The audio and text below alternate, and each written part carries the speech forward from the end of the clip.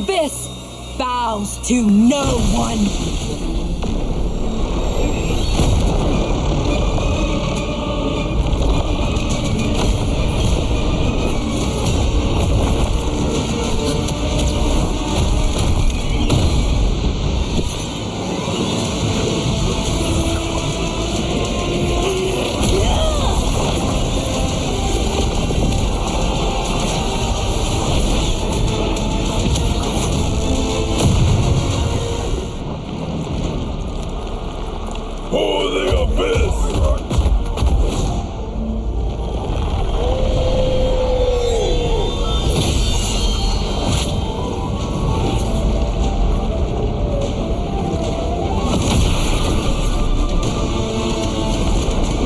These wretched spawns reek of its corruption.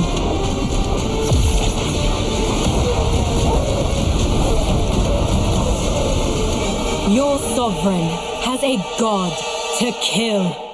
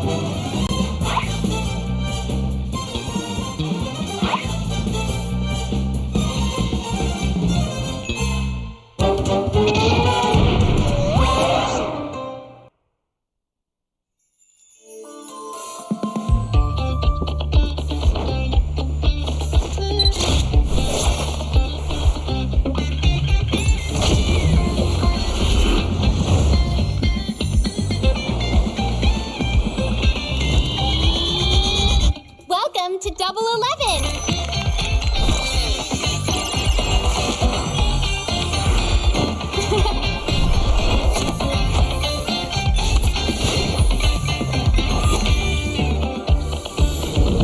Amazing prices, amazing styles.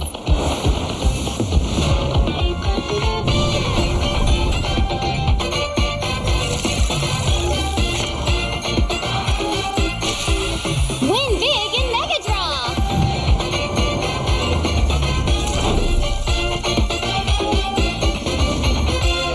Lowest prices, incredible benefits.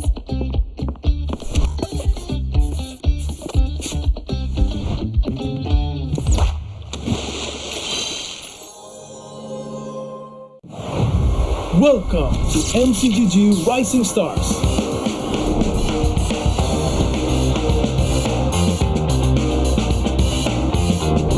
From September 12th to October 19th, take part in the regional contest, open to all players. Step up and prove your strength. Division finals will run from October 24 to November 2. The top 16 players in each division may advance to the next stage of MRS. Check your in-game mail for information.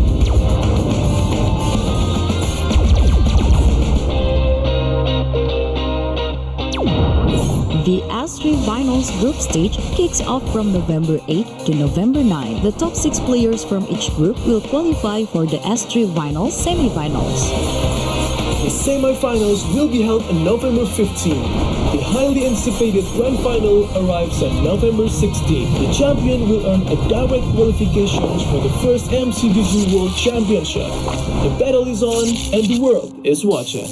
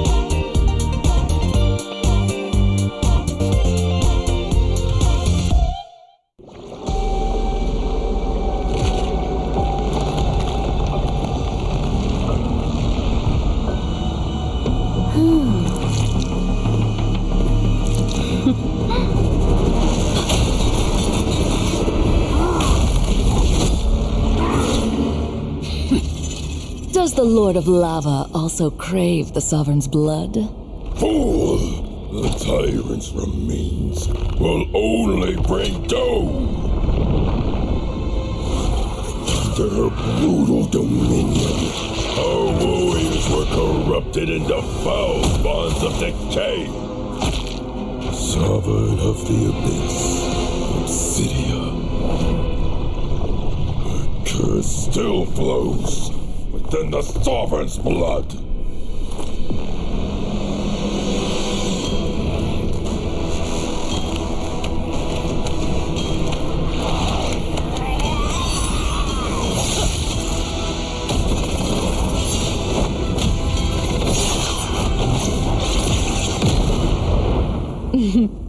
Such loyal little puppets, aren't you?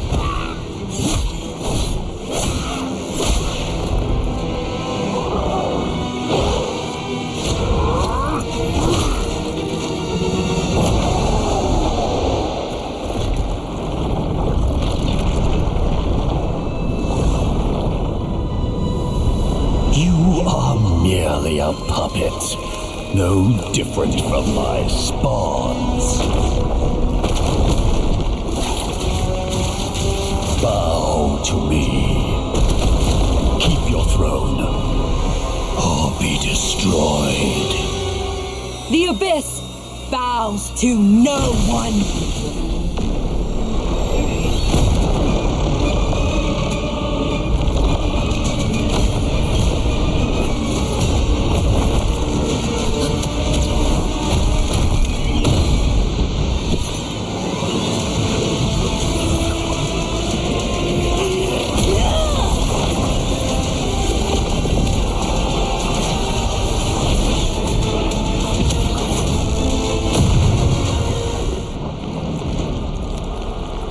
For the Abyss!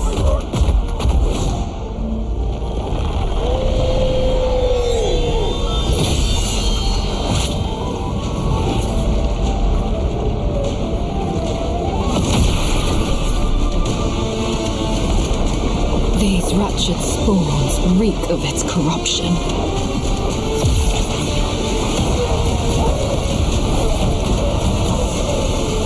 Your sovereign has a god to kill.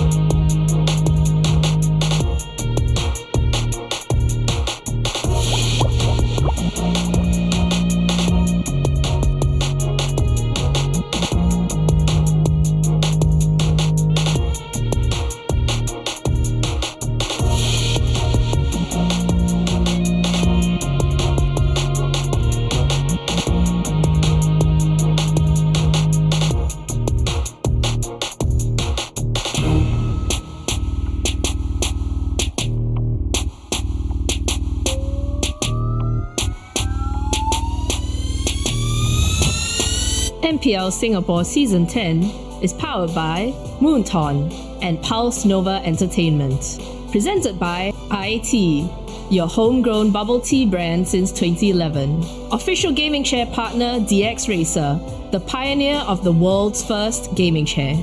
Our partner in esports, Future Living and Singapore Esports Association. Our official playoffs venue partner, the Centrepoint. And our official broadband partner, My Republic. Good afternoon, everyone, and welcome to Day 2 of the MPL Singapore Season 10 playoffs. My name is Suki, and I will be your host for today. Our top 4 teams have fought tooth and nail to be here for a chance, just a chance, to represent Singapore on the international stage at M7. Today, one team will secure their place in the grand finals. Today, another team's road to victory ends here. To our online viewers, we are here live at the Centrepoint in sunny Singapore. We have a bunch of activities, prizes, also a ton of diamonds to give away. So if you're free, do drop by. There's even a chance to win a trip for 2 to Jakarta when you take part in the IT Lucky Draw that will be happening tomorrow afternoon. You gotta take part for it to happen. If you don't take part, it doesn't happen anyway. Of course, none of us would be here if not for the love of the game, Mobile Legends Bang Bang, that is currently nominated for both Esports Game of the Year as well as Mobile Esports Game of the Year. That being said, I'm sure we are all excited to see what games we have in store, so let's have a look at the schedule for today. Alright, we have 2 epic best of 5s today. First up, we've got the lower bracket semi-finals where Team Stallions SG and Kingdom Esports will battle it out to stay in the competition. And later today, we have the upper bracket finals with Evil and Flash SG duking it out to be the top dog going into Day 3 of our playoffs.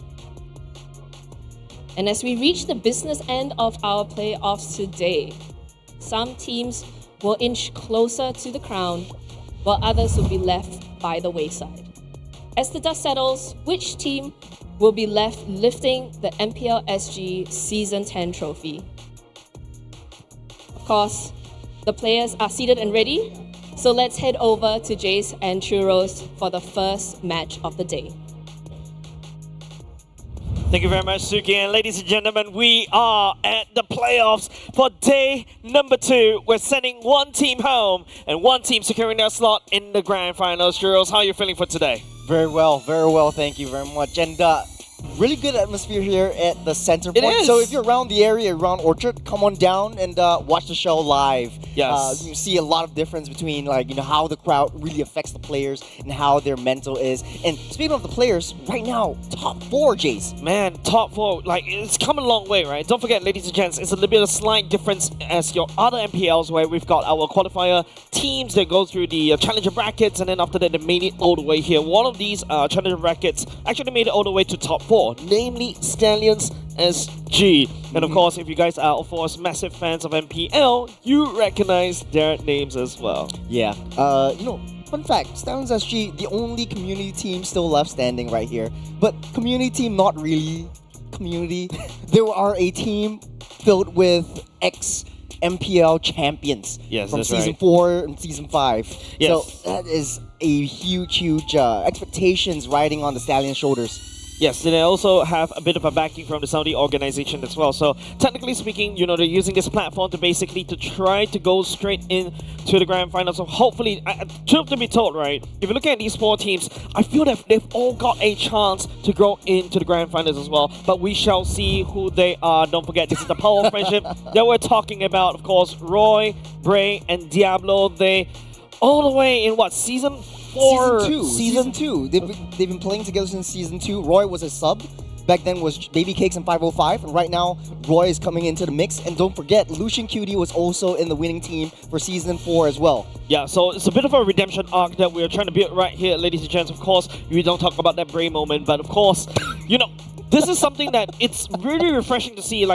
Ex-pro players coming back through the challenger brackets. And they're saying, hey, I'm here to try to make a statement once again, and I'm Yes, trying sir. to vie for that throne or a slot to represent Singapore in M7. Yeah, speaking of representing Singapore, they were also representing Singapore in the Southeast Asian Games as well. That's Back right. then, esports or Mobile Legends Bang Bang was still a really new game in the esports scene as well back in 2022 or so. So they've been together a very, very long time, and this shows a lot of chemistry. And speaking of chemistry, there is one player on the other side of the aisle that they are friends / rivals with. Yeah, It's of course. Lawsy. Yeah, so this is a little bit of a very interesting web of relationships, especially between these two teams. If you look at the cameras right here, you're showing Stellan SG. You're not very comfortable. They're just literally talking and like as if they're catching up as well. But if you take a look on the other side of Kingdom Esports, man, it feels like they're serious. They're looking for business. Yeah, you don't want to mess with them right now. Look at how all of them are just locked in and ready to go. I mean, speaking to some of the players off backstage as well, they've been a little bit thinking about this game as being an elimination match. That's right. Really, a lot of hopes riding on this one game, especially on how the first match will go. This would test the waters on how the entire series will go as a whole. Yep, and we talk about Kingdom Esports, right? The last time that these two teams met were in the Challenger brackets, and it was Kingdom Esports going up against Stallion, 2-1 in the favor of Stallion. But of course, this time around, the biggest difference is this is going to be a best of 5. So a lot more room for you to maneuver around, a lot more strategies, a lot more surprises.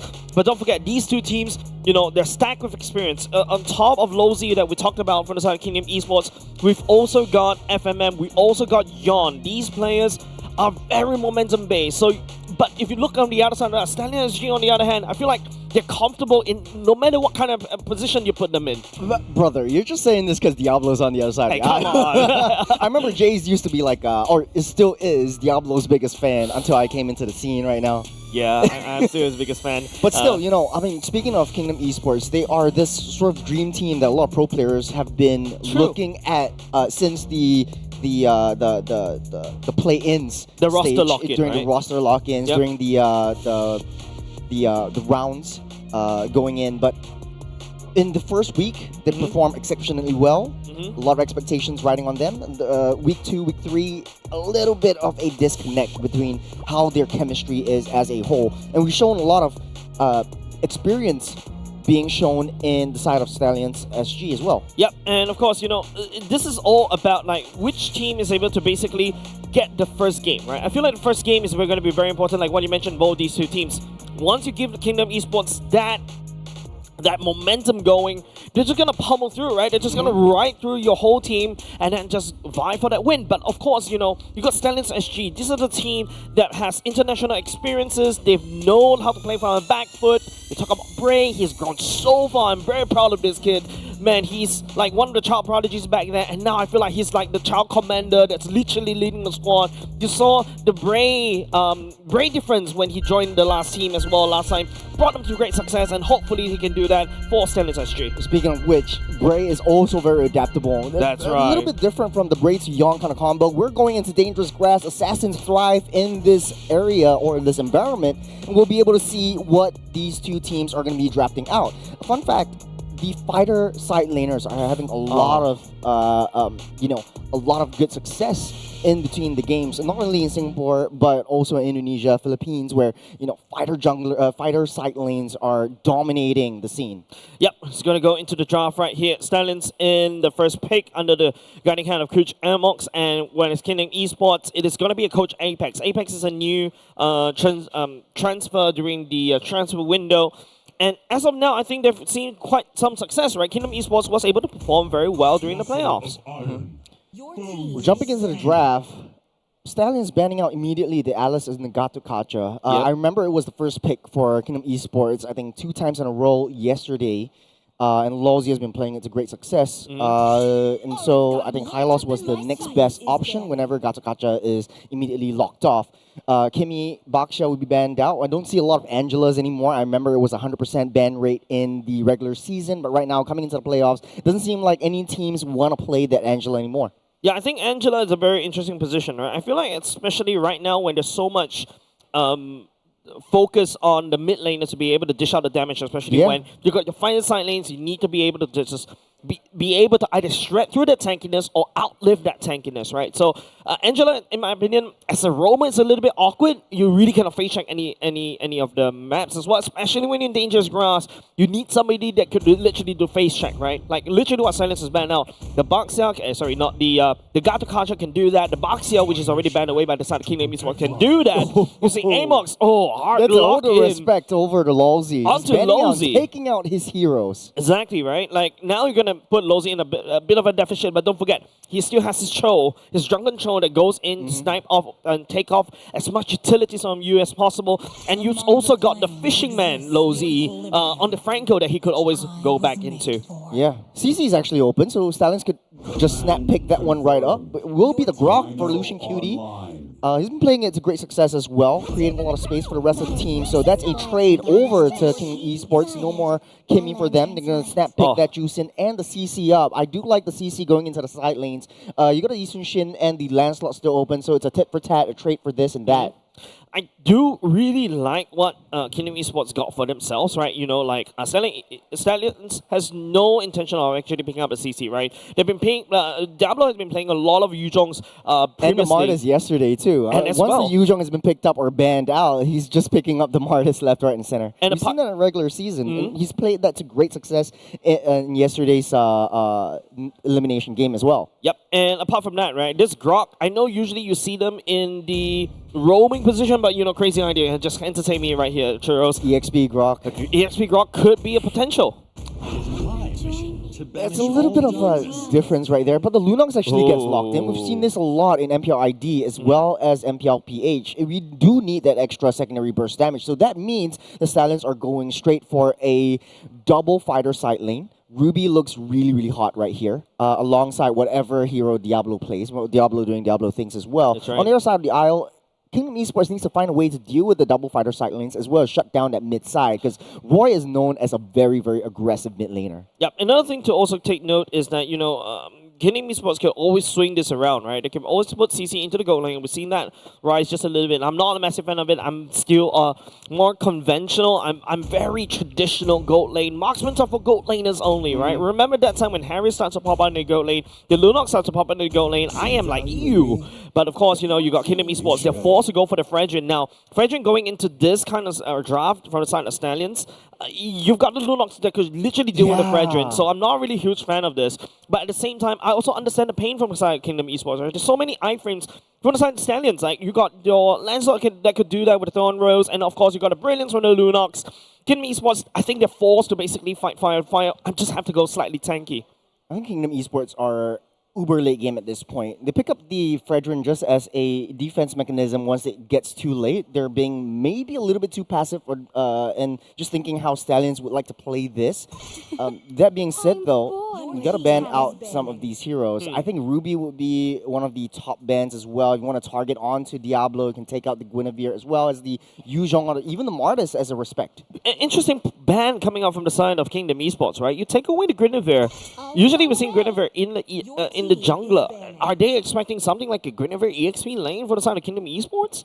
Yeah, I mean, when you're facing up against Diablo, anything could work, right? Oh, you can man. go in like the El Clasico, Esmeralda, Uranus as well. It really does make sense as well. The only thing I don't really like right now is that Stallions just needs a lot more crowd control. Lunox is very high burst damage. Bray has a lot of iframes, but you don't have that reliable committal stun that Stallions Esports, Stallions SG really needs to get that shred going. So, as expected, the Yuzhong is going to get banned out, not giving Diablo the luxury of having that Black Dragon in his hands. There's still the Khalid that Stallions can go for, unless Kingdom Esports also have that idea to go for the Khalid for themselves, kind of pick that. We haven't seen a lot of Badangs this particular season, and now you see the Franco get to take it out. Oh boy, just take a look at from the side of Coach Amox, man. 4 bans committed onto Lolzy right there.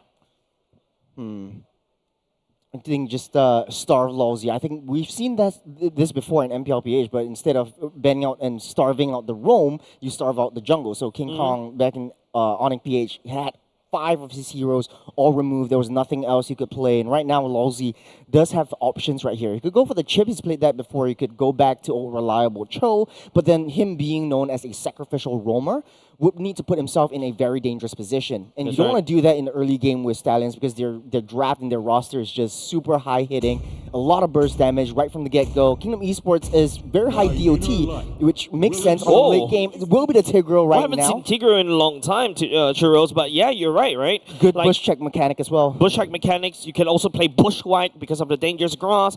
You could just implosion, flicker, implosion, catch everybody in. You need a lot of hard CCs to basically lock down Stallions. Kingdom Esports with that lock-in, that's exactly wonderful. It also pairs very well with the juicing. Yeah, it's super thick. I think Kingdom Esports are really building themselves a castle right here, true to their name. Yeah. And Stallions are just going all ham with the cavalry, just equipping that horses with cannons and lasers and just... And a wall. And basically a wall right Literally. there. Just going pure ham, going pure damage onto this one. I think how it's going to play out is Stallions Esports is going to draft something more mobile on the side lanes. I wouldn't be surprised if Benedetta is getting picked up right here, but will be the X-Borg. True damage, and then going back to basics with the classic marksman in the gold lane for Renza instead of the Ruby. Ruby is wide open right here as well. I mean, if Kingdom Esports wants to go with that, no, it's the Beatrix. Yeah, Beatrix. Good combo. I like this. Yeah, a lot more damage now. We're going back to something that we see often. Jinsanity on the CC should be able to deal a decent amount of damage against the X-Borg. However, X-Borg, well, technically speaking, you can build slightly more on the damagey side. One things you got a War Axe to basically sustain. You got a massive burst to deal with Jinsanity or pop it up because don't forget, CC can be slightly tanky, but of course the movement speed is the one that allows her to just jump around. And because of that, he should be a shred. Now CC wasn't really a big threat over the side of Stallions Esports, but we gotta have to see how they're gonna do this one. Well, one way to find out, we're jumping in to game number 1 of the lower bracket semifinals. This is an elimination match. The first match counts for either side. It will build the momentum. It will tear your morale apart. Yeah. As the cavalry is going up against the castle. This is a revenge match for Kingdom Esports from what they have received back in the challenger bracket stage. And the redemption, Churros, mind you. Don't forget, Bray has gone through the worst experience an esports player could actually go for, and now he's back. And trust me, Churros, even if Stallions actually lose game number 1, I swear he won't be phased. He's looking to snap back at game number 2. You know why is that? He's got the maturity because he's in the army already. So hey, this is what the military does to you. But hey, okay, we're starting things off.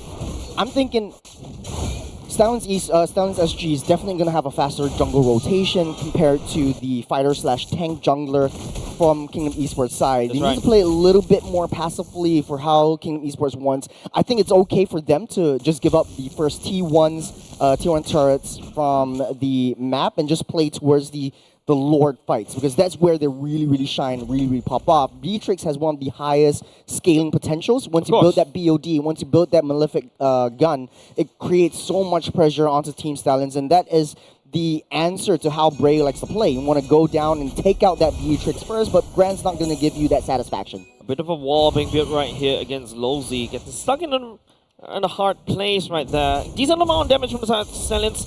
Nothing solid as of now from both these two teams, putting each other's out. But if you saw how Diablo was able to maneuver down the bottom lane earlier just now, Diablo does seem to have a better control on the lane as compared to CC, because Diablo could just burn all these minions down and then after they start rotating.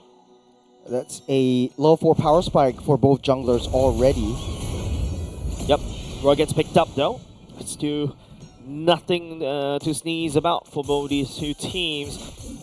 Just filling each other out, just playing really slow, Churros. Yeah, I'm testing a little bit of damage here and there, but I think the Lance just really needs that first item power spike to be able to come online. Lolzy doesn't have that level 4 implosion yet, so he's just going to give some vision. There's no way Leon might be able to come back or travel over there. Friendly execution already used by the side of Bray right there, but now these two teams looking at the turtle right here. Bray picking up Torchy Soup right off the bat. That's going to be a first turtle for the side Team Stallions, and first blood over to Roy right off the bat. bad. Diablo trying to burn. Insanity activate the benches already. He goes for the yo-yo blitz onto Diablo, but the main fight happening on the top side of the map right there. As Spray picking up Yawn, but Grant picks up a double kill instead. A trade between these two teams as Kingdom Esports will be able to reign supreme against Stallions. What a rotation coming in from Kingdom Esports. Grant just walking down the river, joining in the fight, making it a 5v4, and Stallions just eating bullets and taking it from Grant. It's 2-0-1 for this Beatrix. There's only 3 minutes on the clock. He's going to scale up even more. Yep. Now, how do you want to play this is, typically Lowsy's going to sacrifice himself. He really did already. But now, Kingdom Esports, longer the fight goes, they will win out 10 times out of 10. Yeah, I wasn't expecting Grant to be able to output so much damage. There's already 2 items right there. off the bat. Look, Mano boots. He's going to rush for that BOD. So once he gets that BOD, that's the damage coming through. Diablos needs to be able to build that up as well. I think Stallion's draft was really hyper-focused on taking down that tanks, but they really forgot about how strong a high-dealing burst damage marksman is. The classic Beatrix coming into play right Literally, here. when you have no idea what to go for in the marksman pool, a Beatrix Why not Beatrix? always saves you, right? The AoE damage on the Bandit's Rage, swap into the Nibiru's, you could just spray Stallions all the way down with tons of damage. And don't forget, Stallions, they rely on a lot of that iframes, and it's got to be a lot slightly scarier. Yeah, Stallions just playing catch-up. A little bit of a mirror movement from Lucian Cutie just to give a little bit of intel onto that gold side. But it's open, bottom side. Big damage from the side. Stallions, they will be able to catch FMM. Jinsanity tried to do something right there. Pops the brilliance. Stallions is out there. Murder achieved. The turtle spawning in 5 seconds. Kingdom Esports making a beeline. Without FMM, I don't think they can start that engage too much. Lowsy still has that implosion on hand, armed and ready to go. Yep. Second turtle is already up right there. The fact that Bray was so brave enough to literally use the Phantom Execution before the turtle takedown, that's really amazing. But right now, Lozy's point points because goes into implosion. Lucian actually picks up the turtle instead, and now it's gonna be Kingdom Esports jumping in. But wait, Rensa equalizing score just a little bit. They take down Lozy, and now the Thorn Rose, the Phantom Execution coming out, Yawn down low just a little bit, but it doesn't really matter as Grant walks away with another kill in his pocket. The classic front to back, but what a steal. Beautiful. From Lucian Cutie, just using the wall charge to block out Yawn, but at the end of the day, Kingdom Esports, we all thought that that was a late game draft that Kingdom Esports was building, but once Grant comes into the picture, Stallions SG, they're crumbling. Yep, Renza is actually slightly behind right there. Lots of sanity being popped just to get out on there. Kingdom Esports is delivering blows against Stallions SG. Stallions unable to maneuver around the walls built, but it doesn't actually catch anything, Churros. Roy can't catch up. He doesn't have that flicker. Typically, you have the flicker onto Lunox to initiate with that Ruby DD combo, but you got that Purify instead. That is the fear and the intimidation that Lowsy has brought upon Stallions SG. Yep, right now, Stallions has to try to maneuver. Their draft relies heavily on this, on Renza to be able to sight the sky, pierce the stacks. We're not able to see anything coming back. In fact, Grant, opting for the BOD first, actually that gamble helps Grant so much, and they're able to secure a lot more kills. Kingdom Esports, strong as 5. If Grant is in the picture, Stallions will crumble. And I think the late game will really show. After this last third turtle of the game, we're going to see a 4-1 composition. We see Bray on the offside trying to push down that wave and split Kingdom Esports apart. I think that's the only play they want to win this right now. Kingdom Esports at this point is way too tanky. Just hunker down, build up their core items before, committing into any big skirmishes. Yeah, they really need to try to find Grant, right? That's the job of Bray. But look at this, how Kingdom Esports literally has 2 frontliners for the side. Yawn and on the side of Lowsy. FMM can be slightly tanky as well, especially with Pops the ultimate at the same time. So, yeah, if the fact Stallions cannot, use their knight to basically step onto Grant, it's literally game over. Starting off with this turtle.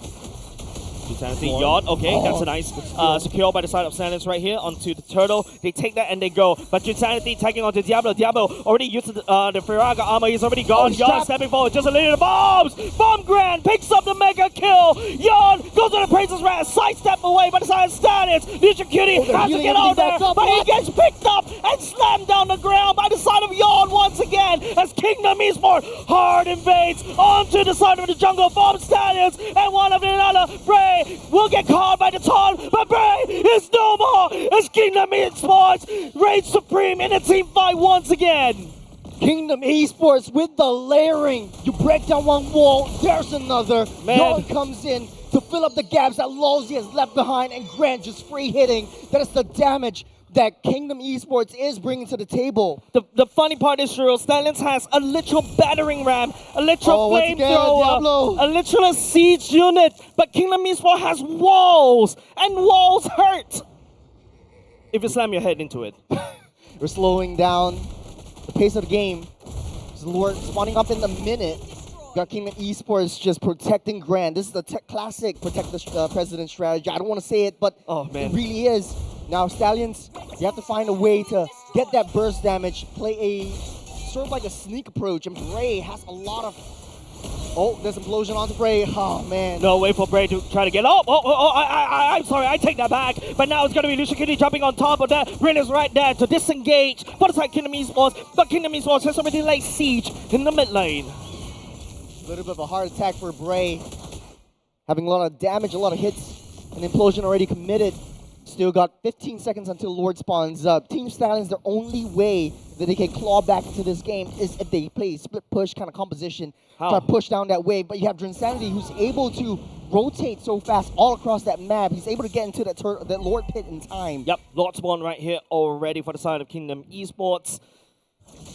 They have solid control around the river right here. Stallions SG is literally has to wrestle any form of control right here. Diablo stepping forward just a little bit, but takes some damage for the side of Grand. The bombs will be able to land as FMM zones, and you can hear Lozy go to the control. There's a 4-man catch onto Team Stallion. Kingdom Esports pouring all that damage, but Rensa has something to say about it. One after another, the engager got engaged instead. Two rivers, it's a trade, but Roy equalizes that one. 2 for 3. It's a good trade for Team Stallions, and they're looking for more. Appraisal's ram, but the sidestep, the iframe from Bray. What a Thorn Rose, and what a burn from Roy. The glowing one is the MVP. Right now, it's Grand against the Wild.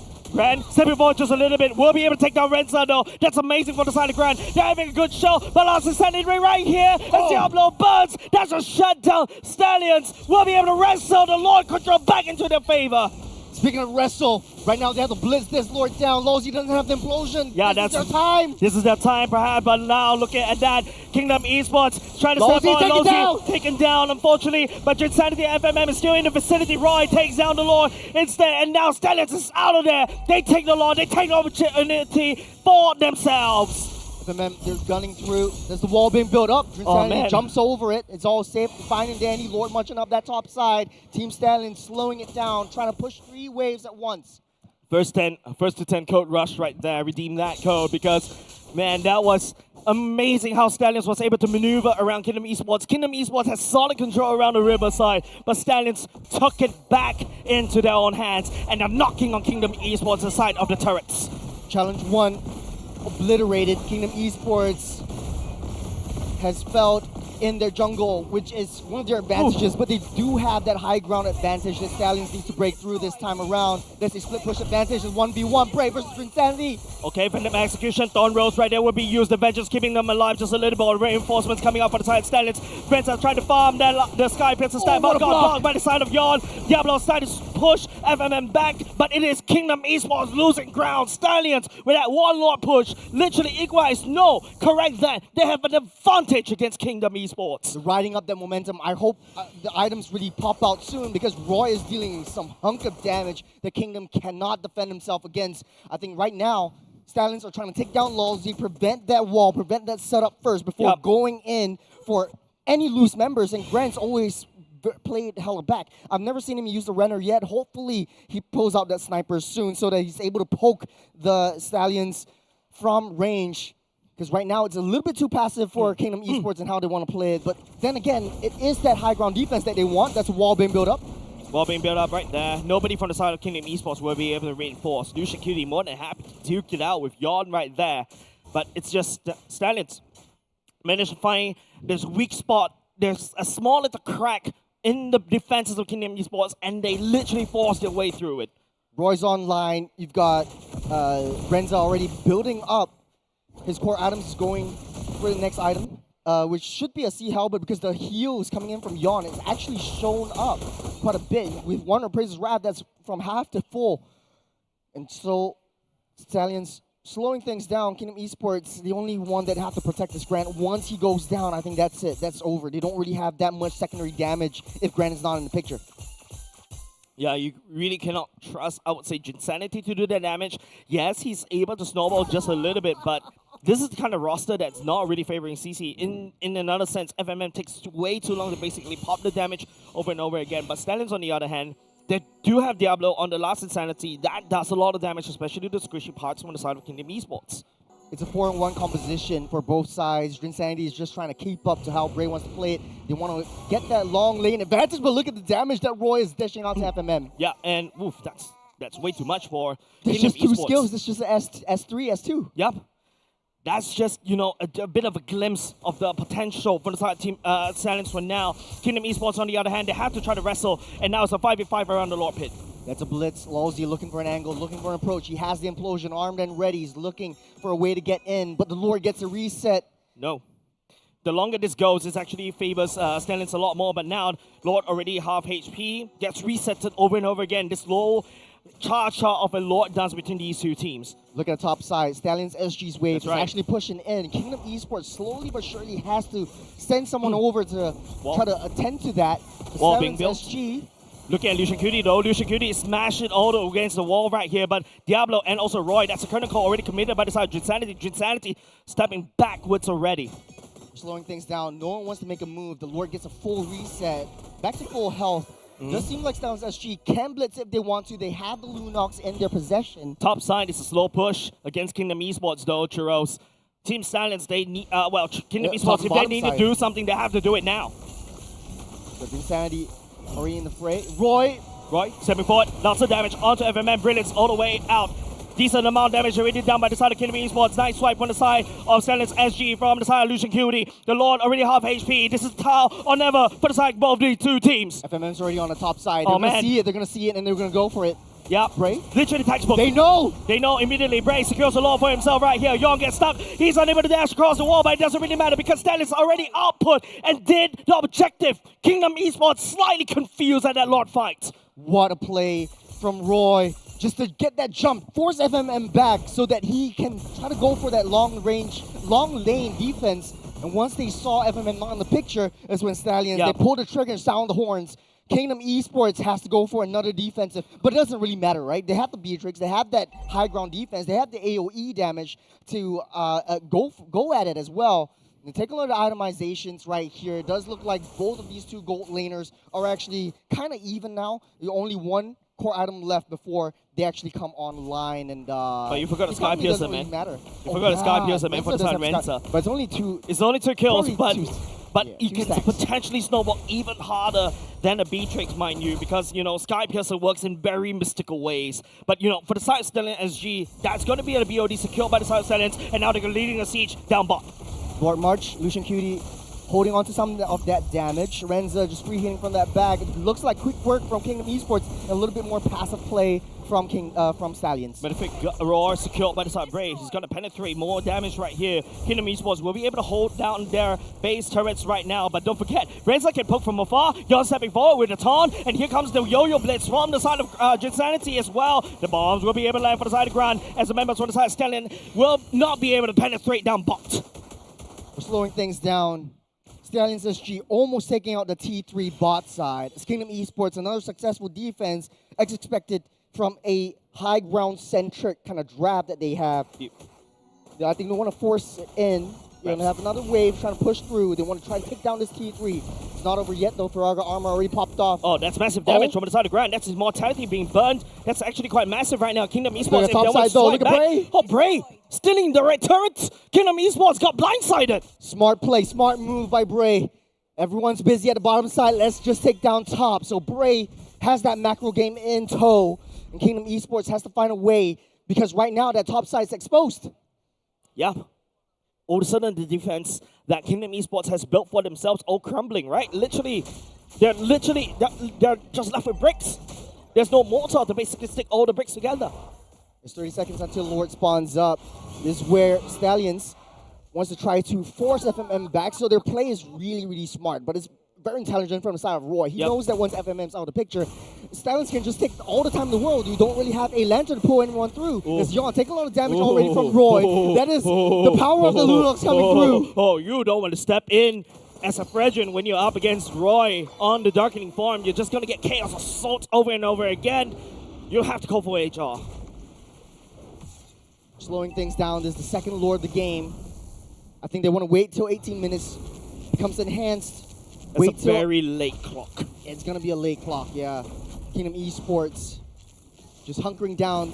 They are far ahead, but I know that they can win this if they take Roy out. So right now, win condition for Kingdom Esports is find a way to try to stun Roy out of oblivion. Oh, it's an implosion. Implosion coming outside. Lozy immediately gets melted down by the side of Renza. You see the sky appears to stack as well. Renza takes down Lozy as the Lord completely forgotten by both these two teams. Everyone's stepping forward just a little bit more, but Renza is still in the game. But two members on the side, Stellan's already gone, and Kingdom Esports already losing the jungle. But the Bray has fallen as 3 versus 3. It is a tie for now. It's stalemate between these two teams. The XP and Gold are still alive from both. I don't think they can touch this Lord. They have to wait till both their junglers spawn. Yon fell first, so he's going to spawn up faster than Bray. But what a split fight. Everything all started with the implosion. Lozy goes down first, and Drinsanity taking a lot of that's a lot of damage from the side of Drinsanity. Goes into Winter's crown as well. Diablo losing the Firaga armor. Don't forget, he doesn't really have his mortality. Drinsanity, he dances around Diablo. Not enough damage yet, but look at the lanes. The long lane away from that Lord. Bot side's pushing in. They have to find a way to try to attend to that lane. Kingdom Esports trying to blitz down this Lord. Bray's coming up in 2 seconds. I don't think Stallions is able to take this Lord away, and it might go over the hands of Kingdom. I would say this is stalemate, man. You take the Lord, but there's a potential bot lane being taken now right here unless Bray has something else. He's trying to rush over to the Lord. Bray steals the Lord from Kingdom Esports, and Stallion will be riding out of there into the sunset. Bray does have the Thorn Rose, able to get out. Man. Okay, it's all safe and fine and then these team standards getting that reset, waiting till Diablo spawns up. Look at the bottom side. Turret down already. You don't want this to happen if you're from the side of Kingdom Esports. Your Lord gets stolen. Your bottom lane turret gets sniped down. Your base is in shambles. Look at all the creeps. They're coming in. They're crashing in to the castle walls. I'm crashing, Churros. We're slowing things down still. Kingdom Esports has that high ground. If Team Stallions goes a little bit too aggressive underneath the turret, Grant is going to take full advantage of that. That is a critical Lord that Kingdom Esports is not. It's not supposed to go this way. And now Stallions literally knocking on the door. So you got 5 members of Stallions already in position. Lucian taking a lot of damage from Trin, trying to zone everyone back. That's the tectonic charge. Trying to pull him back. Lucian QD finally falls. It's a 4-on-5. The Lord right here still slicing around. Implosion! First side, Lozy! He saves Kingdom Esports and Stallion SG force out of their base. What a find. Diablo forced to use that flicker to get out of Drinsanity's range. He does have that immortality, but he wants it to get popped. Bray, one more lantern is able to get pulled through. That's the Sky Piercer finishing up that job. You got the last Insanity trying to blow Insanity apart, but Diablo will not be able to escape. But look at Kingdom Esports base. You got the waves pushing in. It's Renza against 3. Oh man, it's just Renza left, and now Kingdom Esports snapping their jaws at Renza like it's food. And they crack open mid. It is going to be a blitz for the side Kingdom Esports. They send FMM all the way back to try to defend, but Stallion SG, they have the momentum. FMM can't do it. FMM can't do it. Wait, the base. Okay, the minions just spawned up just in the nick of time, forcing Kingdom Esports back. Oh man. He bought time. Renza bought time. Stallions are here. Churros, I kid you not. This is just a multitude of unfortunate events against Kingdom Esports. This is what the lower bracket semis is all about. 20 seconds till the Lord spawns up. Kingdom Esports, they have to send members back to try to defend against the wave that's pushing through. All right. I don't know what I'm watching, Churros. It was just back and forth, stalemate after stalemate, and then after that, it's just a series of unfortunate events with like Kingdom Esports. And Stallion SG managed to basically get out away and a lot of things that I cannot explain. This is the power of Roy, the power of Lunox. Kingdom Esports likes to play as 5, as long as they coagulate together. I think the only thing that might change is if Roy had that flicker. Now Lord is starting up Gonna push down, tectonic charge into the Bandit's Rage. Tectonic charge will be able to go there. FMM output the damage from afar just a little bit more, but it's going to be Bray going down. That's opportunity for Side Kingdom Esports to blitz the Lord for themselves. But without Bray, Kingdom Esports has this Lord in the palm of their hands. 50 seconds, they have to do something. Kingdom Esports, this is their Lord, unless something weird happens. QD doesn't have the tectonic charge anymore, but here comes Roy. And Taking on Renza. damage. Renza. Outputting the damage from afar just a little bit. Skypiercer will be able to pro. The Lord already got the HP right now. Stellar SG managed to take over the Lord, but Grand secures the Lord for Kingdom Esports themselves. But it's okay. It's okay. Stallions, they bought time. They're still up ahead. Kingdom Esports slowly ferrying this Lord down that mid side. Renza taking a lot of damage from that Lord, and he has to play it safe. He has the immortality, but if he pops this one, there's the defense mechanism gone for that Granger. And Team Stallions back on that defense. They want to play it towards their own base. But look at the bottom side. Oh, man. They're sending the juice in again. Don't forget, these are very stacked super minions. FMM, he's going to get basically punched down. Luckily for the minions, once again, as the observers highlight, Kingdom Esports literally playing with fire right there. Like what you mentioned, Stallions, they bought some time for Bray. This Lord again falls and just immediately blitzed down by Stallions. It's another 100 seconds until the next big fight will come through. I don't think both these two teams want to play it too aggressively. In Kingdom Esports, they still have the super minions though. That death from Side Bray, that was a 50-second timeout. Had you lose any members from the side right here, it's going to be more than 60 seconds. 60 seconds in MLBB is a long time. Chase, this is still game number one. It's only game number one. Got a long way to go. For Kingdom Esports, I think it's really, they just really want revenge from what they faced in the challenger bracket stage. And for Team Stallions, it's really a statement. They're coming back, they're coming up as 5 ex-champions of MPL Season 4, and they want to take this game down. They want to take the kingdom apart. Yep. Right now it's just, we're back to silence again, right? Both these two teams, they know what's at stake right here. Like what you mentioned, 40 seconds to the Lord to be spawned, but Kingdom Esports has to play a lot of base defense. They've got none of their base turrets up. Stallions, on the other hand, they've got side defenses. They got quite a few to lock through. But don't forget, Kingdom Esports, you saw the speed and how Grand can literally demolish walls and base turrets. The thing is, you're throwing all your eggs into one Grand, right? So you need a Beatrix to be in within that Lord Pit to get that fight. You're sending the juice in over, clear the wave, which is pretty slow. It's either juice in or the CC. But then once you pull one member apart, Team Stallions are going to take advantage of that. You're playing a losing battle. Yep. Right now, it's just the calm before a storm, right? In another 5 seconds, Kingdom Esports has to send either FMM or Grand all the way back. That's the observer highlighted once again. Super Minions knocking on Kingdom's Esports side. That's the short lane, so Kingdom Esports is going to make quick work of that creep wave. Team Stallions is going to start things off with that Lord. You got the bottom side already won by Team Stallions SG, so if they pull this Lord a little bit longer, they might be able to force that wave in. They know that Grand's the only one realistically who's able to clear that wave, so they're sending that Beatrix down the bottom side. Look at where Lawsy is. Dangerous Grasp pop coming into play right here. Diablo burning, committing some form of Geneva Convention as well. But here we go. Nice tectonic charge onto Grand. Grand down low just a little bit more. The snipe coming out for the side Stallions. But Bray's in a spot of trouble. And now Kingdom Esports is driving back. But Bray, the iframes allow it. But all of a sudden Diablo takes down Losey. The waves working in tandem for the side of Stallions. Kingdom Esports slowly losing ground. But the core is taking a few bunch of damage. 2 down. Team Stallions, they can charge through. They can cycle. The throne, it's getting hit. It's a third of its health left. Kingdom Esports can't stay.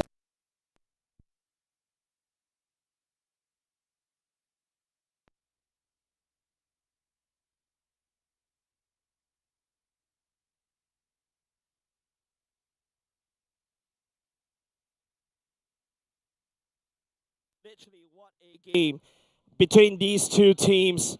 A solid back and forth between these two teams. Churros, both these two teams don't want to go down without fight. We're sweating right now. If you I'm see us literally on camera, sweating. we're sweating. It's not that the venue is hot. We're in Centrepoint right here. It's we have the air conditioning on. Yeah. But it's just this game. It's game number 1 it's still. Feisty, it's hot, it's fierce. You can feel the heat radiating from the player side. It's just a massive back and forth. literally standing on the wire right here. It can tip anywhere. It is a very precarious situation, especially if you're Kingdom Esports. They all had the tools to win in teams fights, but they have to be able to secure the side waves. That is their only downfall in game number 1. Because, Lancelot or Bray is always constantly at the side lanes, trying to constantly push through and win those long lanes away from that Lord. So if Kingdom Esports has to send someone over, they typically send the Juice in. But then Juice in is not really a wave clear. If not, second option, you send a CC. No. And it's not going to be too good as well. It's a single target damage. You send Grand, that's it. You send Grand, that's it. You don't really have that firepower to win in team fights anymore. That's right. So Lolzy and Grand still has to be together. They are 2 peas in a pod. They need to play it safe. You need to go in for a implosion into a Benner's Rage combo. But that being said, too many iframes from the side of Stallions. So in a late game point of view, the burst damage from Stallions is just way too much to handle, especially when you picked a Fredrin into a counter.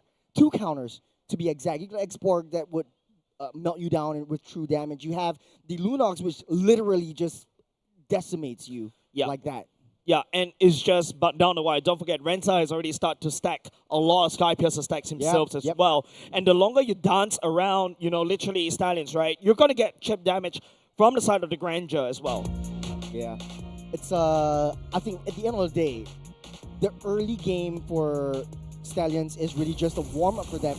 Right now, the late game is just really Stallions' game to win. We're jumping back into the game. We have 2 members down. There's 47 seconds on the clock, and Kingdom Esports is just a few hits away. Could this be it for the side of Kingdom Esports right here? Stallions riding into the base. Ray outputting some form of damage right here, but the minions will be cleaned up by the side Kingdom Esports, but not enough as Stallions rides into the core of Kingdom Esports. What a match. What I would say, comeback from Stallions. Early game wasn't too favorable for them. They were being aggressed way too hard by the 2 tanky boys of Kingdom. But then again, Stallions really showing us what a Trojan horse is all about. Literally Trojan horse, right? I like that. I like the analogy because it is literally, you think that Stallions actually trying to fight Kingdom Esports in that last sequence, right? Yeah. But somehow the damage sneaked through, they punctured the core, and that's how they literally won against Kingdom Esports. What a play coming out from both of these 2 teams. I think let's go back to the drawing board and figure out what went wrong for Kingdom Esports. Their draft, to be honest, I thought they had a much better draft in terms of the late game potential. They would have been able to defend themselves against the mountain of waves that are crashing through. And if you notice throughout the entirety of the game, the lane management was always won by Stallions SG. Yeah, it feels every like single time the top bottom side is always crashing in. Yeah, it feels like every time when you see whenever Kingdom Esports want to try to really fight against Stallions, right? Stallions somehow always win the macro game, right? Yes. The lanes are always fixed. And all of a sudden, Kingdom Esports, there's a lot of opportunities for them to really try to engage. They really have to go. But the window of opportunity literally slam in their face. Yeah. It's just who do you send to deal with the wave? Yeah, and typically, you'll know the answer from watching this game is you send FMM.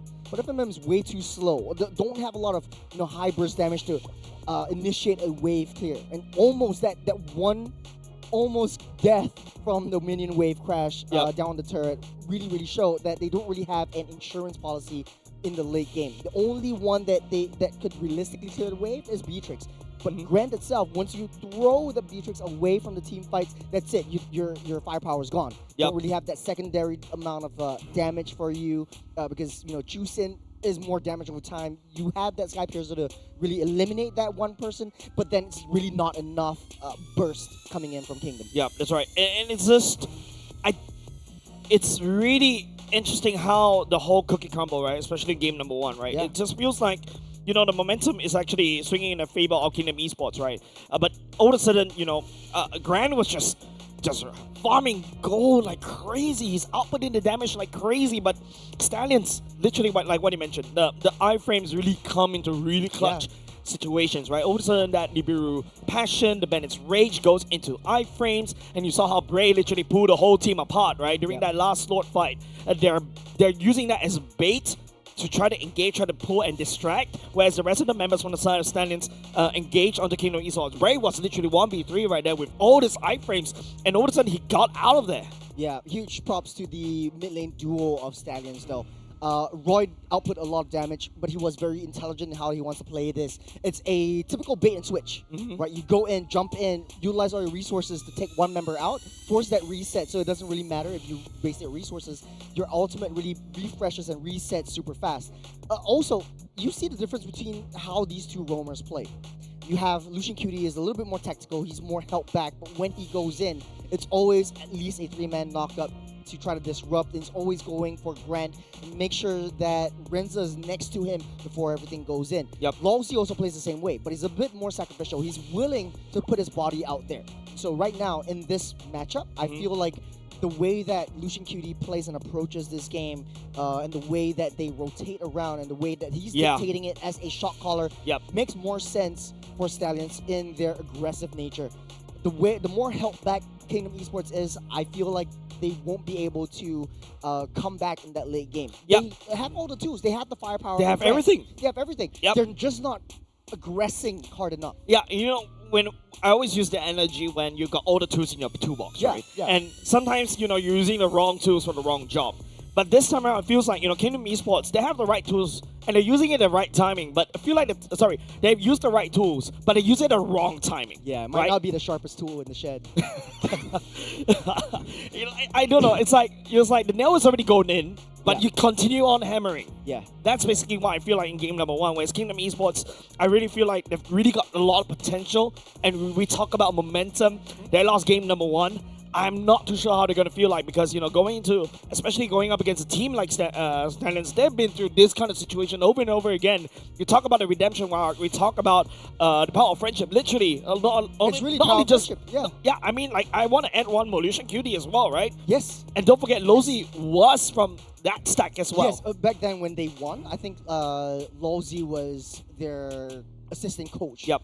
And then right now, back to playing the game as well. So he has that macro point of view on how he wants to play things. I think Lucian Cutie and him has very similar play styles, but Lucian Cutie is less sacrificial. Like, he's less willing to throw his body in than Lozy. If Lozy knows that he can secure a kill, that's where he will throw his body, he will sacrifice himself for the betterment of the team. And usually he works out well, but not towards the side of Stallions SG. Speaking of Stallions, we will see the MVP really, really soon. Every one of the 5 members played well, but not as well as Renza, who had been struggling in the early game, but really came back after the last turtle fight, where he's always joining into the team fights. He knows when his power spikes is. He knows when to join in those team fights. He's not too worried about the early game rotation that Grant really brings in. He just plays towards that late game. He's really aggressive when he needs to be. He's taking a lot of damage. He's soaking in that damage that he knows he can take and dishing twice the amount out. Yeah, and don't forget, once you secure the Sky Piercer, this is exactly what I was talking about, right? Like, if you allow Grant to literally outpace you because of the Sky Piercer stacks, yes, he can be only like having 2 kills, right? But after that, you know, once he gets Sky Piercer stacks over and over again, he's just gonna ram out of control and snowball. Literally, that's what it means. Now, all of a sudden, each Rhapsody shot could potentially mean your death. Yeah, by the end of the game, like, this was probably a 24-minute game or so. We'll be able to see the exact number later. But for Granger, it's unlimited stacking. And the more stacks you have, the more that you can spam your S1. And literally, he's just spamming his first skill whenever there's a team fight. He's just locking in all 6 damages in. It's 26 minutes, 50 seconds, almost hitting the 27. That is literally, you can spam your S1 maybe around 20 times before everything goes on. I would say at this rate, at where he's going, he can literally output like, what, 4 Rhapsodies right in the face before he needs to back off. And then after that, don't forget, you also have, you know, a lot of iframes. It's actually really hard for the side Kingdom Esports to catch, right? There's no backliner except for Drink Sanity. And even if you put Drink Sanity in at the late game, it doesn't really matter that much. But then I feel like there could be a different way they want to play this. Drink Sandy could just push Renza back out of the way. Diablo and Roy, their main goal is just to take Yon and Lozy down. Once those two are obliviated and melted down, then they go for FMM and Grant. So it's a typical front to back for how Diablo, Lucian Cutie, Renza, and Roy wants to play it. But for Bray, it's he tries to disrupt FMM. He tries to disrupt Insanity, so he's always pulling that EXP lane away to give Renza that free farm and that free hits coming into the back line. Yeah, if you take a look at the literal emblems right here, right? It's just textbook, right? Like all the way down to Insanity going for Festival of Blood, Brave Smite down to the fighters as emblem as well. Hopefully he could out-sustain and all this kind of stuff. But the damage coming out of Silence as well. And don't forget, of course, we have to really highlight that Bray and Roy literally pilot these two heroes to its maximum, right? Like literally abusing, I would say, literally abusing the fact that they've got so much iframes in their kit.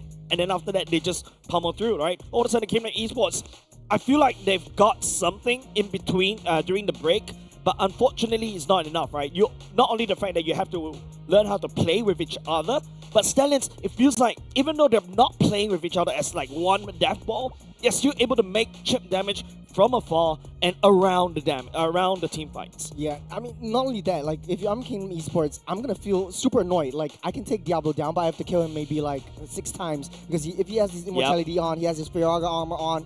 It's not gonna be easy to take Diablo down. For Bray and Roy, it's difficult to catch. Yep. Like that's the iframes coming in from the Brilliance, that's the iframe coming in from the Thorn Rose, and that's why Kingdom Esports, as much as they like to stay in the fights, and the longer they stay in, the more they heal, they just can't catch up to them. I want to give huge shout out to Roy. That's a 94.4% kill participation from this Lunox, and this shows really the power of the Lunox in other regions. I remember MPL PH was picking that up as well.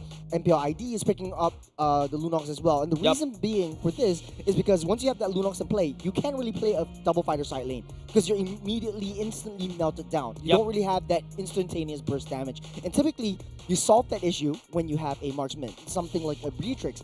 But then the iframes and Roy's timing, specifically to how he engages the fights, to bait out Lozi's implosion. He pops his Purify, goes in with the Brilliance, and tries to get into the back line, really create that space for Team Stallions to charge through. Yeah, if you take a look at the damage dealt from the side Kingdom Esports, right, Insanity and Grant actually one of the highest among all of that. And Insanity is actually upping quite a chunk of damage, right? FMM right there, on the other hand, more of like a constantly applying crowd control to kind of disrupt for the side of Stallions SG. Now, these iframes coming off of Ray and Roy is actually making it difficult. So unless Lozi goes in with a perfect implosion, keyword perfect, but we don't hit a couple of perfect ones, but the Purify was there. Yeah. I was just about to say that, right? Apart from the keyword perfect, you also got the Purify right there to basically counter everything that you work very hard to do. So you have to send someone to bait out the Purify before Lozi actually goes in. So it's literally like a brawl mechanic kind of macro gameplay. Literally, we're just waiting. We're just waiting for to cycle battle spells, right? But the problem is, you use these the massive CCs, but who's gonna face tank it, right? If the Fragile steps forward, he's just gonna get melted by the Lunox immediately, right? Same as Lozi. Yep. Once you put the Tigro in, even though he has the invincibility iframes with his passive, it's just not enough. Like the output with alongside the glowing wand that the Lunox really brings in, creates that much power, that much damage over time, along with the burst capability that the Lightning Truncheon shows as well. So you see 2 skill shots from S3, S1, that's it. Like that's a half health, or that's like a third of the health of FMN that's left.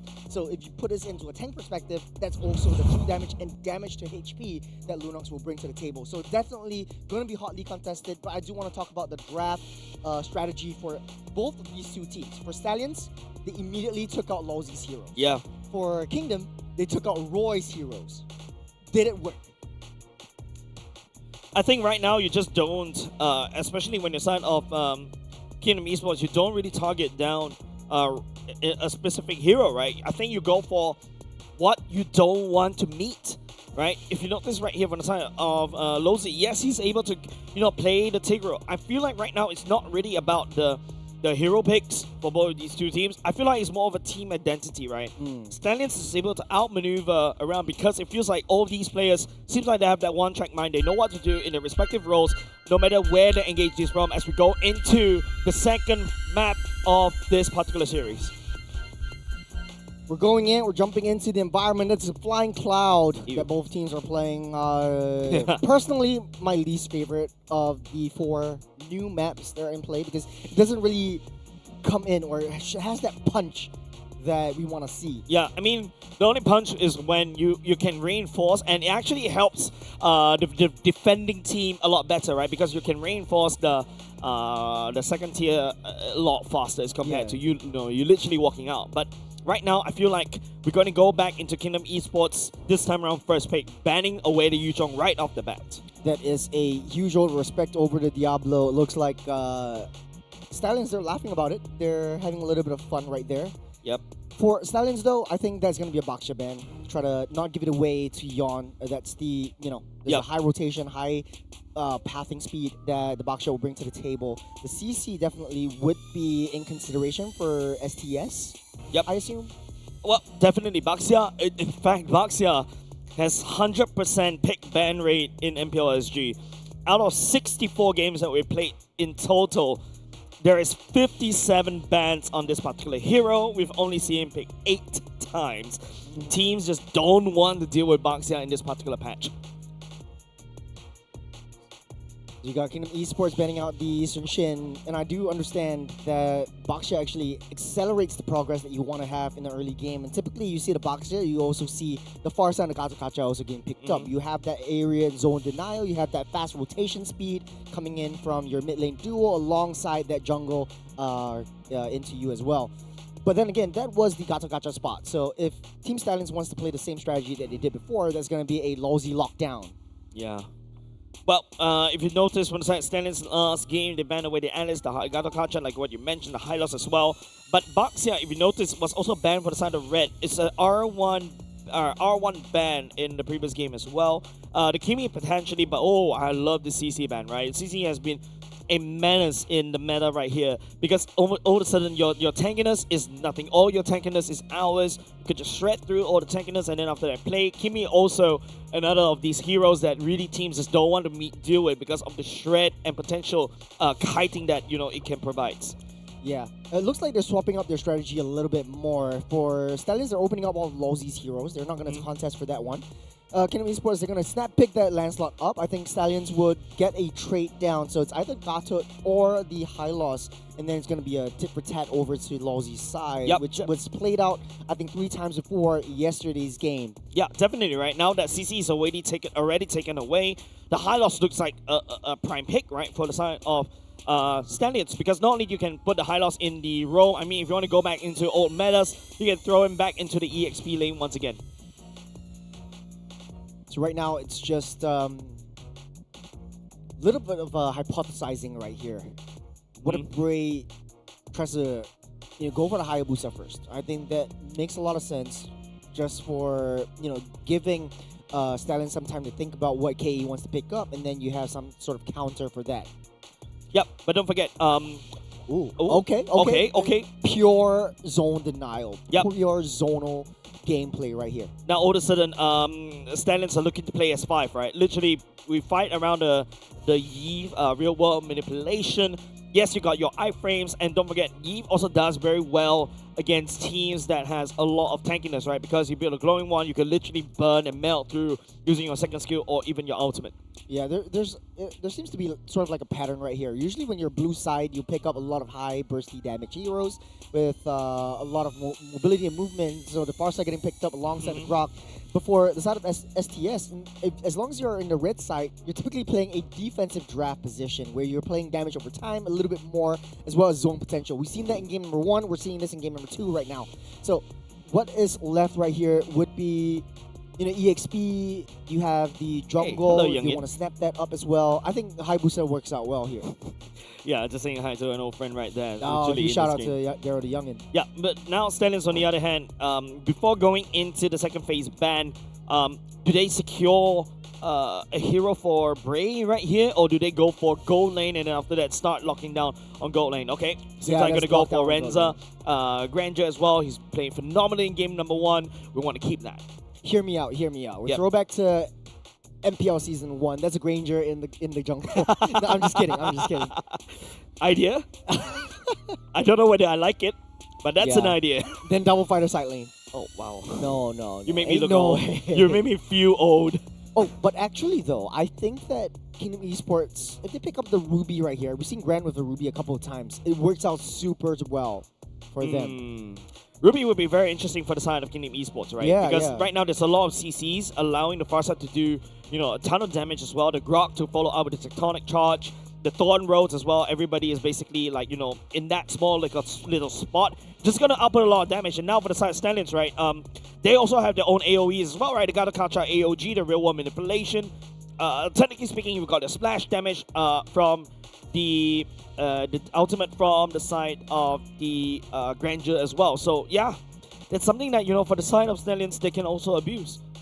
Yeah, I have to agree with you. There's a lot of crowd controls and CCs from Kingdom Esports, so I think they want to mitigate that.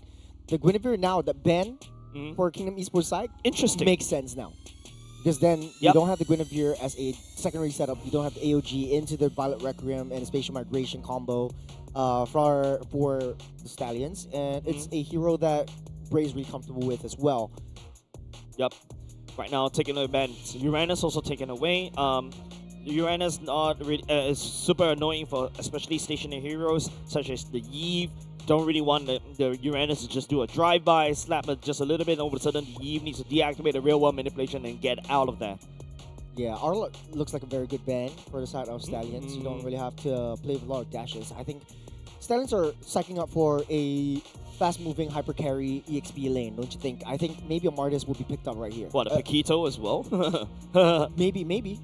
I mean, it's a Diablo, so you never know. Like, that's the only player that you can never sort of like predict. Even though he's played. Even the Khalid gets taken away by the side of Kingdom Esports, right? So I think right here, Stallion will perhaps keep Diablo's hero all the way at the end, unless they gave Kacha switches over to the EXP. But now, okay, that's going to be a Hayabusa, exactly like how I predicted. Hayabusa also work wonders with the Shadow Kill. You'll be able to output some damage in the Feather Airstrike form, and also, duke around or potentially create a lot of space in the Quad Shadow, and also do quite a decent amount of split pushing as well. There's a lot of damage in the late game too, so we have a lot of late game insurance. You can always send the Hayabusa down to the side lanes to try to clear that waves up, and then just protect Renza from harm's way with a typical front to back or a zonal denial. You almost said protect the precedent right there, Churros. Yeah, it's just protect the precedent. Yeah. All right. For Kingdom though, their Ruby's up. They could really pick their Ruby in the gold lane. Are they really thinking about going back into double fighters? Double fighters has shown a lot of success, so I'm not surprised if they did. Like, I feel like it works out better this time around. So the hero could have picked up right here. Oh, then the Ruby. Okay. There we go. That's potentially gonna be a Hilda in the Rome, I would say. Unless do you prefer Grok in the Rome or Hilda in the Rome in this particular roster? Hilda EXP and then Grok Rome. Interesting. Clears lanes much faster, so you want to have that EXP lane priority. I think for STS here, that's what I was gonna say. It's either the Benny or the Esmeralda, so you have some sort of like annoyance policy in the late game. Yep, a lot of AoEs as well, and don't forget the Falling Salmon for the side of Esmeralda also locks people down inside the real world manipulation. I like what Stallions is going for, but what Kingdom Esports have, that's going to be a low-Z on the Grok, like what you mentioned, EXP, on the side of Insanity. There's a lot of tankiness, there's a lot of sustain. Stallions literally need to outgun Kingdom Esports. Well, draft is set. I gotta say, I still like Kingdom Esports draft a little bit better. I'm always a big, fan of once you have that double fighter side lane combo. It's super hard to take that Ruby down, especially in the late game. So that is going to be really tough for Stallions to crack. But then again, they do have that classic marksman in the gold lane. So if the game goes over that 25-minute mark, I would say Stallions will win 10 times out of 10. Yeah. But this time around, Kingdom Esports has the upper hand in terms of the early game. High rotation, high movement speed. You got a Farsa and the Grok down the mid side. Clear that way, immediately go onto the offside and try to push that Granger out. All right, we're going to go into game number 2, ladies and gents. This is Stallion putting the first hoof forward just a little bit. But now we got to also have to talk about what are the win conditions between these two teams right now. What is Kingdom Esports trying to look for? In my opinion, I feel like it's the mobility around the early parts of the map that you really need to win in, the first 10 minutes because of the double fighter gamble they're having. But like what you mentioned, games go longer, Stallions will win it. Yeah, I think it's typical mid to late game strat for the side of Stallions and early to mid strat for Kingdom Esports. It's all down to execution, but what I'm interested in is the EXP lane matchup. So it's going to be Hilda down the EXP side, so Drinsanity is going to pilot the Hilda.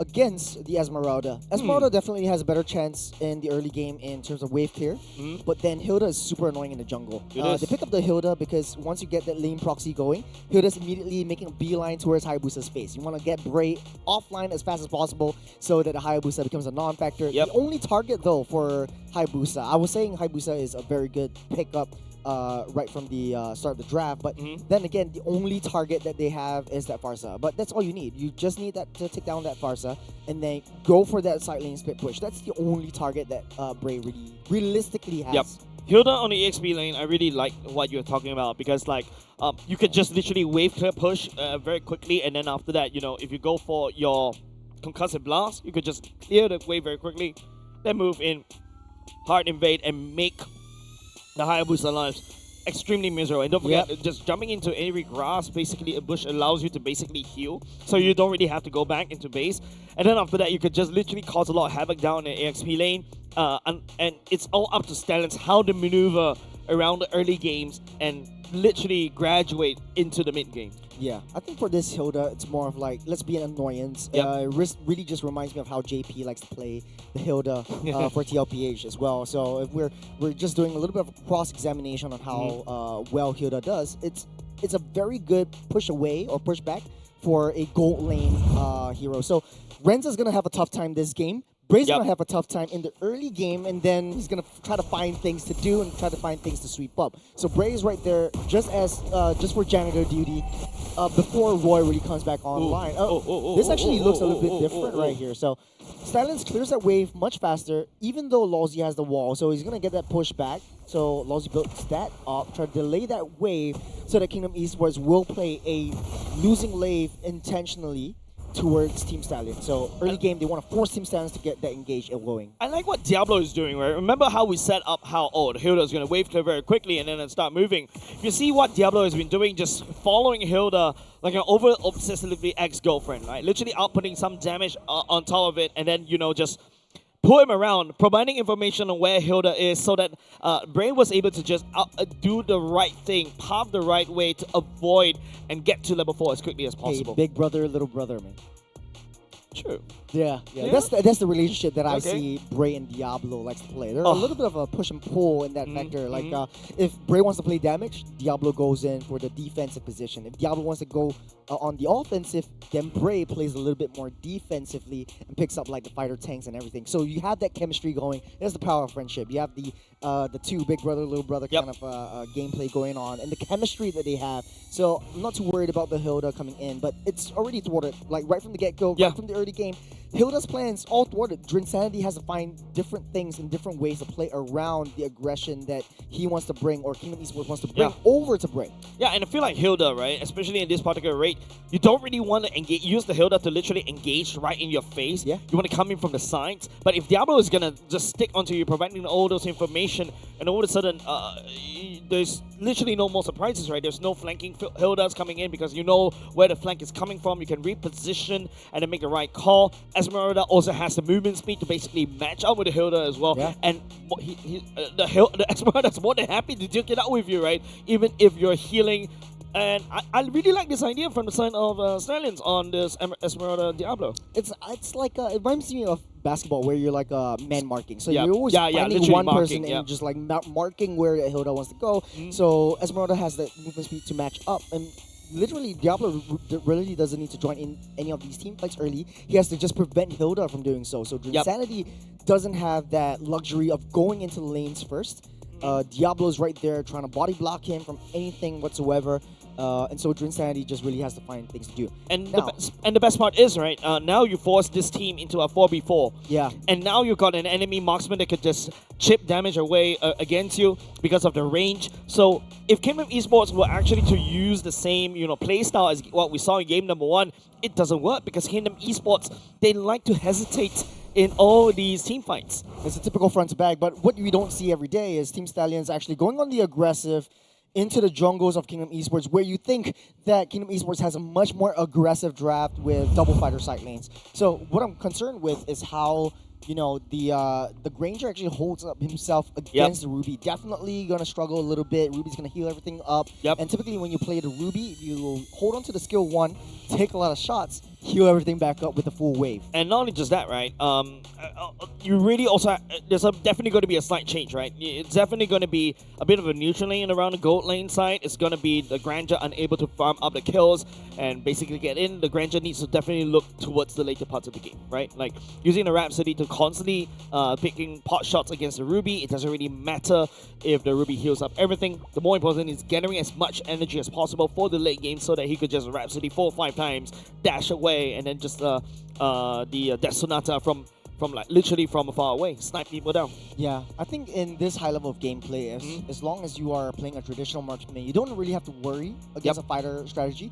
All you have to do is delay the fighter strategy in the early game so that they don't scale up to the late game. So it's very typical for the Stallions to play a little bit more held back because still, again, you have the Flying Cloud. So if anything goes south, like you have the Flying Cloud for a little bit more movement speed down to the lane to try to maximize your farming and then try to equalize the scoreline a little bit more.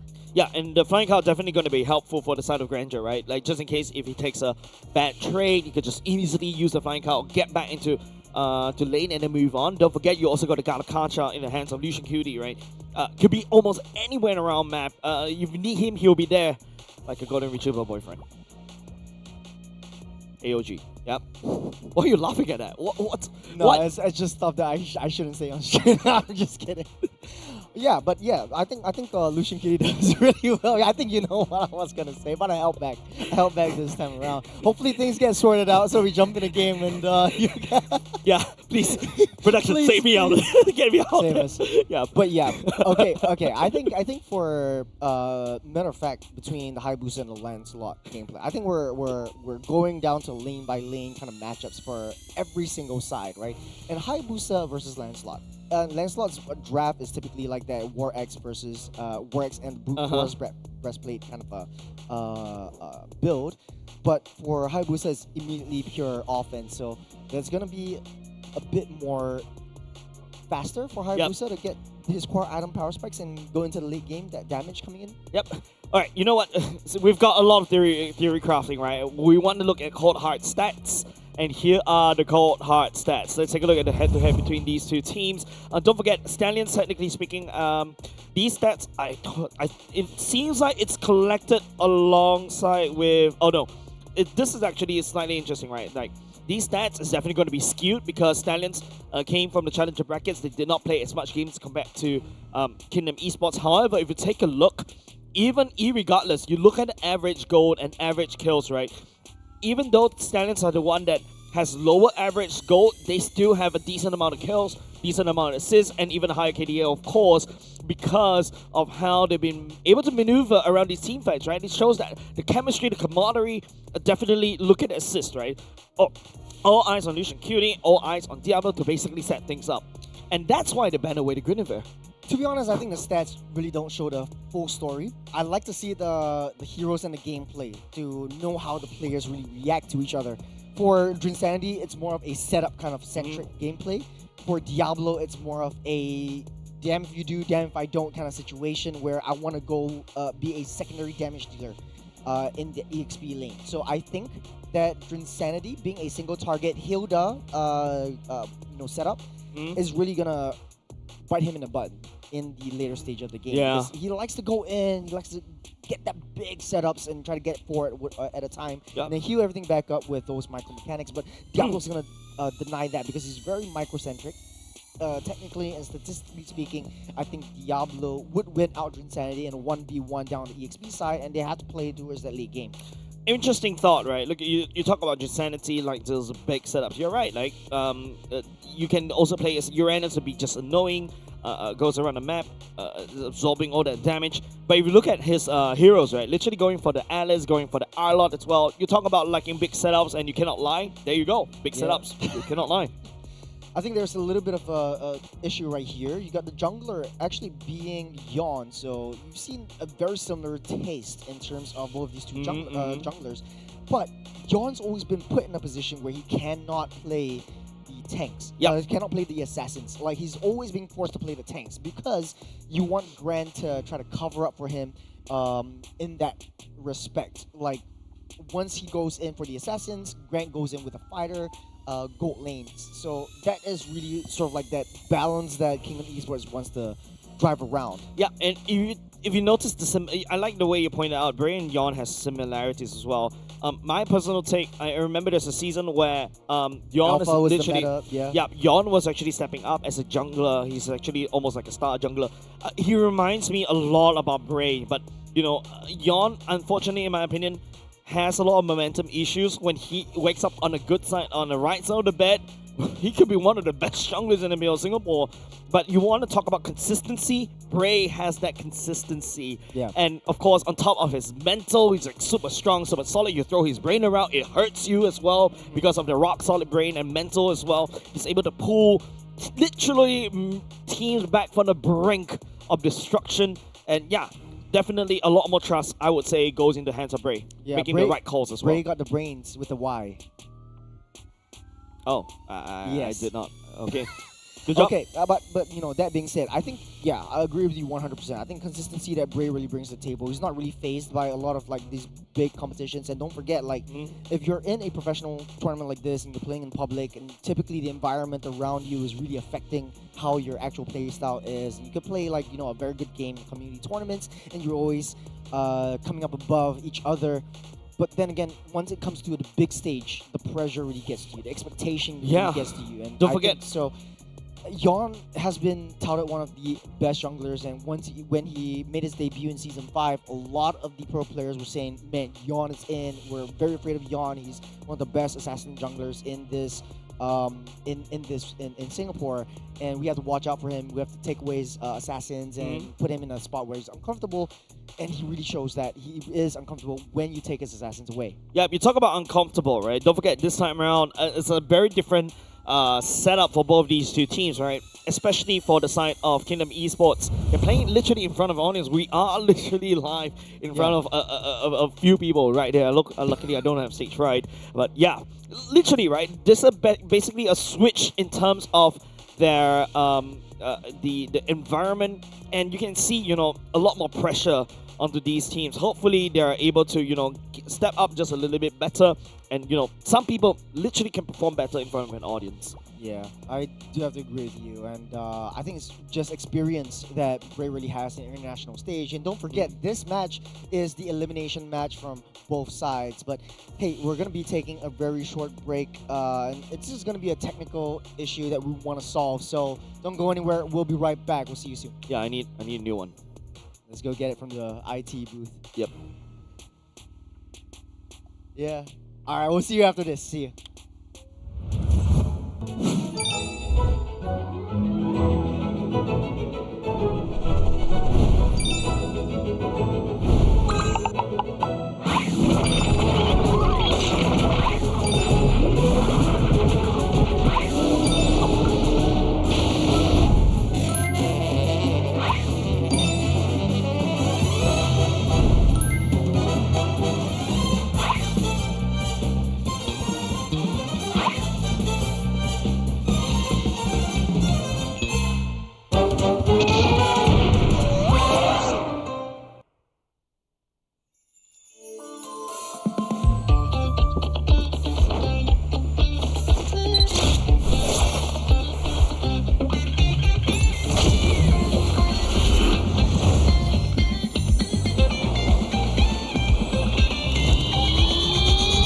Welcome to Double 11.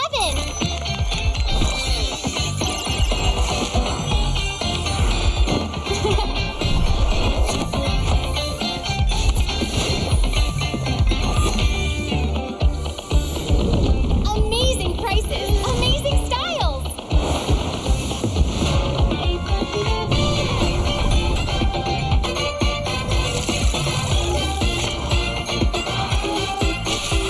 Win big in Mega Draw.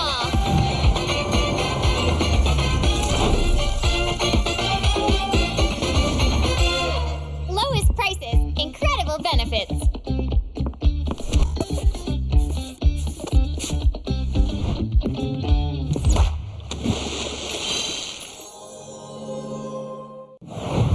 Welcome to MCGG Rising Stars.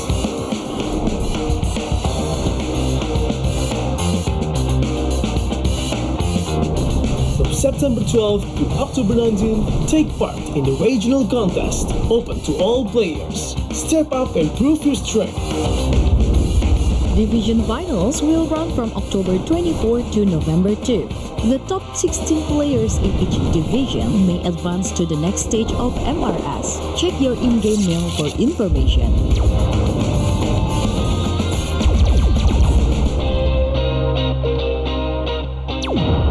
The S3 Finals group stage kicks off from November 8 to November 9. The top 6 players from each group will qualify for the S3 Finals semifinals.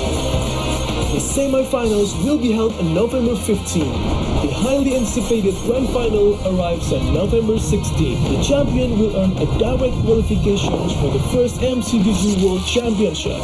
The battle is on and the world is watching.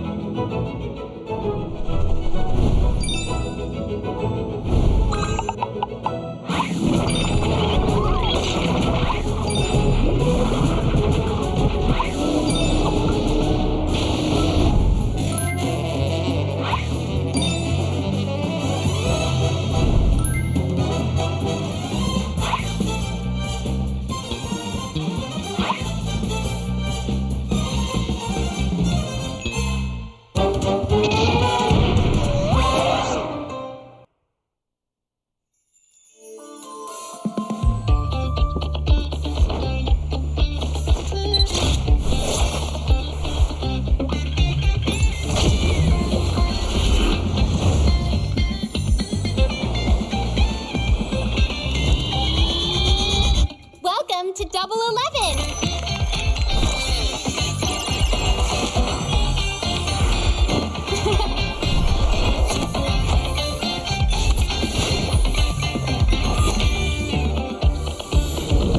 Amazing prices, amazing styles.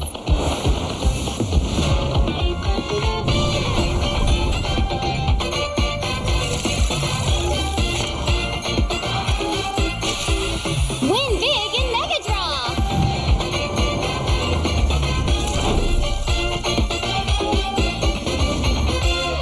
Lowest prices, incredible benefits.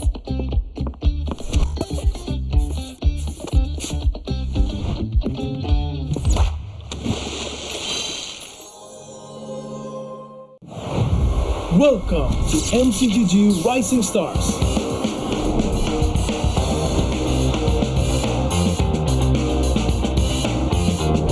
From September 12th to October 19th, take part in the regional contest, open to all players. Step up and prove your strength. Division finals will run from October 24 to November 2. The top 16 players in each division may advance to the next stage of MRS. Check your in-game mail for information.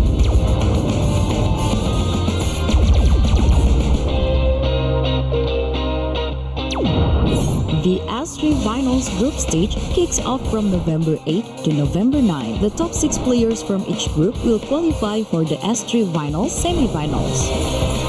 The semi-finals will be held on November 15. The highly anticipated grand final arrives on November 16. The champion will earn a direct qualification for the first MCDG World Championship. The battle is on and the world is watching.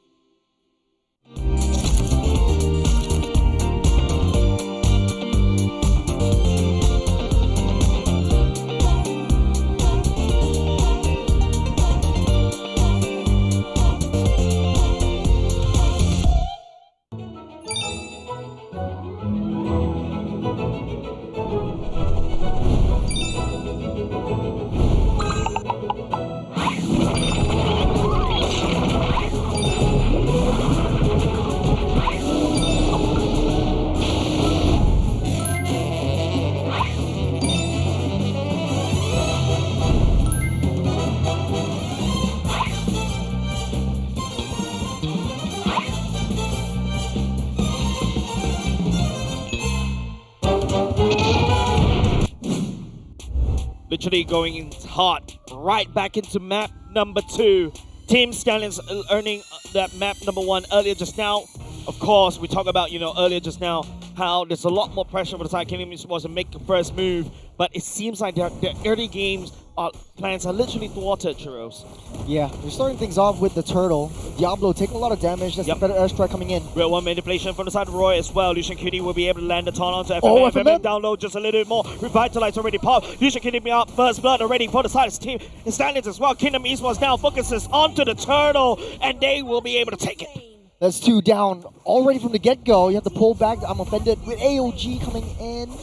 No, it's cancelled. No. Nice flicker from the side of Grant right there, but Roy's still in a spot of trouble right there. Grant is more than happy to pick up that fight right there. Bray will be stepping in. That's a trade for the side Team Stallions once again. A bit of a trade back and forth, but I personally feel it's Team Stallions picking up the win right there. Yeah, they've got the turtle as well. 1.7k gold up ahead. And we're jumping back in, immediately going into a clash for both sides. Yeah. It just really shows like, okay, we have Kingdom Esports having a little bit more rotation with that Ruby. But look at the top side. Rensa's just slowly feeding his farm. Already gold plated, the gold plating on the turrets already taken down low. And coming in with the turtles as well, even though Kingdom Esports needs to pull an extra member, you have already the damage coming in from the Gatukaucha, soaking in that damage and redistributing that damage on to FMM. FMM, speaking of which, also falls. Again. Nice snipe coming up from the side of Stallions right there. The mid lane losing. Remember, the reason why Kingdom Esports went for that Ruby gold lane is so that you can basically start rotating, start fight 5v5 or 5v4, because the marksmen usually don't want to leave their lane earlier on. So take a look at the items. Yeah, taking a look at the itemizations, nothing really seems out of the ordinary, but you got a Hunter Strike already built up by Rensa. Massive. So massive gold lead from the gold laner of Team Stallions, and that is going to skyrocket their... Mid lane. Once again, it's going to be a bit of a gang from the side of Yon already. We're talking about Hunter Strike. There you go. Bray already secure his own as well. And that's the difference between the two metas, right? The gold lane marksman versus the fighter marksman. Yeah. Sorry, fighter gold lane. But hold on a second. For the airstrike, we'll be able to find Roy right there this time round. Kingdom Esports clawing back trade after trade, but it's still too slow, in my opinion, against Team Stallions. I think you also have the rotations coming in from Drinsanity, so he's ditching his bottom side. You have Diablo already coming up top as well. You have Drinsanity already waiting in the brush. Lucian Cutie, a little bit of reconnaissance down on the turtle pit, starting things off. Trying to pull that turtle aside and try to put it together into Stallions' zone. Yeah, Diablo tag onto FMM. FMM forced the wing by wing. Drinsanity tried to drag the members from the side of Stallions away from the turtle pit. The red wall manipulation will be there. Sniping now, letting up fire onto Drinsanity. And now Lucian Cutie stepping forward just a little bit. And Yon tries to go for the puncture. Will not be able to land the Phantom Execution onto Rensa. Rensa letting up fire as well. FMM will do the same. The Phantom Airstrike sniping down onto Diablo. Raining hell onto Team Stallions. And once again, it is going to be another trade between these two teams. It's a 1-on-1, 1-for-1 for both sides. Diablo and Drinsanity fall, so both EXP laners won't be in the question. In the picture, though, Team Stallions picking up another turtle to their name without any contest from Kingdom Esports. Yon was in position. He doesn't have the retribution. That's why he can't fight. So he's going to be pushing down the bottom side. So. But the whole reason of bringing a fighter side lane so that you're contest for the turtle. To contest with the turtle, but you're giving 2 turtles over the side, Team Stallions, and of course, you know, if you're a Rensa, you are more than happy. But Rensa gets grabbed on and also eats 2 ultimates in the face. There's no such thing as too much overkill. They take down the gold laner. Yeah, that's what I want to do. If you're Kingdom Esports, you have the fighter junglers on the side lanes. You can afford to set things up fast and start to make things go south a little bit earlier. So it's more focused on the team fights, but it might be a little bit too micro for Kingdom Esports. You know, if you are a gold laner and you see the enemy EXP laner and along the gold laner in your lane, I feel annoyed. Yeah, it is. Literally, right? You gotta pull your roam to try to protect you, and then again, it's babysitting duties for Lucian Cutie, but that's not what they want to go for now. And that allows Diablo to really literally start cutting the waves down bot, right? And now Drinsanity, we're going back into regular programming for both these two teams. And yeah, it's just like, I'm not too sure what's the plan right here for the side Kingdom Esports. The early game plan is already gone. We're keeping things slow for now. 30 seconds until the turtle spawns up. But you know, FYI, it's not really a turtle. It's actually a tortoise. Because the turtle assumes that it has fins. for that is where I don't know Kim where thinks a we're little going bit slow. I literally don't know where they're going there, but of course Diablo, landing a falling star will not be able to find onto Drinsanity. Burns the flicker, mind you. A little bit of an overcommitment. That's a little bit panicky Yeah. on the bottom side though. So no flicker for that turtle. It does look like Team Stallions will have easy ways onto that turtle side. Oh, that's a nice box. Nice box right there, but here comes a wing by Wings. Another flicker already committed. Lucian Cutie goes in for the AOG. Diablo Falling Starman catching on to Yon as well. Has to burn, has to dash out of there with the puncture. But Stallions once again is dictating the fight, and it's not ideal for the Side Kingdom Esports. Jinsanity taking some form of damage on the side of Bray as Jinsanity try to go for the split. Diablo stepping forward already. He doesn't really care. He's a one-man army. He's an Esmeralda. He's just hugging onto Lolzy right now. He's just trying to push everyone back. Now, Diablo is still in the position. Yon secures the turtle for now. It's going to be the Feather Airstrike for the side of FMM to provide some form of cover, but Roy picks up the kill onto Lolzy as well. So in terms of stalemate, I'm not really convinced right here. Yon unable to find assassination onto Roy. Brent trying to find an angle. He does have the flicker though. His Team Stallion is looking for bigger trades. They gave the turtle away to take down that T1 top side as well. Yep. Once again, it's just Team Stallions finding these slow little maneuvers. Kingdom Esports enter with a plan. They threw it out of the window, and Stallions literally say, hey, you threw your notebook out the window instead. I'm going to pick up the notebook. I'm going to use it against you. Team Stallions slowing things down, but they have that damage coming through. Renza is always in the picture right now. They're playing a 4-1 composition. You have Bray just taking care of that off lane and top side as well. Continue play. Continue play, looking for some form of pickoff right here. Roy slowing down Jinsanity taking the medicine into him. If you notice how Team Stallions, they're literally giving Renza the kill. Yeah, they're feeding him right now. You've got a Sky Piercer on the bottom side. Yon is already in the picture right now, trying to push him away. Yeah, Stallions literally babysitting Renza and literally telling Renza, open wide, I'm going to give you an aeroplane. I'm going to feed you as much as I can because you are the hope in the later parts of the game. Renza, this time around is in a spot of trouble. Yon right there to revitalize, coming in, a Phantom Execution. Not enough damage from the side of Yon. Still too early for this landslide, but he has the right idea. On the top side though, look at the wave, already pushing it through. Bray needs to go up to the top side to try to defend against that wave coming in. Now this is going to be the first law of the game. Kingdom Esports has that wave priority down the bottom side. Diablo taking a lot of damage though.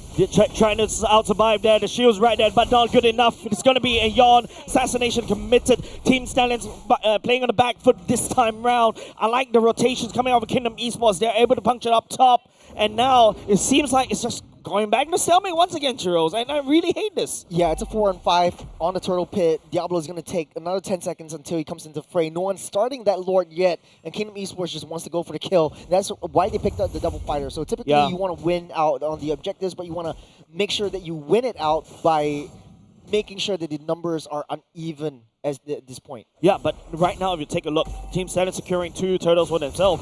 I mean, if you're Kingdom Stallions, you're more than happy to take those trades right here. Bray, sticking forward, slicing onto Losey. Caught Shadows all the way back out there, gets taunted out by the side Lucian Cutie. Diablo joining the fray just a little bit this time around. A bit of a miscomm and a bit of hesitation on the side of Team Stallions. They're unable to defend down bot.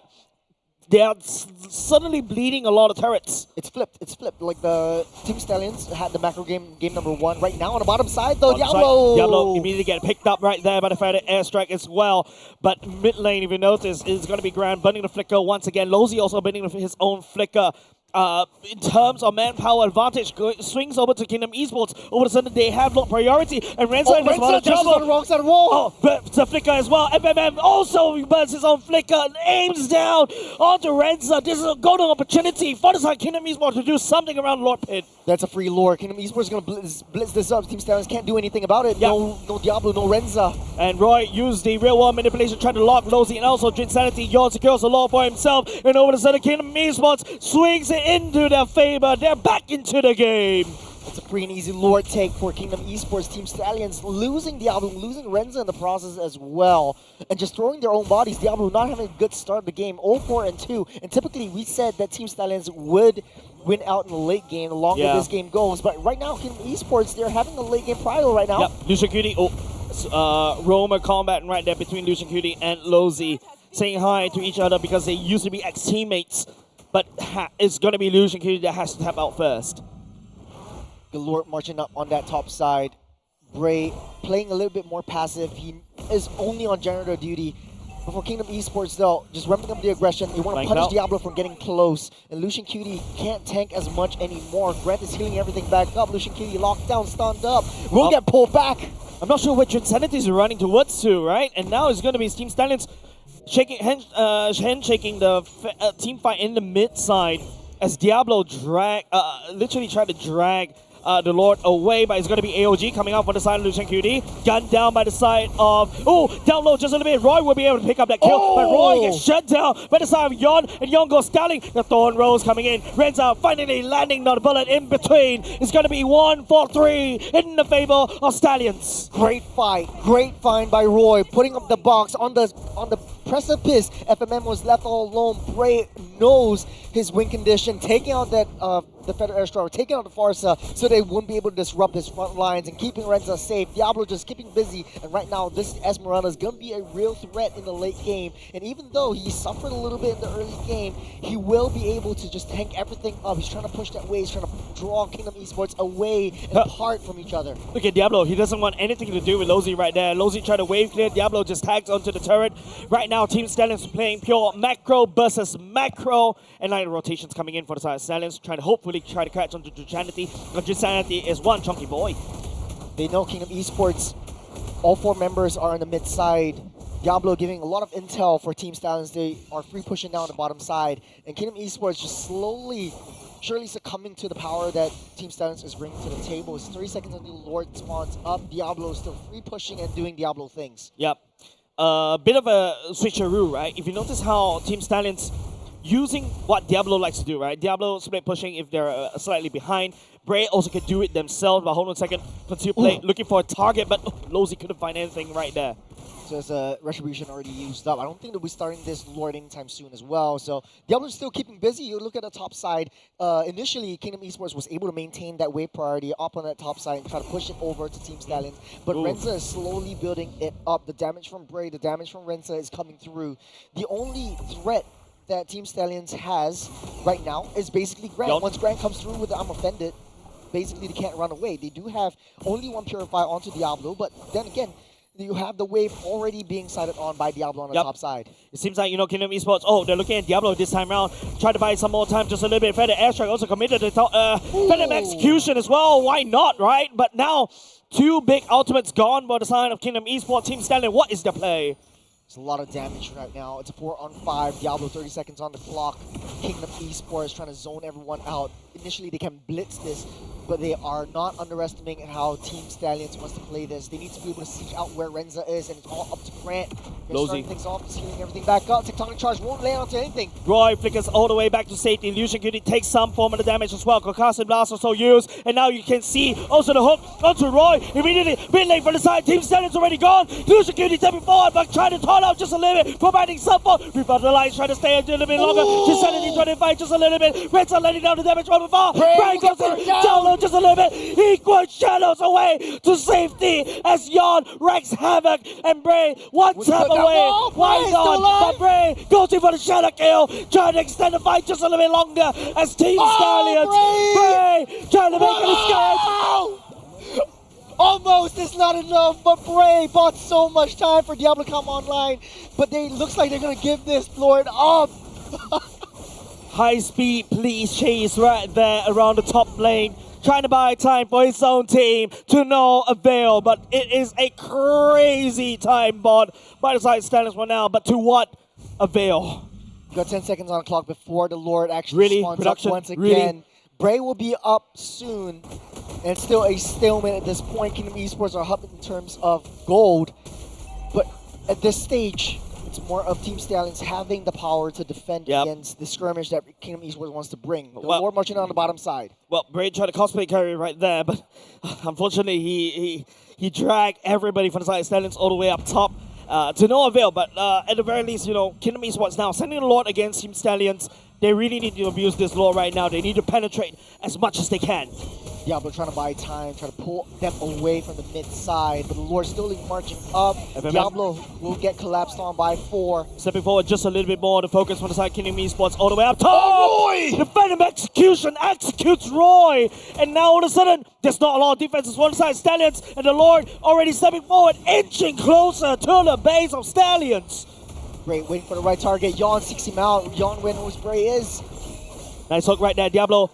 Trying to buy some time, but the Lord is already focusing on to the core of Stallions right now. Kingdom Esports more than happy to handshake the fight. The Phantom airstrike coming in, but it doesn't really matter because Diablo stepping forward just a little bit more. Yawn also trying to up the damage, but will not be able to find Lorenza. There's a shutdown by the side Stallions, but it is going to be Kingdom Esports walking away with destruction on the side of Team Stallions. But Bray, the flying cloud, by the side Bray, will be able to find assassination. The damage dealer from the side of Kingdom Esports gone. They can cycle though. Here comes Roy. Renza will want to take. He's out for blood. He's taking Insanity down. Oh, this is so close. But Renza picking up a killing spree as well. Another stack onto the Sky Piercer stacks. The scales is tipped again. Team Stallions now has the upper hand. But this is just a defense. The Kingdom Esports was way too aggressive. Yawn went way too deep into the throne.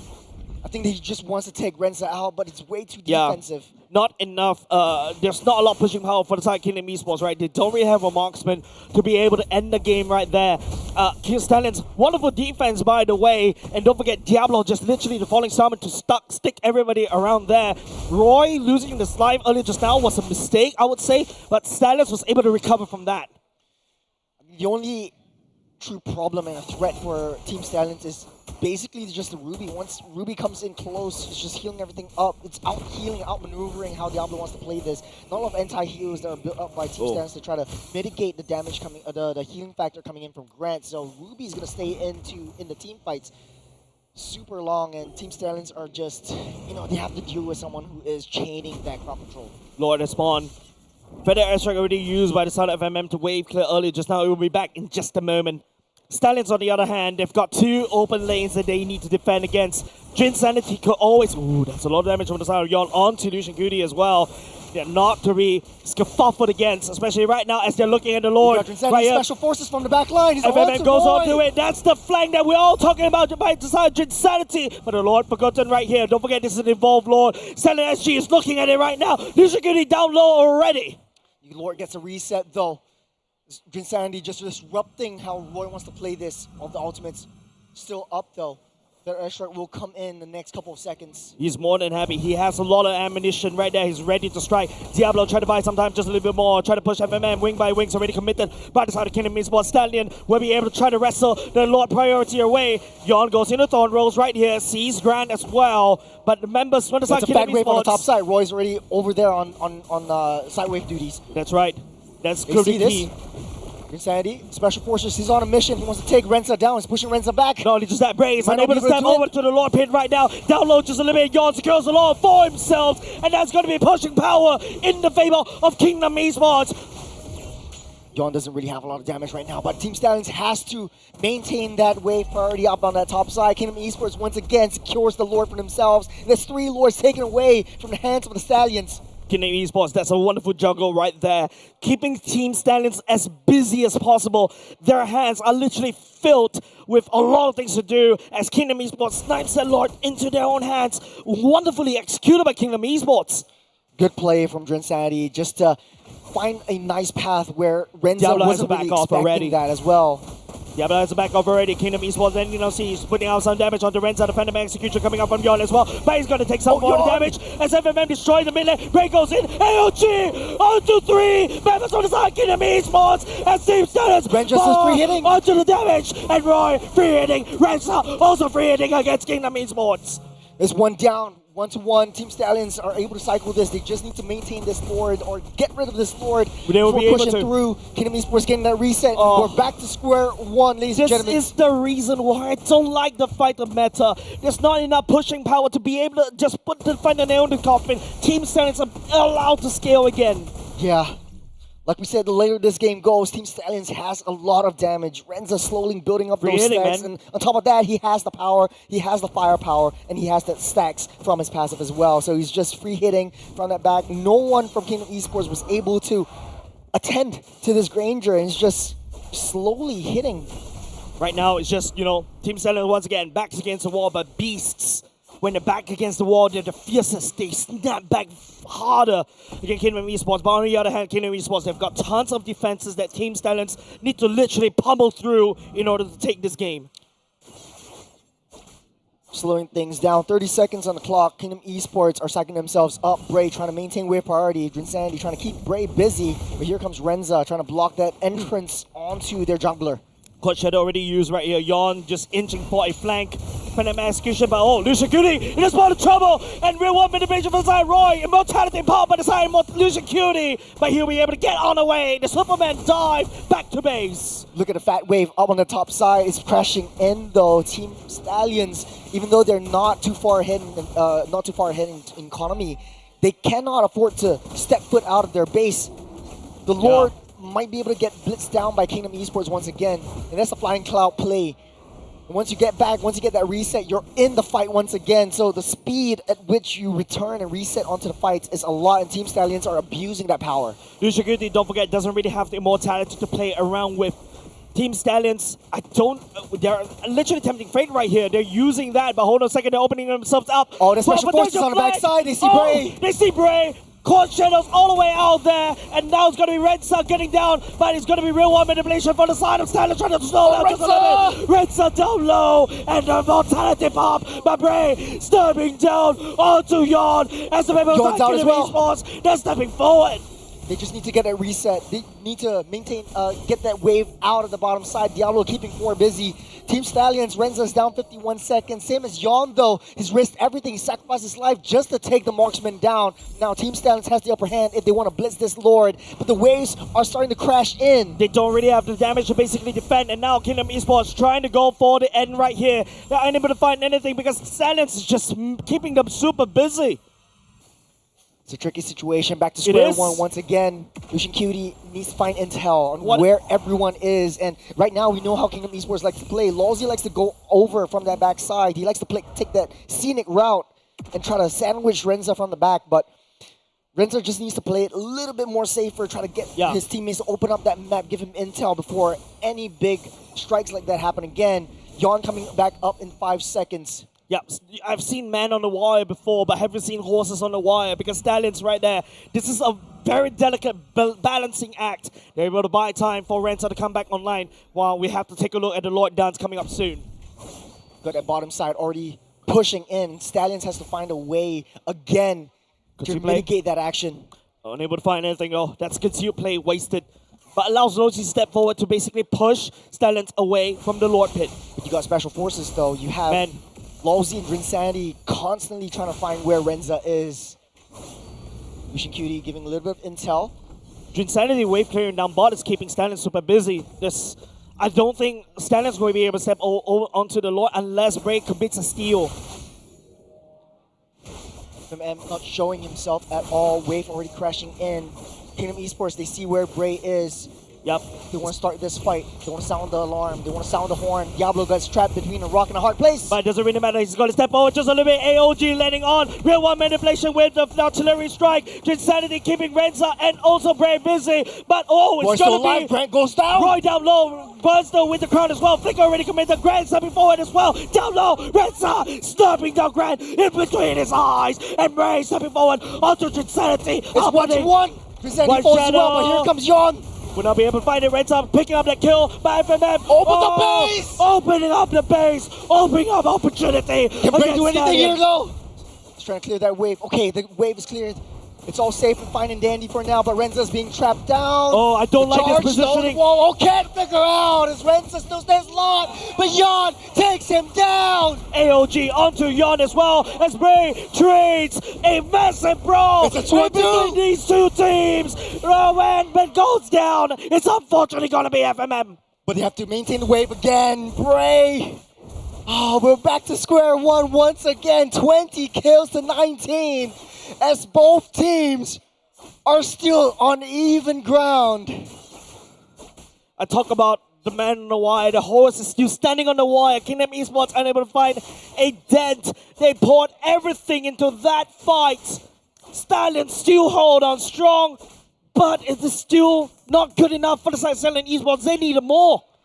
Stallions needs to fix the waves that are crashing through. Kingdom Esports, they are so strong together and they're smart. Lawsy always finding the back entrance. Perfect. Onto Renza. And once Renza goes down, that's it. Not a lot of damage from Stallions SG, but they're underestimating how Bray likes to play this game. And he's down for the late game. He has that damage. He has the clear. Lord, once again, still a little bit bored right there. Oh, good iframes. Going in, has to burn that shadow kill for the side of Bray, just to try to get out there. Losey, man, Losey. Going for the charge though. Oh, that's land down the wall just a little bit, trying to slap. Lucia Cutie joining Finn. This is not ideal for the side. Kitty Beast wants no! And still in energy! Finds onto Losey! Diablo stepping forward confidently against Grant. It's 4 and 5. Team Stans can risk it all. They can go for the Lord now. They're trying to fix that mid-side wave, so Renza's trying to push that wave down. Once that goes through, Team Stans can blitz this Lord down. Team Stan is literally picking Kingdom Esports off bit by bit. It's not going in the favor for the side Kingdom Esports though. No engage for the side Kingdom Esports. Now they are hesitating around the river right now. No more AoE. Team Stans are up ahead. They can do this though. They want to. They need to find Grant though. Grant is a huge threat. Still have the Ruby. 41 seconds until Lord Lawsy comes back out. Diablo fixing the waves down bot as well. Dream Sanity doing the same. And now this is not in the favor for the side Kingdom Esports though. Team Stallions right here. Don't forget, Lucia Cutie can join the fight anytime moment with a wonderfully landing AOG. Bray really getting that reset. Yawn's already out. Lawsy just 20 seconds until he comes online once again. Kingdom Look at that Esports mid-wave though. buying some time. Pushed in. Kingdom Esports buying some time right there, but now Team Stallions need to try to rush down the Lord, but they have to forfeit it like what he mentioned. They have to fix the wave. Oh, they see where Renza is once again. They're starting things out. They're blitzing this over. Call the plumber because Team Stallions base is leaking. It's making them all leaking. Bray leaking down the damage. Oh, the Bray! Airstrike. Bray! The same brutality all locked down. Unfortunately, Yawn assassinating the jungler for the side Team Stallions. Renza's next on chopping block. This the Wind of Nature, but it's no use. He doesn't have the flicker out. Yawn using the puncture already, and now Losey landing down the damage on the Renza. Team Stallions, they trip, they fall off the wire. The timing was just impeccable as Kingdom Esports. They respond and equalize the 1-1 scoreline. This is still the second game, Jace. We are in a wonderful series right here. These two teams will not go down without a fight, ladies and gents. And this is just the lower bracket semifinals. Expect nothing less from these two once known teammates and right now rivals. You got Lawsy and the rest of the boys. And remember, in the first week, we talked about the Lawsy effect. If Lawsy's in your team, you most definitely always almost win the championship. Man, we talk about a fortune cat already. But yeah, like these two teams, Team Stallions, I don't know what happened. They were able to hold on for that long in the game. Renza literally playing out of his mind, trying to hold out just a little bit. Kingdom Esports, the Losey plays, the Losey flags, it's just keeping them in the game and make it so much easier for them to output the damage using Yawn. Yeah, at the end of the day though, it's just the Kingdom Esports Special Forces approach. Yeah, man. You send Drin Sandy, you send Lawsy just to sandwich Renza and get the Granger out. But whenever they do that, they realize that, hey, actually, it doesn't really make a lot of sense. Like, even if Granger's out, we don't really have a lot of this is not a win condition. We need to take Ray down. Charles, they're literally playing this game, like they're playing this map like dangerous grass. Otis in the grass can speak, and Losey is there to speak, but the MVP goes over to the Lancelot, goes over to Yawn. Critical in finding those assassinations onto Renza, creating so much space, and then after that, outputting damage. We start this entire series talking about Yawn being comfortable on the assassins, put him on his assassins, and whether he can perform, whether he can perform as well. Because don't forget, this boy, momentum-driven player, when he's on a roll, hero roll, harder than any of the junglers from the side of Singapore. He's also very patient, held back. The way he targets the priority hero on the opponent's side is just immaculate. Yeah, and man, this is just what a series that we have, ladies and gents. This is just the first series of the day. We went to 29 minutes. Only just now, it's already 26 minutes. Yeah, I think we hit the 30-minute mark. And as this game goes, both these two teams, they're learning, they're studying, they're analyzing each other even more. And for Team Stallions, though, coming in from the community tournament and into the big stage once again, their experience really shows like, hey, they've been in this position before, and this is the expectations that Kingdom Esports has got onto themselves by pro players, old and new. They've all feared Kingdom Esports, and the entirety of their roster, Yon really shows a lot of maturity over the past couple of seasons. Taking a little itemizations, it really just doesn't tell the whole story, except for how Diablo plays this game. I feel like right now the items that you're seeing is probably like recycled over and over again because it's just bought and sold. We're going to like almost half an hour of a game in MLBB terms, and that's a long time, right? Yeah. Like literally, there's so many things that happen, and if you notice how Team Stallions are able to hold on the line as much as possible, and now what I want to see is Kingdom Esports doing this again in game number 3, where Kingdom Esports are able to use Lozi's aggression to buy time for the rest of the team to output the damage. This state of the game, I think it all boils down to the draft, right? I feel like there would have been much better heroes that Diablo is more comfortable with. I think Esmeralda can't soak up all that damage that Kingdom Esports is dishing out. And to add fuel to the fire, I think Kingdom Esports played it beautifully, very intelligently, especially from Lawsy. He knows who his target is. Yep. He knows where and how to sacrifice himself. And this game really shows, like, if you have a double fighter side lane, you don't really need a main damage dealer in the form of a marksman to be able to do big damage, do big things. And all you need to do is just make sure that you have 2 tanky, beefy boys just hugging onto that gold laner. Yeah, I think there's a period of time with Kingdom Esports around the later parts of the game, they're struggling to end the game, but literally Kingdom Esports winning this game through a sheer determination, sheer willpower, and sheer tankiness. And that's why it's really hard to deal with it, right? All of a sudden, if Team Stallions to make one false move, all of a sudden everything will just crumble, right? Rensa is in trouble, cannot get out there. Roy, real world manipulation, if he gets sniped up very quickly by the side of MM, everything just out of the window, right? And Diablo, unfortunately, unable to be there to basically peel for the team because he's always around the side of the lanes, dealing with Jinsanity because this guy is insane, creating space, buying time for Kingdom Esports to come back online. Yeah, I think this Lancelot first pick in the second match was really smart for Kingdom Esports because they know they want to put Yon in a position where he can also soak up some damage, can tank for the rest of his team. So I think the War X Brute Fresh Breastplate build on the Lancelot definitely worked out well. On top of that, like, you're putting him on an assassin. So he's good with his iframes, he's good and more comfortable with the assassin plays. I mean, he loves his Lancelot. He loves his Lance. So I think for Stallions though, I think it is high time to change up their strategy a little bit. I think their first game strategy worked out very, very well because they're on the blue side, banning out all of Lawsy's heroes. But right now, I think Yon is only really empowered if Lawsy gets what he wants. Look, game number 1, Team Stallions was able to walk away with the win with a Grok and a Lancelot in the pocket. Yep. But game number 2, it is going to be, it was Kingdom Esports that secured the Lancelot and the Grok. These 2 heroes paired very well, tremendously, right? So far, that's the narrative of this series. Yeah, that's right. And with that said, we're going to go in short break. Don't go away because coming up next, just going to be a massive series because I can feel it. We're going to go over the mile. Ladies and gents, don't go away. We'll be right back.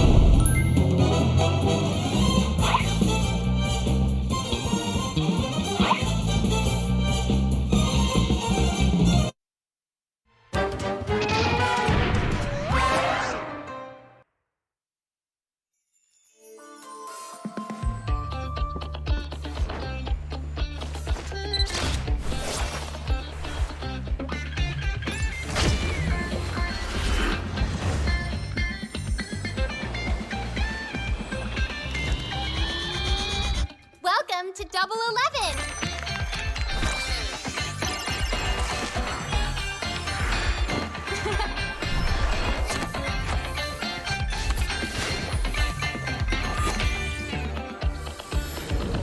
Amazing prices, amazing styles!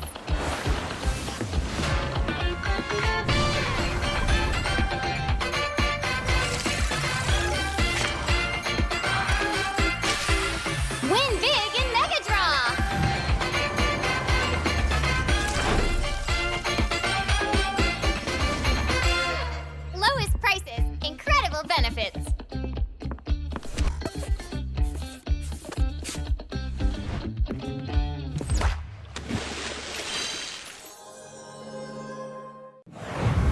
Welcome to MCGG Rising Stars.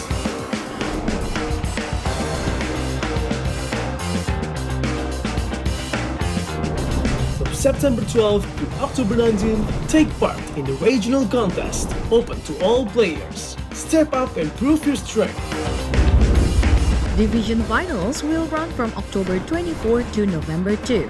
The top 16 players in each division may advance to the next stage of MRS. Check your in-game mail for information.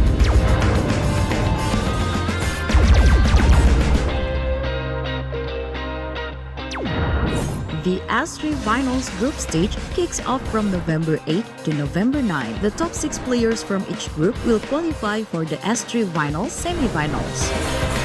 The semifinals will be held on November 15. The highly anticipated grand final arrives on November 16. The champion will earn a direct qualification for the first MCGG World Championship. The battle is on and the world is watching.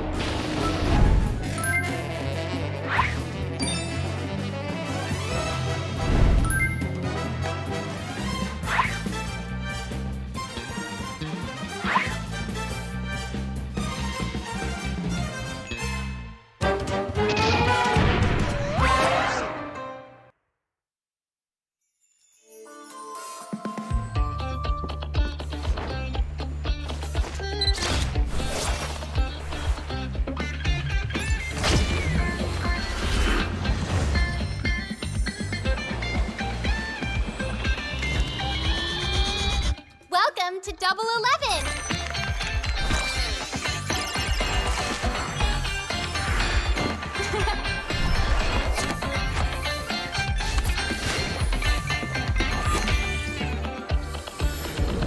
Amazing prices, amazing styles.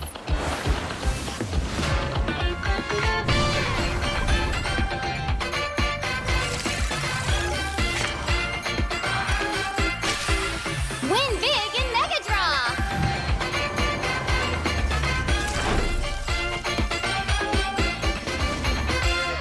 Lowest prices, incredible benefits.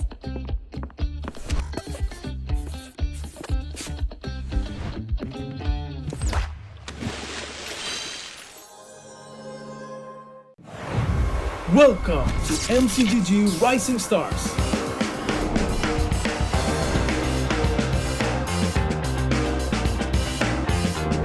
From September 12th to October 19th, take part in the regional contest, open to all players. Step up and prove your strength. Division finals will run from October 24 to November 2. The top 16 players in each division may advance to the next stage of MRS. Check your in-game mail for information.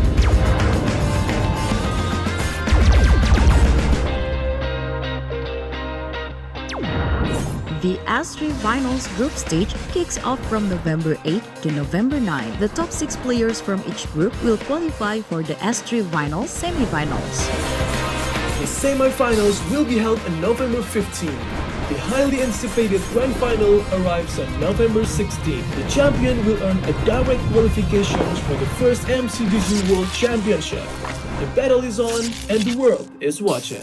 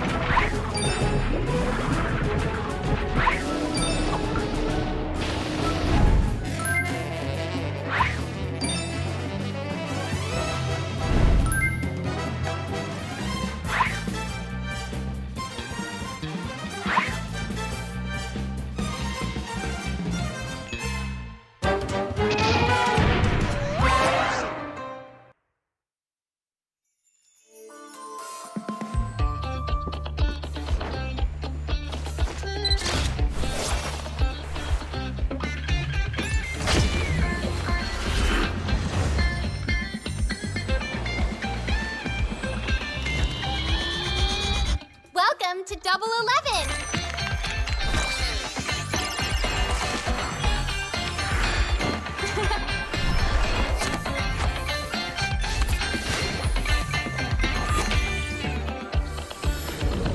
Amazing prices, amazing styles!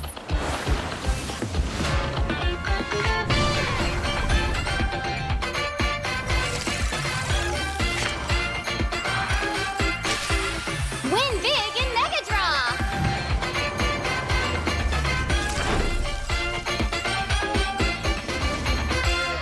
Lowest prices, incredible benefits.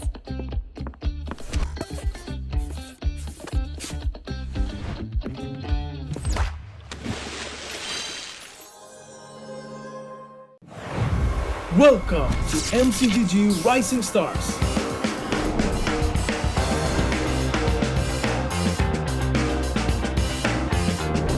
From September 12th to October 19th, take part in the regional contest, open to all players. Step up and prove your strength.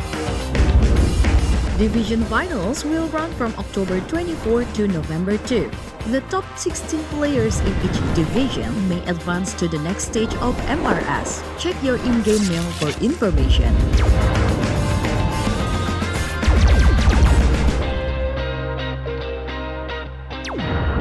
The S3 Finals group stage kicks off from November 8 to November 9. The top 6 players from each group will qualify for the S3 Finals semifinals. The semi-finals will be held on November 15. The highly anticipated grand final arrives on November 16. The champion will earn a direct qualification for the first MCGG World Championship. The battle is on and the world is watching.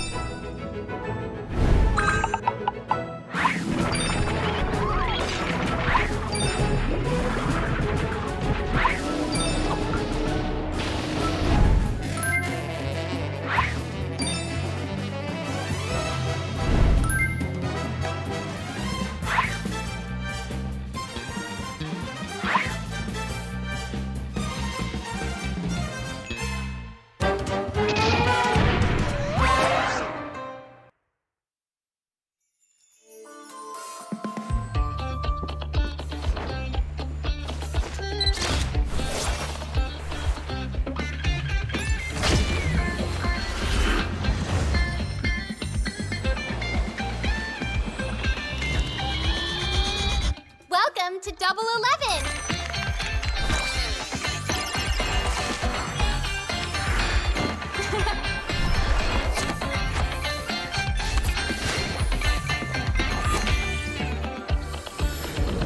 Amazing prices, amazing styles!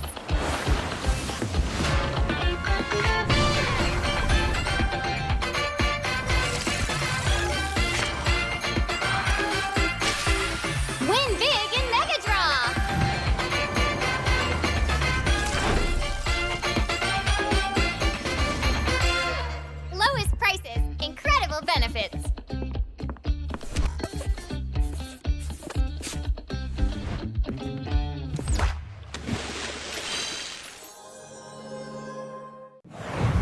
Welcome to MCGG Rising Stars.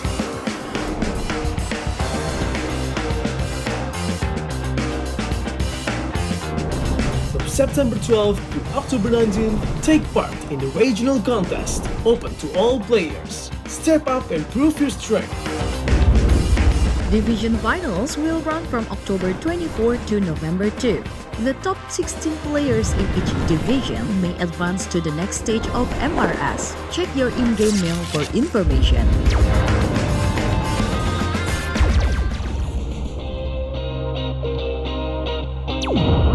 The S3 Finals group stage kicks off from November 8 to November 9. The top 6 players from each group will qualify for the S3 Finals semi-finals. The semi-finals will be held on November 15. The highly anticipated grand final arrives on November 16. The champion will earn a direct qualification for the first MCGG World Championship. The battle is on and the world is watching.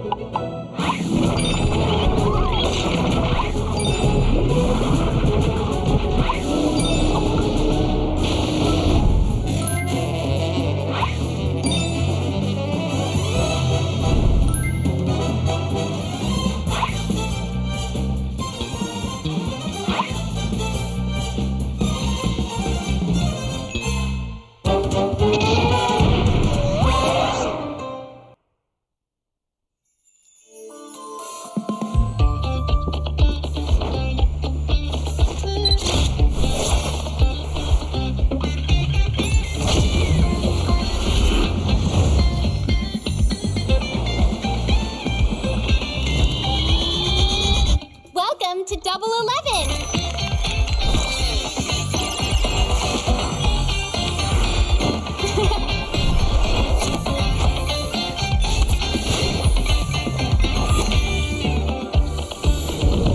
Amazing prices, amazing styles.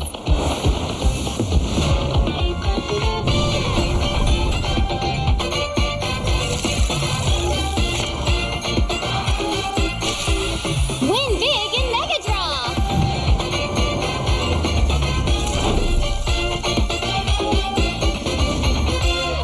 Lowest prices, incredible benefits.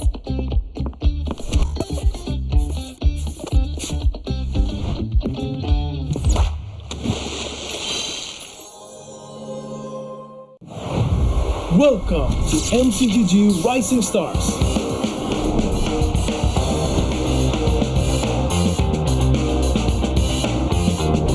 From September 12th to October 19th, take part in the regional contest, open to all players. Step up and prove your strength. Division finals will run from October 24 to November 2.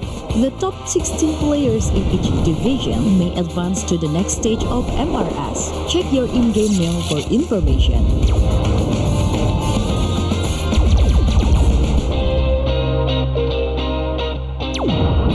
The S3 Finals group stage kicks off from November 8 to November 9. The top 6 players from each group will qualify for the S3 Finals semi-finals.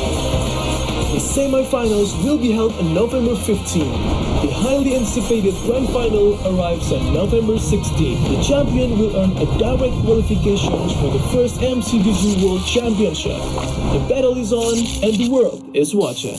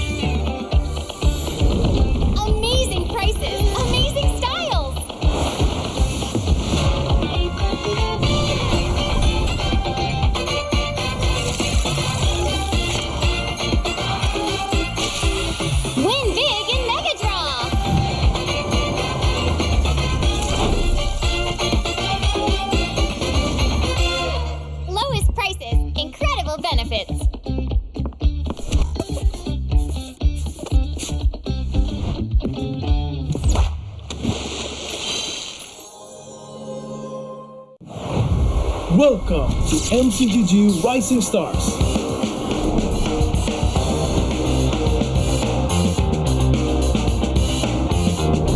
From September 12th to October 19th, take part in the regional contest, open to all players. Step up and prove your strength. Division finals will run from October 24 to November 2. The top 16 players in each division may advance to the next stage of MRS. Check your in-game mail for information.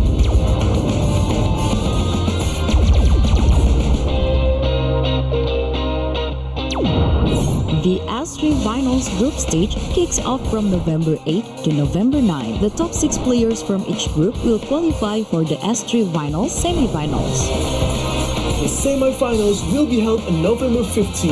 The highly anticipated grand final arrives on November 16. The champion will earn a direct qualifications for the first MCGG World Championship. The battle is on and the world is watching.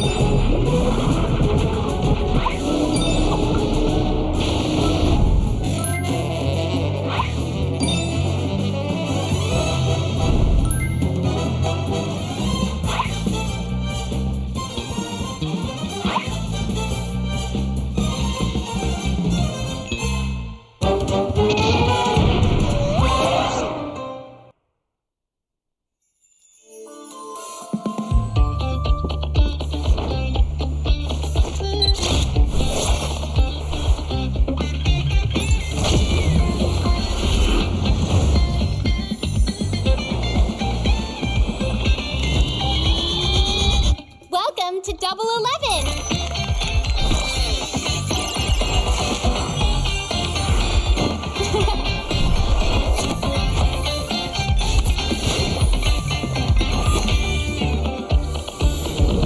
Amazing prices, amazing styles.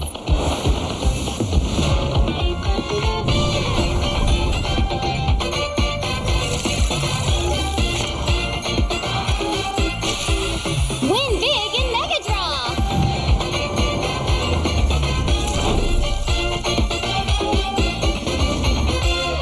Lowest prices, incredible benefits.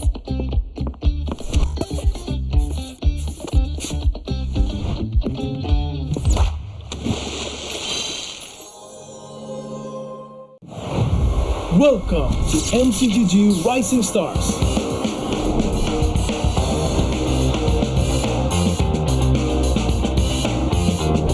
From September 12th to October 19th, take part in the regional contest, open to all players. Step up and prove your strength. Division finals will run from October 24 to November 2.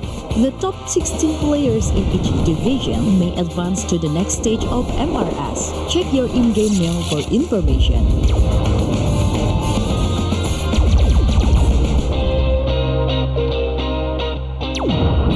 The S3 Finals group stage kicks off from November 8 to November 9. The top 6 players from each group will qualify for the S3 Finals semifinals. The semifinals will be held on November 15. The highly anticipated grand final arrives on November 16. The champion will earn a direct qualifications for the first MCGG World Championship. The battle is on and the world is watching.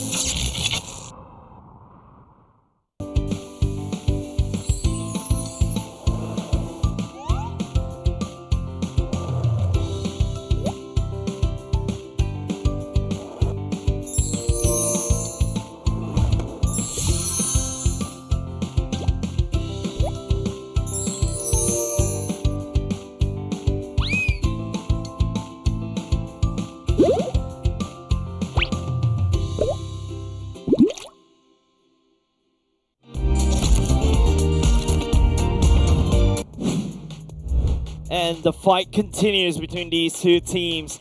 Tournament life on the line. Kingdom Esports versus Team Stallions. One team from the MPL Seeder team and the other team from the Challenger brackets. We will be going to that game very soon. However, just a quick recap. Game number 2, what do you feel, Churros? Very difficult to put my finger on what went wrong because our predictions are off. We said post 25 minutes, Stallions will have an easy time because they have a traditional draft. But the Granger pick wasn't the right pick to burst down and melt down the frontline tanks. Okay. And that being said, though, Stallions didn't play a very bad game, so to speak. It was Kingdom playing much better than how Stallions would have been anticipating their playstyle. Because I do feel there's a bit of a chance, right, for the side of Stallions around the mid part of the game when, Wensa is starting to pick up these Sky Piercer stacks, starting to pick up some of these damage items already. But it's just Lozy, right? Just creating so much space in the back line. Don't forget, you've also got Yon on the iframe as well. Take a look as we zoom into Lozy right dead center in the camera. He looks like he's ready to rumble. He looks pissed. He's gonna put the anger into the game later on because his grok is literally slamming into people over and over and over again. And I like what I'm seeing from the side of Yon, right? He's looks a lot more calmer this time as compared to, when he first started. The game number 1 jitters definitely was a little bit annoying for them. So take a look over the other side. Amux also, cracking his head onto the next particular draft. Team Stallions right here. This time round, it's an equalized score, Churros. Yeah. So far, I think both these two teams are very neck and neck, very even. We haven't seen one team overtly dominate the other team just as of yet. Statistically speaking, Stallions would have a much easier time in this game. But, right now, Kingdom Esports, they're back for revenge. They want to build back their castle. They want to build their kingdom back up and try to just burst down these horses. Yeah. And just identifying the difference between, you talk about the growth about Kingdom Esports in the regular season, and then after that you see them throughout the Challenger brackets, and then after that you see them literally right here, right? Like, going quite strong as a solid 5 stack against Stallions. Stallions with tons of experience in their pockets have breathed the championship air quite a few times, mind you. Don't forget Diablo, Ray, even Roy himself, Lucian Cutie as well. They were almost on that 3-peat, 4-peat kind of streak as well. But now there's a lot more pressure on this stack as well. Both these two teams. Unfortunately, I love both of these two teams, but it's very hard to pick one, Churros. No, for you it's easy. It's whichever team Diablo's on. I forgot, Diablo is there. Diablo's biggest fan. If you don't know Jason, season 1, right? Season 1. Even from season 1. Actually, fun fact, he Holy came heck. in with Diablo. Yeah, we both debuted at the same same time as well. We're going back into Flying Clouds for game number 3. Man, Flying Clouds was a very interesting map. It allows Stallions to literally stay in the game for super long because it could always reinforce over and over again. But this time around, we're going back into the same map. It gives so much defense over it. It's like a +2, +3 stack on your defense, especially when you're playing from the back foot. Okay, jumping straight into the draft, and I echo what you said. I think the Flying Cloud was particularly useful in the last game. And I think that was the best game and the best use of the Flying Cloud in everything that we've seen in MPL Season 10 so far, which was, soaking that damage, go back and use the Flying Cloud to get in position once again. So you extend that team fight really, really long. That's why both these teams favor those hard tanking, really heavy, thick tanks. Right now, Stallions, they're changing up their play styles a little bit. They're targeting onto Yon instead of Lozy. I remember the first game was, targeted onto Lozy. Second game was free and open. Right now, Yon's heroes are taken off the tables. And you see the opening bans from the side of Kingdom Esports, right? Like bans over the E, bans over the Farsa, just denying that onto Roy. But don't forget, Roy has a Kadita up his sleeve. That's something that he's really well known in MPL Singapore for this. Stallion will open up the draft pick with an Yishin now. I don't like the Yishin personally, but hopefully, as Team Stallions are able to enable the Yishin to just escalate out of control. Yeah, I actually love that. Okay, right now you have the Juicin, so typically you get a Juicin, Yusun Shin, and then double fighter side lanes as well for Stallion. So typical draft, and once you pick the Yusun Shin, you sort of can predict that Stallions are going for the double fighters. Right now the CC getting picked up, and you have a lot of crowd control with the Kimmy as well. So very good combo for Kingdom Esports. For Stallions, they could very well go for a Gatot Juicin. Yeah, but in the mid lane. Gato could immediately get shredded by the side of Stallions, right? Because look at how Kingdom Esports going in. The Gato can just easily get kited out like crazy.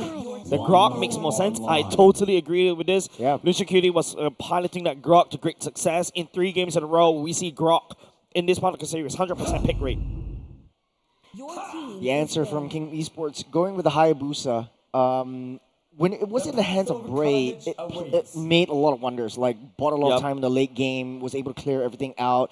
The only downfall is that the high ground AoE wasn't there, so Stallions had a tougher time clearing out the waves that were crashing into their base. But for Kingdom Esports, though, they do have a bit more targets.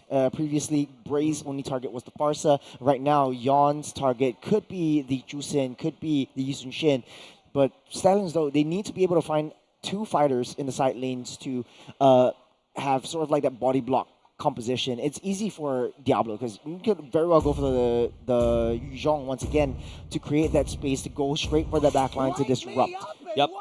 Talk about disruption. The Xbox gets taken away. I feel like Kingdom Esports shifting their crosshairs onto Diablo's hero pool. For the side Stallions instead, they can also target onto mostly the gold laners.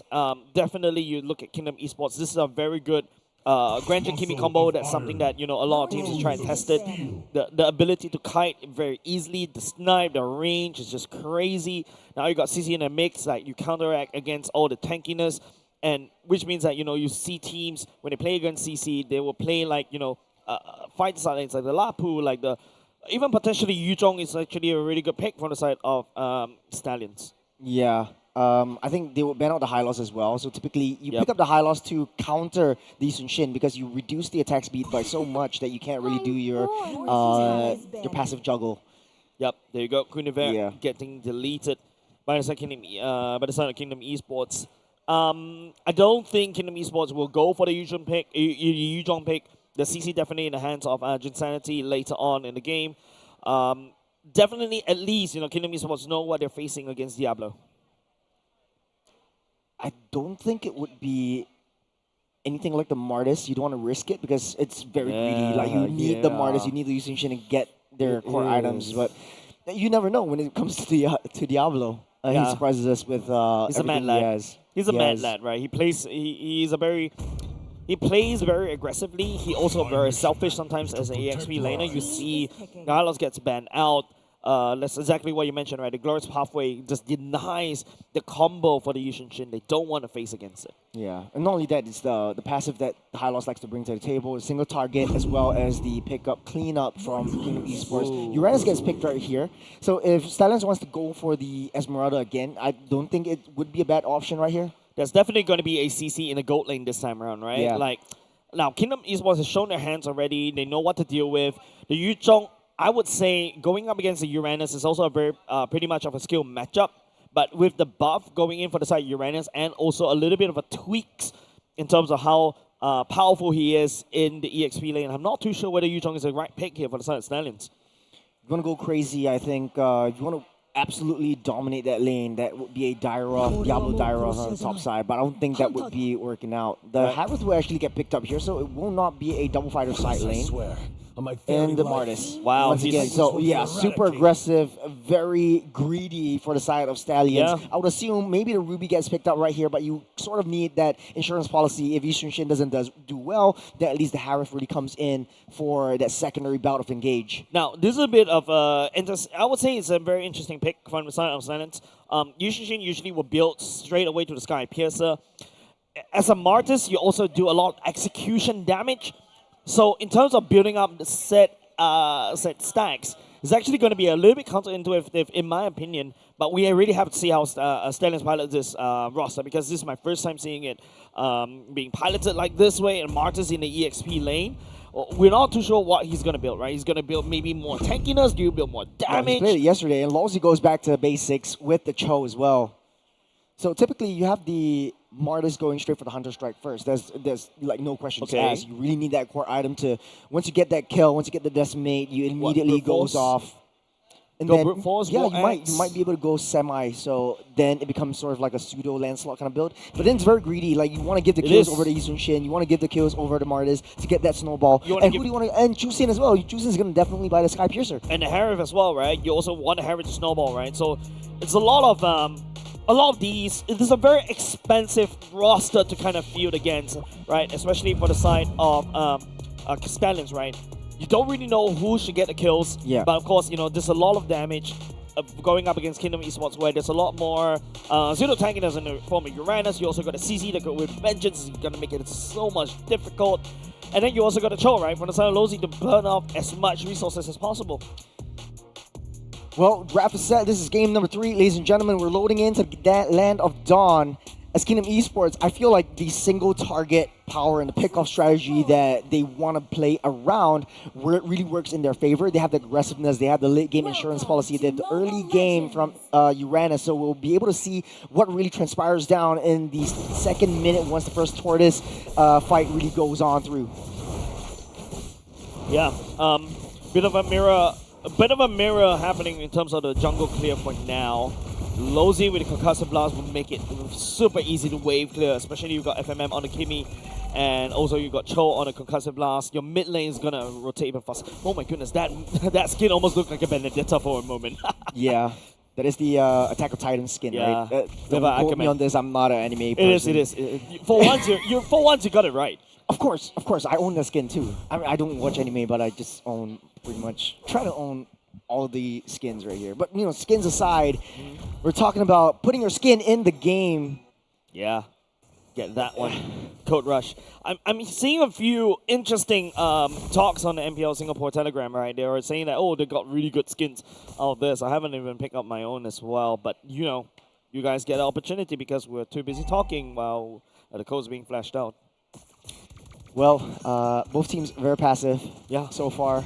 Elimination match, I mean, you don't want to go too aggressive and then you risk everything. But big risk, big reward. But then again, it's a balance. Then again, it's a chicken egg problem. Which one do you do first? It's 20 seconds until the first Tortoise again spawns up. And Kingdom Esports, man, how do they want to play this? They really need all of their members right there. They don't really have a lot of early game damage, especially not from the Kimi themselves. Definitely annoying, but nothing too much that Kingdom Esports can't handle. Yeah, you can even see Bray doesn't really want to commit that Mountain Shocker right off the bat to try to gank against Insanity. One doesn't simply gank a Uranus, especially in the early game. Now Bray will activate that on line as well, trying to look for a damage to clash upon in. Roy trying to zone as Conjun Sandit goes in for the consecration as well. Roy pops the ultimate, trying to zone, but Kingdom Esports pushes Team Stallions away from the turtle pit for now. The Martis outputting some form of damage. The Curtain Call deals quite a good damage against the Martis as well. Good backup, good rotations coming in from Kingdom Esports. We're slowing things down though. Team Stallions, they're testing their limits, they're testing their damage, but they don't want to risk anything at all. Diablo giving a little bit more vision. Looks like Bray is not there to secure that turtle. Kingdom Esports will pick that one up. Yeah, Kingdom Esports not good. Picking up a turtle. Team Stallions unable to find any form of trade. You don't really try to go for the Insanity pickoff right there because he's going to just shoot. Oh, the Shadow Court. Shadow actually tags off. No! Bray! FMM pick up a first blood. Massive. Double whammy, one more combo against Team Stallions already at the get-go from the side of Kingdom Esports. Great shadow by Yon, just waiting for that right time. He knows that Diablo was able to push that back, so he predicted that movement and just went in straight for a little bit of a kill. He wasted that Wiggy Shadow kill just to take down Bray, but it's all well worth it. Team Stallions really need that scaling potential right from the get-go. Yeah, Ishushin really relies on that snowball right now. You're going to slow down his snowball just a little bit longer. I think even the flicker, Traction Pulse will not be able to catch anything, but it does burns away Roy's ultimate. Little bit of a this for that, tit for tat once again. Bray, a little bit slower on the farm as compared to the Hayabusa, but Yon does have that empowerment coming in from Lawsy as well.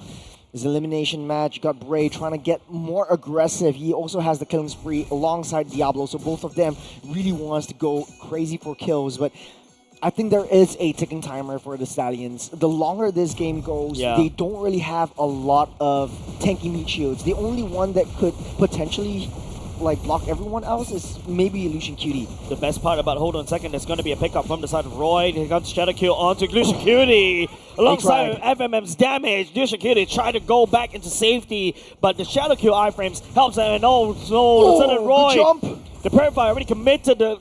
Yon trying to go for the kill with the Quad Shadow. That's a pick-off that you're looking for if you're cheering for Kingdom Esports. Yon having a great game so far. What a play. Landing the shadows, just predicting their movements and just baiting Roy out. This is a very terrible start for Stallions SG with their entirety of their draft. They're very high momentum-based heroes all the way through. They literally went all in to a ton of damage, right? But they're unable to snowball out of this one. Martis, the Yushin Shin, and also Harry requires the snowball opportunity. Kingdom Esports slamming that snowball shut, and now it's going to be Nosy. Nice knockoff as well. Will be able to tag, but Bray takes away the turtle for himself. Now it's going to be Roy going to activate the ultimate, trying to zone backwards just a little bit more. But Kingdom Esports ultimately so much damage. One after another. The horses fell. Kingdom Esports, they're not finished yet. Drinsanity tries to pull away Team Stallions and try to lure them out of the base, but they're just proxying that. There's nothing that Stallions could do for now. Even though there's only 2,000 gold ahead, Team Stallions are just playing, okay, Drinsanity is safe and well. They're fine and dandy. He's definitely going to be loving the green HP bars right there, Mark. Diablo tried to go for the chase, but Grand will be able to take down bot lane. The Flying Cloud from the side of Gray, and not quick enough to defend. It is going to be Stallions crumbling and falling like this. It's a very snowball-centric draft for Team Stallions. They are going to find it back to claw themselves up ahead again in this game. I think for Kingdom Esports, this is their time. If they're able to just hold on to that momentum, trying to burst down Drinsanity, but Drinsanity, super insane, but not good enough. Diablo picking up the Sky Pierce already. He's going to be able to step forward just a little bit more. He's trying to stack, but FMM, the kite with the damage, pushes Team Stallions away. They're not ready for this fight. A little bit of a consolation prize for Diablo, but he's 2-1 and you really need to funnel the kills over the Bray though. That's where the base damage comes from in the late game. There's not a lot of protection as well. Even though you can split yourself apart, Team Stallions SG is still super greedy. The Hunter Strike's already built up for Bray as well, going definitely for the War X next. But the damage will come through even later. I think Team Stallions needs to drag this game out. Diablo is trying his best. Definitely, right? You talk about how, Lucian Cutie with the Grok. Yes, it's almost 100% win rate in this particular series, but with the wall, you see how Kingdom Esports literally jump over the wall. Yes, you can build a wall, but there's so many mobility for the side Kingdom Esports, and Team Stallions unable to trap anybody. Yeah, mobility is underestimated, definitely. You have 4 heroes that could jump out of the Jusin's Lantern Flare as well. That mystical light that they show. And I think for this turtle, it looks like Stallions won't be able to engage on this one. There is going to be risking a lot out of this. Yep. Seems like it's going to be the turtle takedown for the side of Kingdom Esports right here. It's going to be leaning over against Insanity. It's just literally zoning Lucian Cutie. Speaking of Lucian Cutie, he gets traction pulse, burns the flicker already. Stallions is not in a position to fight this turtle, and is going to be given over to the side of Kingdom Esports. At the same time, though, Bray trying to look for consolation prizes down on the bottom side, trying to push that in, but the rotation speed from Kingdom Esports is too hard to handle right now. 4,000 gold lead in Team Stallions, they're playing it way too passively. I think for an aggressive draft like themselves, they need to go for single target pickoffs, but it's easier said than done. The Lantern Flare won't go long enough before pulling anything back. But the second skill for the side of Kimi slowed down, but hold on a second. That's going to be a concealed play. Lozy burns away the flicker. Lozy looking like the main target now. Great pull. Tectonic charge right underneath. The Harry activated his own force as well. Yon, the shadow kill will be delayed just a little bit more as the Wind of Nature will be activated. I see from the side of Stellis, but 2 members down against Kingdom Esports. They trade Lozy for it. They're more than happy to take that. Those 5 members chasing down Lozy. You take down that Cho, and the rest of Kingdom Esports, they're all free to do what they want. They all have their ultimates, and Team Stallions are too far behind to be able to tank up any of these damages. And like we said, the entirety of the draft for Stallions, it looks like a glass cannon or glass horse in this respect, right? It's high damage, high mobility, high octane, but once you get hit, you soak up not a lot of damage. Like, you immediately get bursted down. I feel like Diablo is already switching over to a slight tankiness. You take a look, starting to build more tanking items. There's not enough tanks for the side's team standing because Kingdom Esports was literally shredding them apart, right? And now you're going up against Grand. CC's more than happy to just literally chill up your HP bars, and now they're leading a bit of a spearhead down bot. Team Stallions unable to defend. They have to hunker back in base. Yeah, for Renza though, I think, there's a lot of damage onto Roy. Popped the ultimate just to get away, but it's not too much. Yeah. Damage is done. Yeah, definitely right. Good enough to be able to push Stallions all the way back. And now it's just Kingdom Esports penetrating down bot as well. And all of a sudden, Team Stallions is actually playing on a back foot, Churros. At least Bray gets to secure his purple buff. A little bit of a nice little damage down. Both teams are setting themselves up for this lore. This will be the first lore of the game. Insanity try to burn as much resources as possible to Zama. Force the tectonic charge. Oh dear, it misses. This is bad for the side. Team Stallions and Kingdom Esports trying to output the damage. Yawn, but hold on a second. Diablo will be able to do something. But Diablo shuts down Yawn. The Sky Piercer stacks will be able to find it as Team Stallions, but they're losing steam. They're losing stamina as Grand step forward finds Bray. Lucy Cutie's all alone. He's collapsing. FMM will pick that one up. It looks like Kingdom Esports again has the upper hand.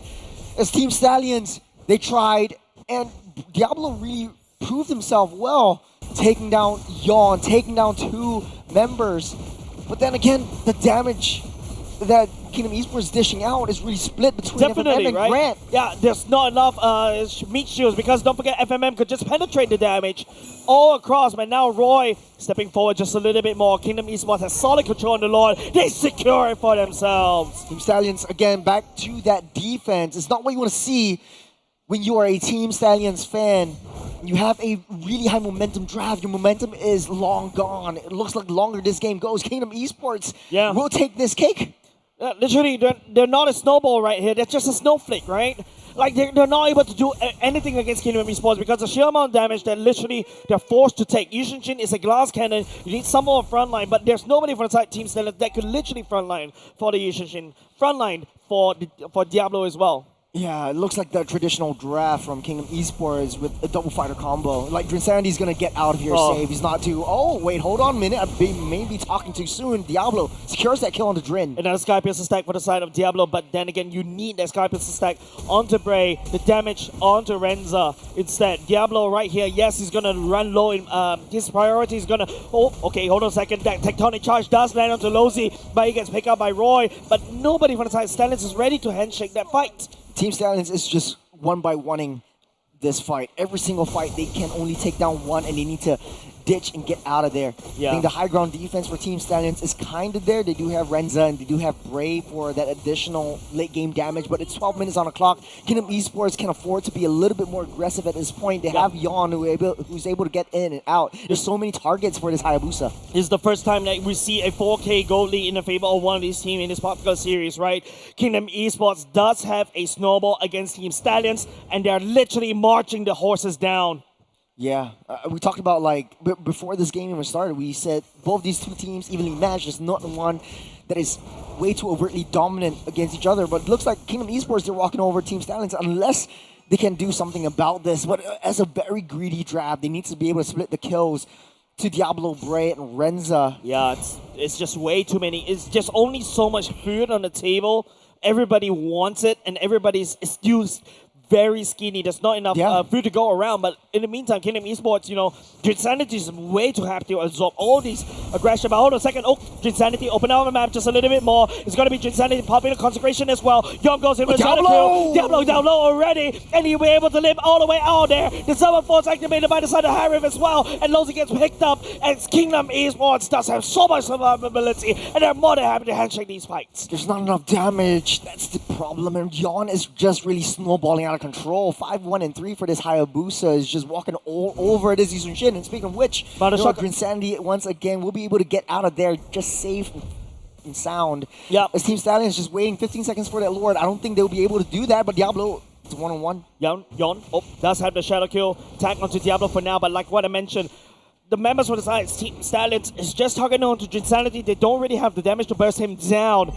And that may be a problem because by the time you take down Jinsanity, you literally ran out of utilities. You know, even at this point, like, I feel like the sacrificial play from Lousy really makes sense. Like, if he throws his body, he makes a nice little play. Right. As long as they throw and commit a bait onto the rest of Team Stallions. Getting caught by the Traction Pulse, unfortunately, takes a bunch of punishment. And now Team Stallions once again getting zoned out from the Lord Pit.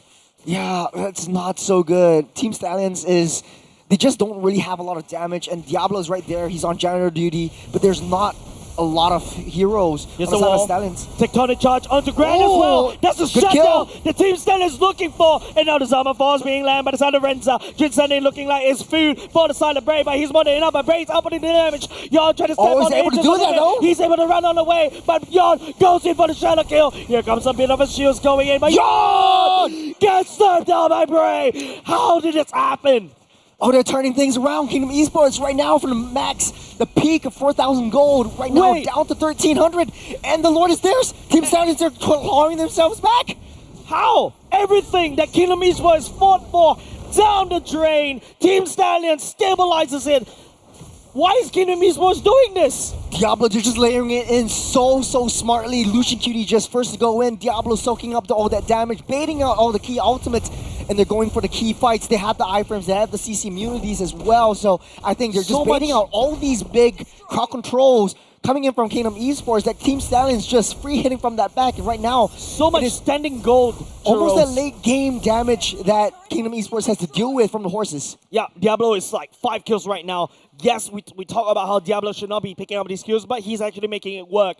And not only just that, that is a shutdown goal that you don't want to give over to the side of Team Stallions. You give that gold, you give that Lord. There's so much standing turrets right there, and Stallions will literally run you down. This is not how you want to play this kingdom.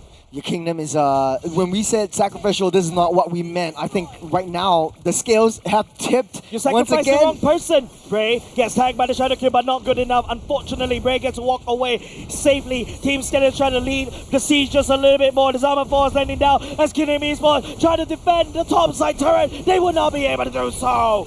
It fails. Team Stallions, they got what they came for. At least one T3 is taken out on that top side, and they cleared everything. Team Stallions are back in the game. We're playing at Kingdom Esports side on the map after 15 minutes.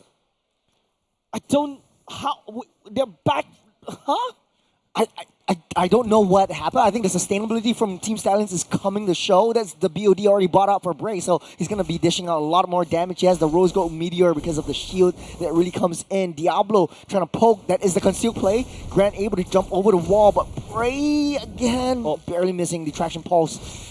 Doesn't catch it, but it's okay right now as, you know, Team Stallions actually playing on the side of Kingdom Esports side on the map. Mountain Shocker will be activated, but will not be able to catch anybody for now. They're just testing their damage at this point. Kingdom Esports wants to know how far Team Stallions are up ahead. And they're using Drinsanity to do so. And right now, Drinsanity can't just walk into 5 members' faces like that. Like he could do in the early game.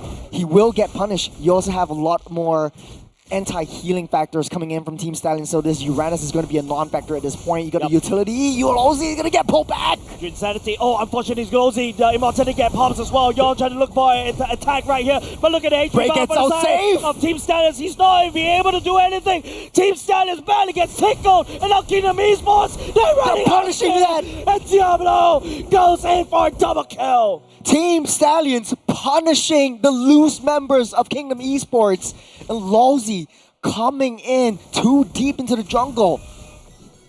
They're juggling it right now, 18 seconds on the clock, 18 minutes on the clock. They're taking on this T3 without the Lord to their name though. It's 5 seconds to make a beeline to it. The damage has been done.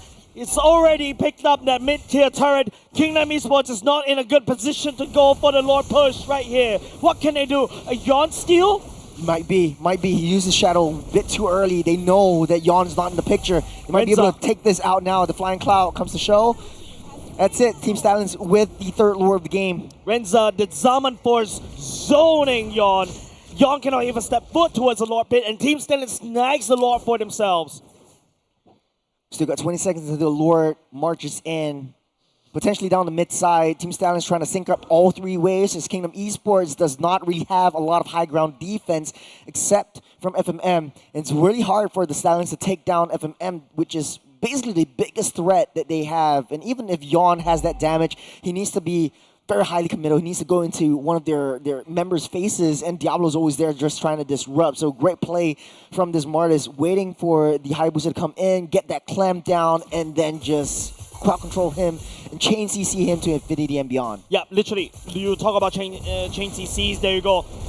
The Mountain Shocker already ready to CC anybody from the side, Kingdom Esports, and now the Lord is actually marching in. They're trying to pull all the way to the other side, keeping them busy. Team Stallions already marching in, and all of a sudden, Dosey's already gone. Diablo picking up a goal line. The goal! No more defensive on the side, Kingdom Esports, and Stallions ride into game, and they will be able to take this game again. They look happy about this, and they should be. That was a huge comeback game. A very late game play, which we both thought was going to be an early game draft. Very greedy, but they managed to pull this out. The snowflake, the snowball very delayed. There were snowflakes in the 10 minutes. They held on, and they snowballed. They became an avalanche. They overcome the odds against them.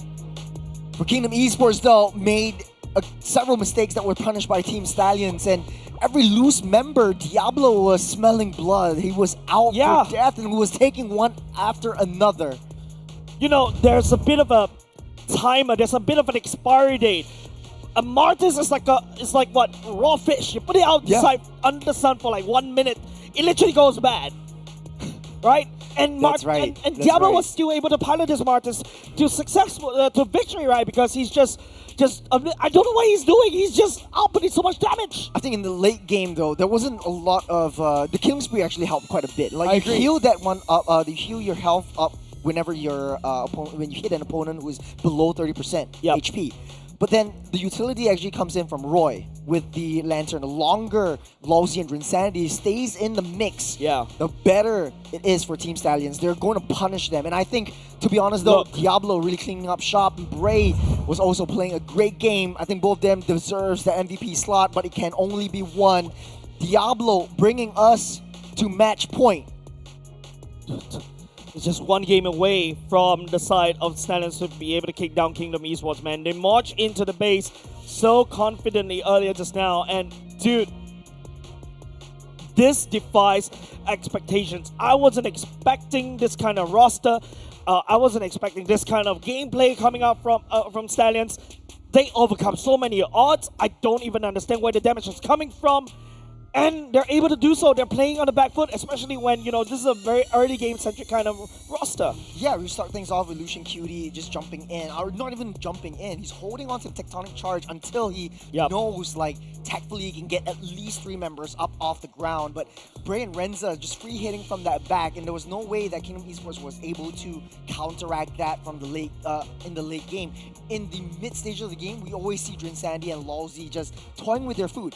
They're coming into the jungles, they're sourcing for information, but they don't really expect the damage really to come through from Stallions. So I wasn't they stayed expecting there that too long. as well. I thought they had the mobility. Juranos was able to jump over the wall, Lousy was able to dash in and out, have a little bit more vision. But I feel like their gameplay, they were a little bit too sacrificial. They wanted to go for the intel approach, wanted to go for the reconnaissance, but Team Stallions really punished that momentum. There's a period of time where Drinsanity was the problem, but all of a sudden, somehow something ticked inside for the side of Stallions.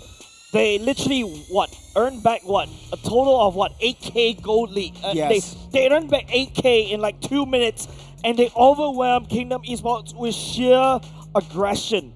Yeah, I think they were extremely smart in how they want to play around the Lord pit. And typically when the Lord spawns up, Drinsanity and Lousy was way too far behind the team. FMM wasn't in position yet, and they were just starting things that they can't finish. So Team Stallions just really punishing truly just Kingdom Esports. And I think that if this game really was extended through to maybe at least 25 minutes or so, Kingdom Esports would definitely have the upper hand. But they gave too much disrespect over the Team Stallions. They thought they didn't have that damage, but they actually do. Look at Bray, 100% kill participation. He was every single team fight, and he was dealing that damage so that Diablo can clean up shop. Yeah, and if you notice, Renza is actually outputting so much damage in the background, right? Alongside with Bray as well. Diablo, you know, he's just, like what you mentioned, the janitor with the mop, just literally mopping down Kingdom Esports. He has the most kills in his pocket because of his innate Sky Piercer stack and also his innate execution. And that's more than enough, right? Like, the longer this fight keeps going on, Renza's outputting the damage from far. Jinsanity cannot hold the damage. You can look at how Jinsanity, the amount of damage he's taken is actually extending beyond the UI as well. Oh man, I thought the chain CCs from Team Stallions was on point. You got Lucian Cutie with the knockback, with the walls. You got Roy to get the lantern pullback. And I thought the Diablo was actually doing quite a bit of things with his skill 1, skill 2 combo, clamping them down and just trapping them in within any single choke points. And I think Kingdom Esports was just baited by Stallions. Like, they were always fighting in choke points where Kimmy wouldn't have a good position, like in between the tri-bush. If Kimmy was there, I think it would be much easier for Diablo to get into that backline, take that Kimmy out, and that was one of the core playmakers of the game. And I think the shot calling from Stallions and just really being very patient throughout this game it really paid off. Yeah, and I feel it's just, this is the difference between Kingdom Esports and also Stallions, right? Stallions with that experience, they played a back foot before, and now it's back to the side Kingdom Esports. They're playing on the back foot right now, and I'm not too sure how they're going to navigate this out, right? Because that game should be theirs, right? They're doing everything right in the early game, and then all of a sudden they give out one kill after another. They allow Jinsanity to scale out of control, and then after that it's just Snowflake becomes Snowball, become Avalanche. They got covered by snow. You know, with that in mind, I think over the course of these 3 games, it was the blue side that actually got the 3 wins. So True. Blue side 100% win rate so far. Yep, and you know, there's definitely different first picks, right? Game number 1 it was Grok. Game number 2 was Lancelot. Game number 3 was a Yushin. Now I doubted the Yushin a lot. But still, Grok 100% win rate. So highly contested for both teams. Definitely on the chopping block if necessary. But very good drafting pattern coming in from Kingdom Esports. I think just the execution and the dare I say cockiness of the entirety of the team in the mid to late stage of the game. That's right. Well, we're gonna go for game number 4 very, very soon, but of course, wait, was it game number 4? I've lost count already. It is game number 4. Yeah, game number 4. We are in BO5 territory. Yeah, literally, right? Because, you know, there's so much back and forth between these two teams. Game number 1, game number 2 was really neck-tight as well. And don't forget, it is also, you know, game number 2 earlier just now was the longest game in MPL Singapore as well at 29 minutes. But you also need to remember, game number 1, we went all the way to 26 minutes as well. Yep. And this one was seeping into 20 minutes. It would have been if the Stallions want to play it a little bit safer and passive, but I think they just want to end this off and go next. You know what I mean? Definitely, right? And of course, you know, they're almost borderline 20 minutes as well. They ended at 19:22 as well. And with that said, ladies and gents, you know, this is what a interesting series ongoing as well. Don't forget, there's also tournament live at stake right here. And with that said, don't go away because we're going to go on a short break. We'll be right back.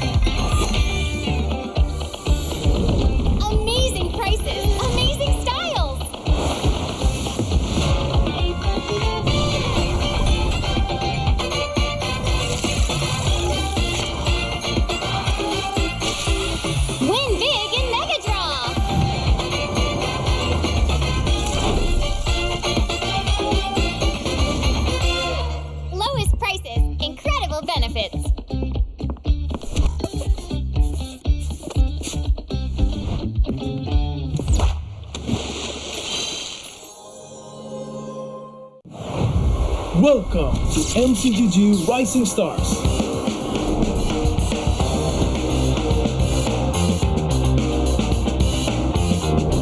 From September 12th to October 19th, take part in the regional contest, open to all players. Step up and prove your strength. Division finals will run from October 24 to November 2. The top 16 players in each division may advance to the next stage of MRS. Check your in-game mail for information.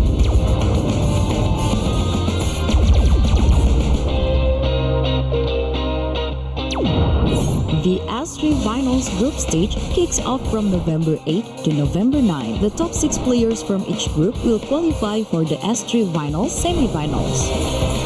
The semi-finals will be held on November 15. The highly anticipated grand final arrives on November 16. The champion will earn a direct qualifications for the first MCGG World Championship. The battle is on and the world is watching.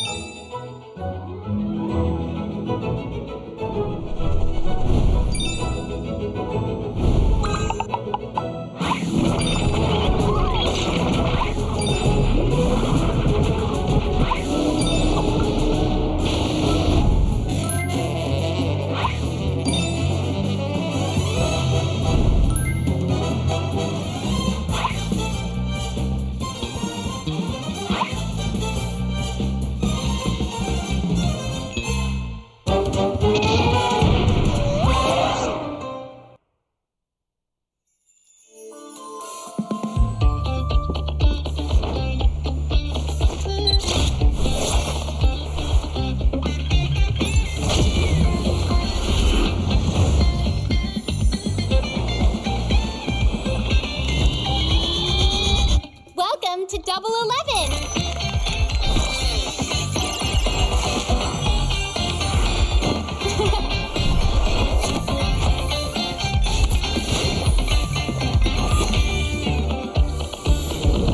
Amazing prices, amazing styles.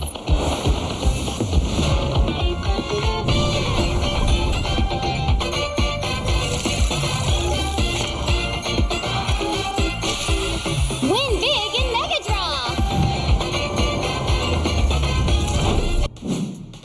It is do or die for Kingdom Esports. One game away from elimination in the championship round for MPL Singapore, and we are back. Team Stallions has been running it down in that previous game earlier just now in game number 3, and I still have no idea where the damage is coming from.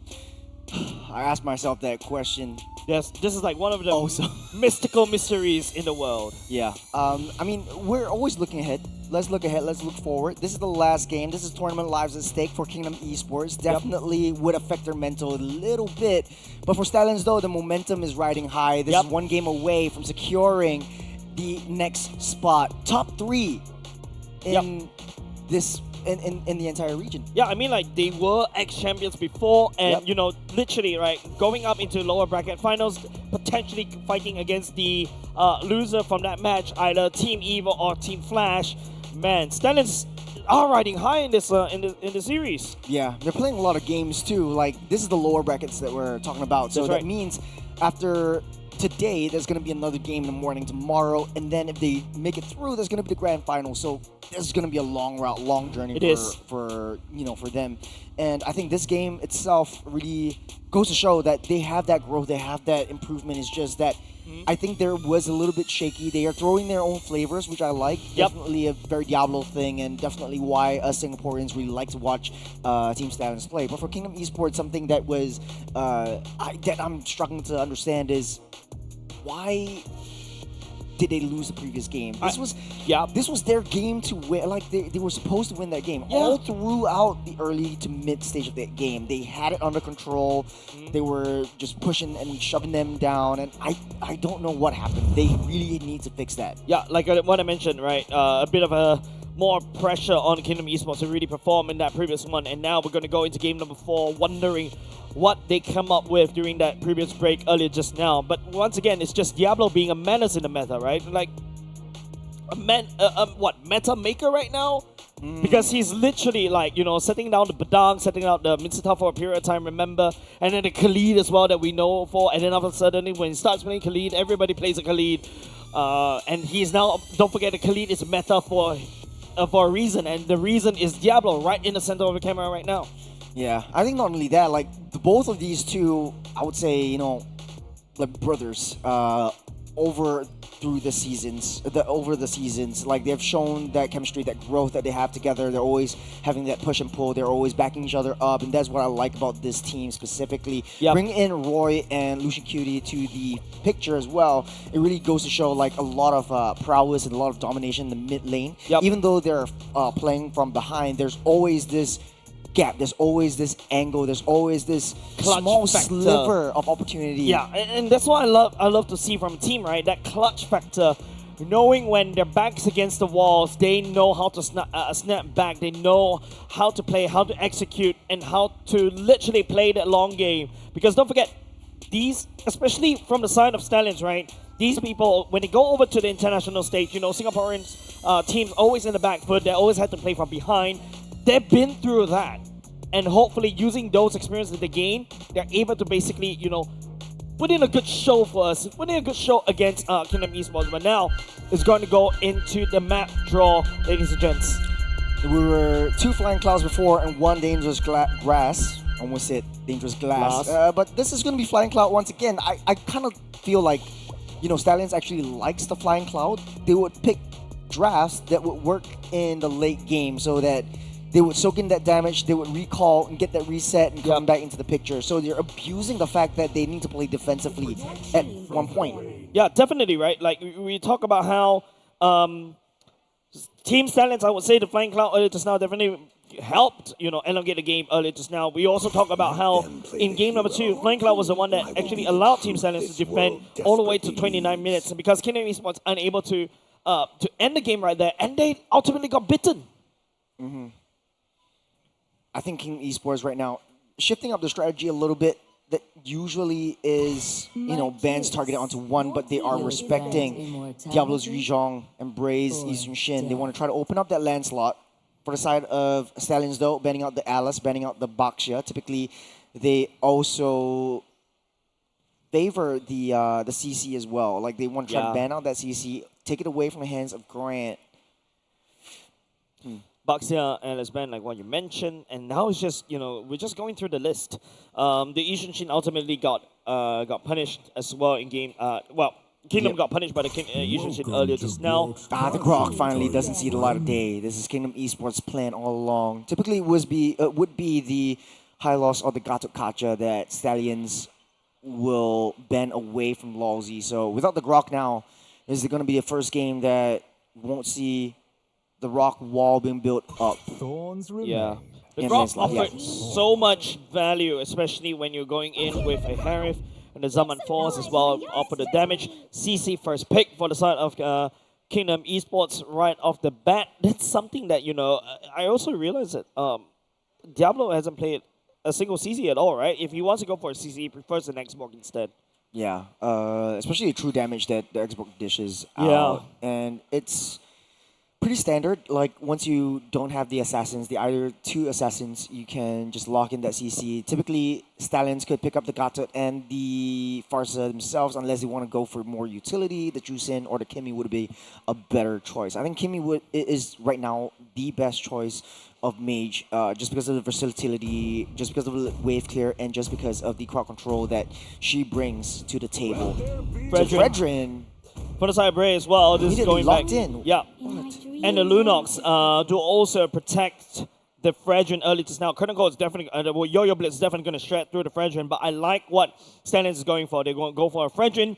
Then after that, they go for a Lunox to basically protect the Fredrin. That means that, Diablo is definitely going to go on the offensive right now. Expect, I don't know, the likes of Martis coming up again, the likes of, I don't know, Benedetta coming back up again. If Stallions wants to earn some style points. It's always a trade, right? Especially for the jungle and EXP of Stallion. So there's going to be the Yve as well as the Gato Kacha. I don't think a Granger would be a right pick for the side of Stallions. They will pick up the Kalea, so single target setups coming in from Stallions themselves. And I think for Kingdom Esports, though, I still feel like they've been playing a lot of fighter side lanes recently. Yeah. I wouldn't discount the fact that Grant wants to pick up the Ruby once again. I don't think it is a very difficult kind of approach because they still have some sort of sizable damage with the CC as well as the Yve, so they have some sort of protection from that as well.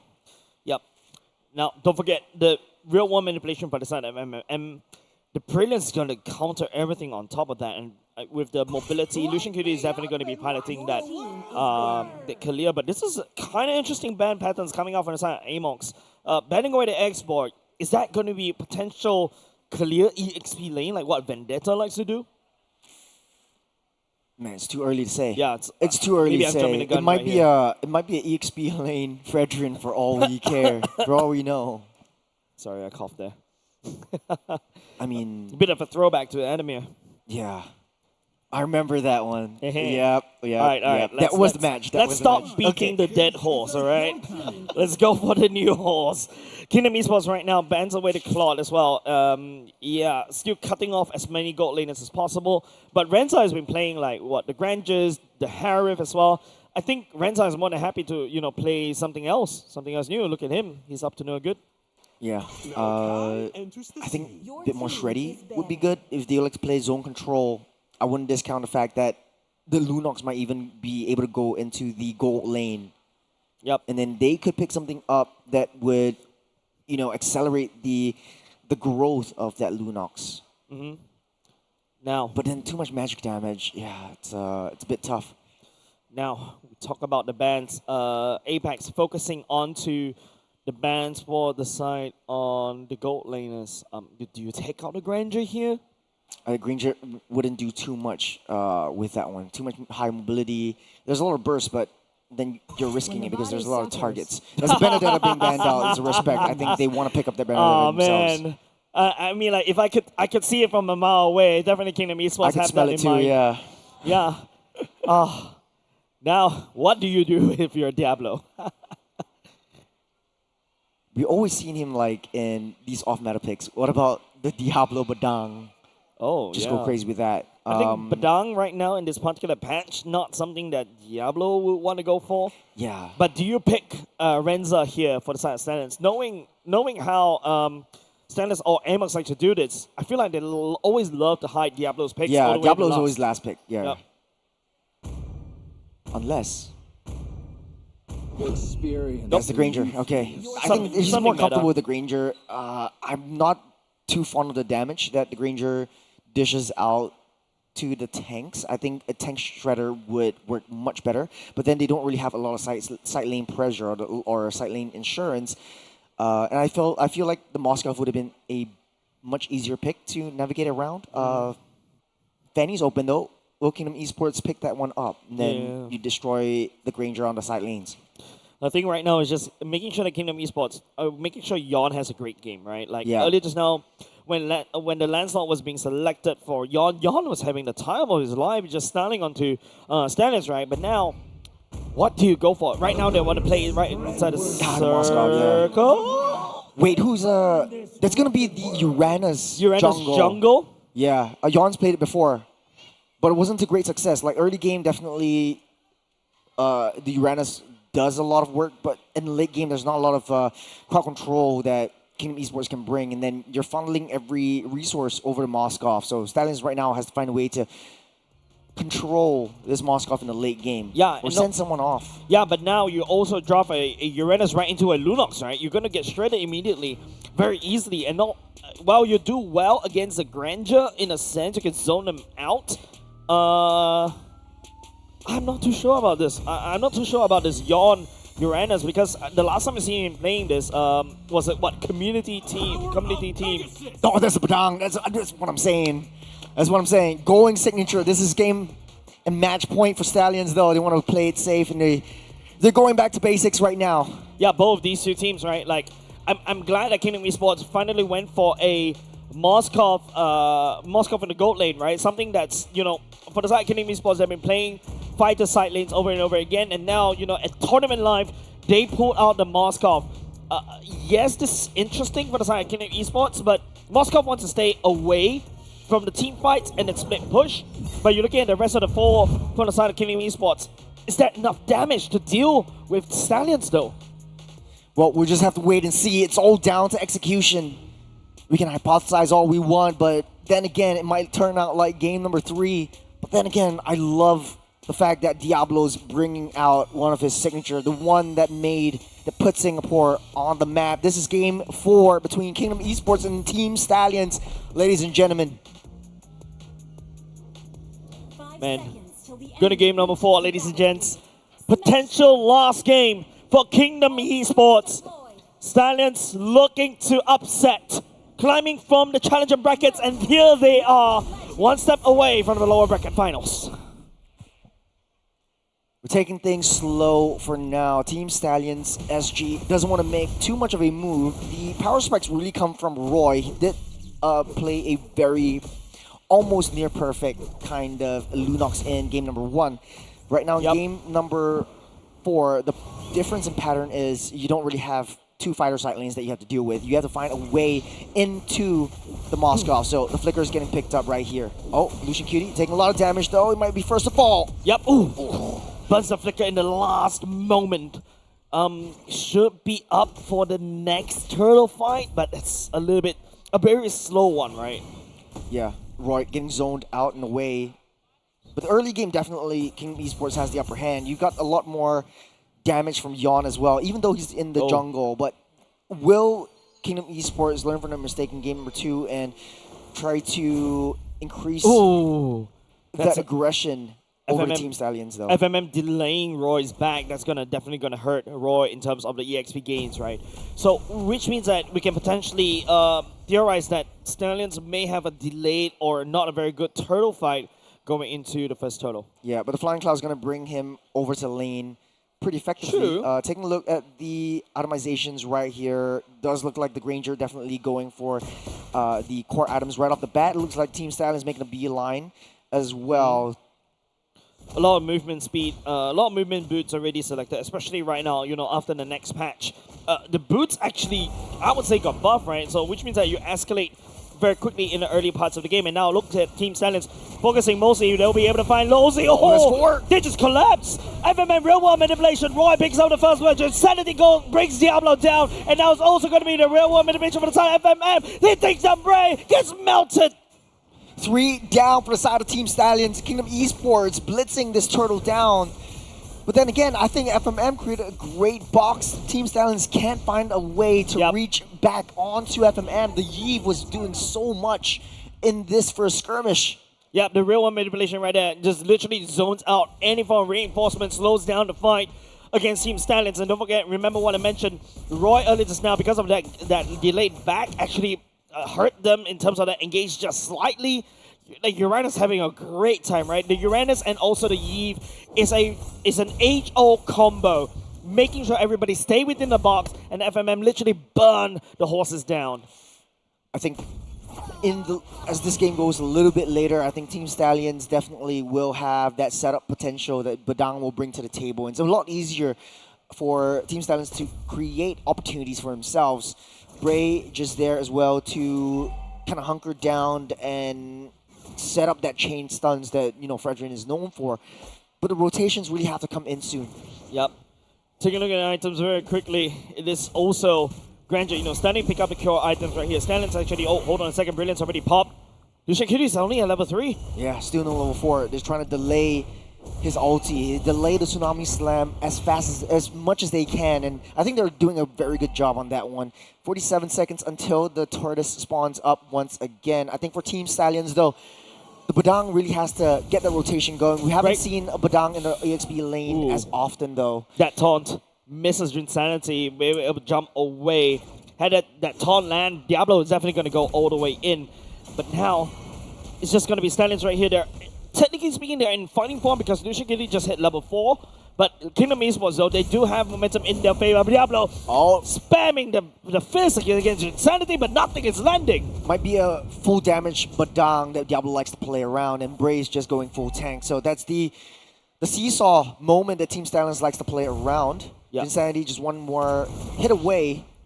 As Team Stallions cycling themselves up, Tortoise spawns up. Yeah, pushing that EXP Elena away from the side Kingdom Esports definitely helps Team Stallions in terms of the chances right here. They have to really try to blitz down the turtle right here, but Yo has something else to say. He just walks all the way in. The Tsunami goes pullback! Bray secures the turtle for himself. The Moskov with a spear tries to join the fight. He will go in as Kingdom Esports. They punish against Stallion in that turtle fight. All 5 members were right there.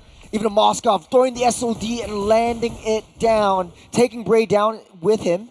Lorenza still having the rotation up to try to clear up that mid wave. Yep. Team Stallions, though, even though they're struggling, I don't think that this is too far a difference or too far a gap that Kingdom Esports has on top of them. Lozy in the vicinity. Diablo forced to use the ultimate right there to wave clear on top of that. Lucian Cutie tags onto Lozy. We'll be able to find it, but it's going to be the jungle fight right here. The 2 tanks coming in. Renza will be there to unequalize that fight. The Praises Rev goes down, but Yawn just laughs.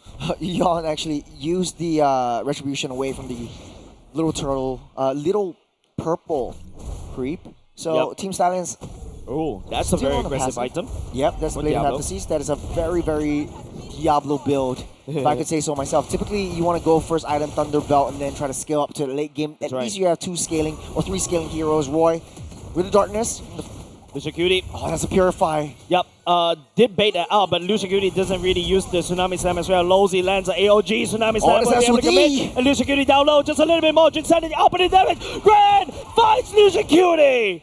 It's 5 deaths on top of 1. Team Stallions, they're playing on the defensive. You don't have 5 members yet. Kingdom Esports are ramping this up though. They have the aggression, they have the movement, but Lozy taking a lot of damage. Renza just slow free hitting from that back. Box is already built. Real one manipulation. The Praises Rev finds Lozy though. It's going to be Bray. The taunt right there will be finding Roy. Stepping forward with the brilliance, and all of a sudden Stallions actually pushing back against Kingdom Esports as Roy picks up, and now that Bray stepping forward as well. Just zoning 3 members with the side Kingdom Esports down. Team Stallions playing back from the dead, using Flying Clouds to their advantage. They love this map, don't they? Now the turtle will go over the hands of Team Stallions once again. Yawn not there, and we see a lot of fallback from the Uranus. So once it hits that late game mark, yes, so they want to play. That is illegal. What a beautiful spear! Oh my god, that's so illegal. But that was beautiful. That was so beautiful. No intelligence, no vision, and just pure instincts. Lozy trying to trap Renza though. And all of a sudden, Stallions is actually getting trapped. Renza going down right there. Amazing pickup on the side of Kingdom Esports. That spear took over by surprise. And they have the upper hand once again. Kingdom Esports, 1,000 gold lead. Team Stallions still. Even Stevens, as Bray struggling to keep afloat on top of Yawn. Oh man. I'm still recovering from that spear right there. That's completely blind. There's no information, and all of a sudden, that literally knocked the air out of Stallions just a little bit because they needed that turtle to basically increase their momentum, and now got denied by Grant. Well, not only caught us by surprise, I think catching Bray out of surprise as well. But Team Stallions, we have been in this situation before. Bray. Down low just a little bit. Lucian Cutie trying to pick up as well, but real world manipulation actually a little bit too shallow. Unfortunately, the spear does land, but Stallions will not be able to find any form of pickup. They did receive a few bunch of damage, but Diablo is not in the vicinity as well in that fight. Speaking of damage, FMM is really starting to hurt. That's the glowing wand as well. Possessed items though. That is going to be the DHS next build. It's typically the Blade of Heptases, the DHS. I feel like if he wants to, he could go for the Sky Piercer if he is very, very greedy, but this is pretty much a tit-for-tat seesaw kind of a Bray and Diablo synergy, if we're talking about. Bray stepping forward. Ton will be able to find Yon, but that's not the main target. This is not the person that they're looking for. One of the members is shredding this Fredrin down, and the concealed play coming in. Lawsy read that like an open book, instinctively dashes away. Lord spawning up in 5 seconds. Team Stallions away, trying to maintain that wave priority on the bottom side. You have that Moskov, though. They know where Grant is, but they don't want to risk it too much. SOD could be able to initiate that team fight as and when he wants. But what is Stallions' play right here? They're on the back foot for like the past 9 minutes. There's a bit of an opportunity for them to take the turtle. It got denied by Grant. Lucian to try to pick up. Oh, they will be able to pick up Yon right there. But FMM more than happy to take that. The AOG for the side of Losey. They're fighting inside the box. The Bray, Abraser's Wrath. Not good enough for the side of Kingdom Esports as they will go in ham. As Moscow just shred the damage on the bottom slide. They're taking way too much away from Stallions. The synergy between Lawsy and FMM, creating that box, using the AOG to pull everyone into the box so that he does that damage. The utility Eve is not so utility anymore. That is a monster. That is what you would expect to see in an elimination match like this. The power really comes through. Yeah, Kingdom Esports looking to equalize that score right there. And literally, like what I mentioned in the draft, this is an age-old roster. A Yves, a Uranus, you add that Gato Kacho right there. Everybody fights inside the box. Stallions is trying to get out of the box. You know what's worse? Right now, Braze is left all alone, trying to pull himself back up. That's the AOG into the fray once again. That's deny FMM onto that. Using the Darkening, Roy's able to find its angles. Insanity tags on the Roy, unfortunately. And Yon right here, the SOD does land. We'll be able to find it. That's a shutdown for the side of Grand. This SOD is starting to get a bit too much for Stallions to handle. There's a Trinity already built up by Grant. That's the damage really coming through from this Moskov. Good find by Roy, but it's not enough. Bray is unable to handle the damage that the frontliners bring to the table, and Kingdom Esports is going to blitz this down. Yon's already in the picture. Lawsy shoving everyone out of the way. Scout out, and now there's no SOD. Rensa, you are not a Moskov. Go home. And literally, Jinsanity is also doing that as well. Lucian Cutie try to push Jinsanity away, saving Rensa for now. This is Kingdom Esports picking on the Lord for themselves. Curtain call already used up as well. Kingdom Esports has been in this position once before. There's a 3,500 gold lead for KE. Team Stallions, though, they do have high ground defenses, and they really like to play around this flying cloud. So if they want to play defensively, they can. They can go passively. They can try to bait out all that offenses and the damage coming in from Kingdom Esports. But Diablo really has to show up right now. Bray cannot step into the box. Stallions need to think outside the box. Sorry, play outside the box. Literally, because like FMM is just setting up all these traps and catching one after another. All of a sudden, Team Stallions is just going to fall. Diablo unable to find the damage onto the backline is actually starting to hurt. Oh, good pull, good slam. Slam will be able to find Uranus. Losey though. Losey's more than happy to take that one. Roy goes in for the darkening form. FMM burns Bray where he stands. And there's still a Lord marching down bot. Not looking so good for Team Stallions. Bray definitely gonna get a little bit mental at this point. Every single time he gets trapped down and everyone wasting their resources on him, Team Stallions can't even get close once that box is built up. Everyone's just trying to get away, but they're all trapped in and pulled back in by Lolzy. Good zonal control by Kingdom Esports. Right now it's just the Lord literally penetrating down bot already for the side. Stallions on the back foot once again. Diablo, you're greedy. Oh, that's a Sky Piercer. 0, 2, and 2 with the Sky Piercer. I think it does make sense at this late game mark because you don't really need to spend a lot of resources. But Bray, Yon is more than happy to step forward. Bray, Ton, Appraiser's Rap will not be able to land. Grant picks up the kill. Diablo goes on the back line. Will be able to fight Grant, but Grant dealt unfortunately not enough damage for the Sonic Kid. Stallions will basically push back. Kingdom Esports still 5-man strong. That's a clutch win of nature from Grant. You're soaking up that damage, it's not enough. Diablo! Oh, Kingdom Esports definitely going for the winning march right there. They're looking to equalize the real world manipulation coming as well. Burnt down. The SOD goes in as well. Stallions desperately try to hold. It's just one against the world. In Kingdom Esports, they're not going down without a fight. We're going into a Game 5. We're going the mile with this series. Kingdom Esports and Stallion, they don't go down without a fight. A revitalized for both these for the side of Kingdom Esports. They seek to fight again. What a performance. What a show of maturity and chemistry from Kingdom Esports, though. They had the upper hand, and there is sort of like this narrative to the story. Every single game that we watched so far, it was the losing team coming back every single time. Early game, it felt like, you know, Team Silence had the upper hand. They had all the tools and their resources to deal a lot of damage. But in the late game, it just feels like FMM's box was just way too much. Every time that is set up, Bray goes down.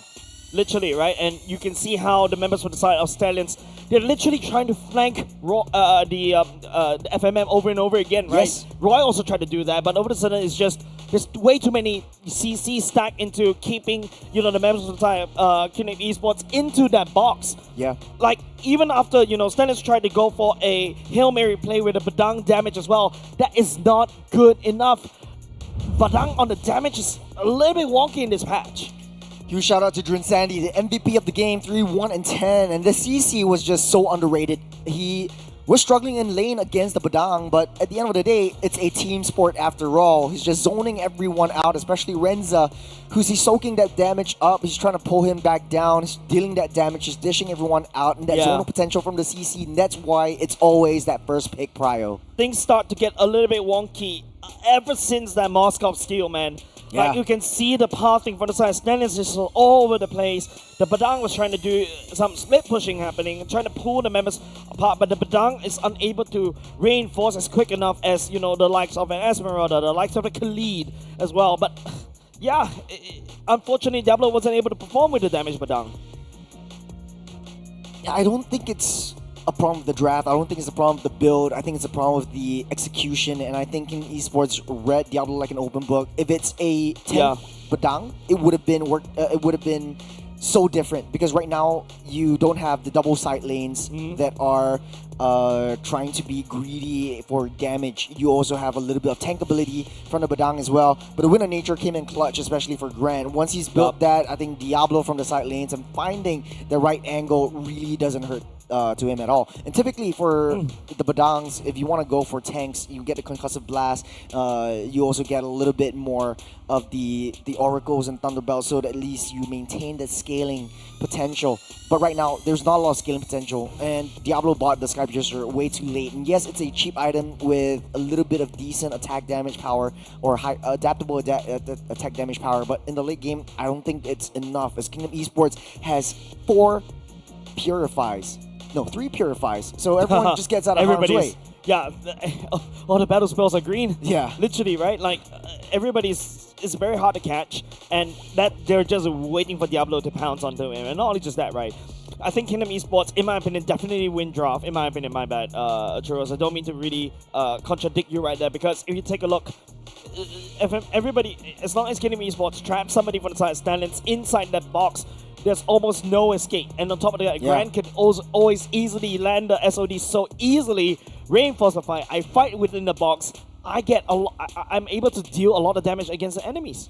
I think, look at FMM's damage down, and I echo you 100%. Every single time the box is being built up, Bray just melts down. Yep. And I don't know if it's the work of Insanity or if it's FMM, but the utility that you build up. And typically, like in the past, if you play a Fredrin, you build you draft a Valir against that, so you push Fredrin away. Okay. Remember that kind of era.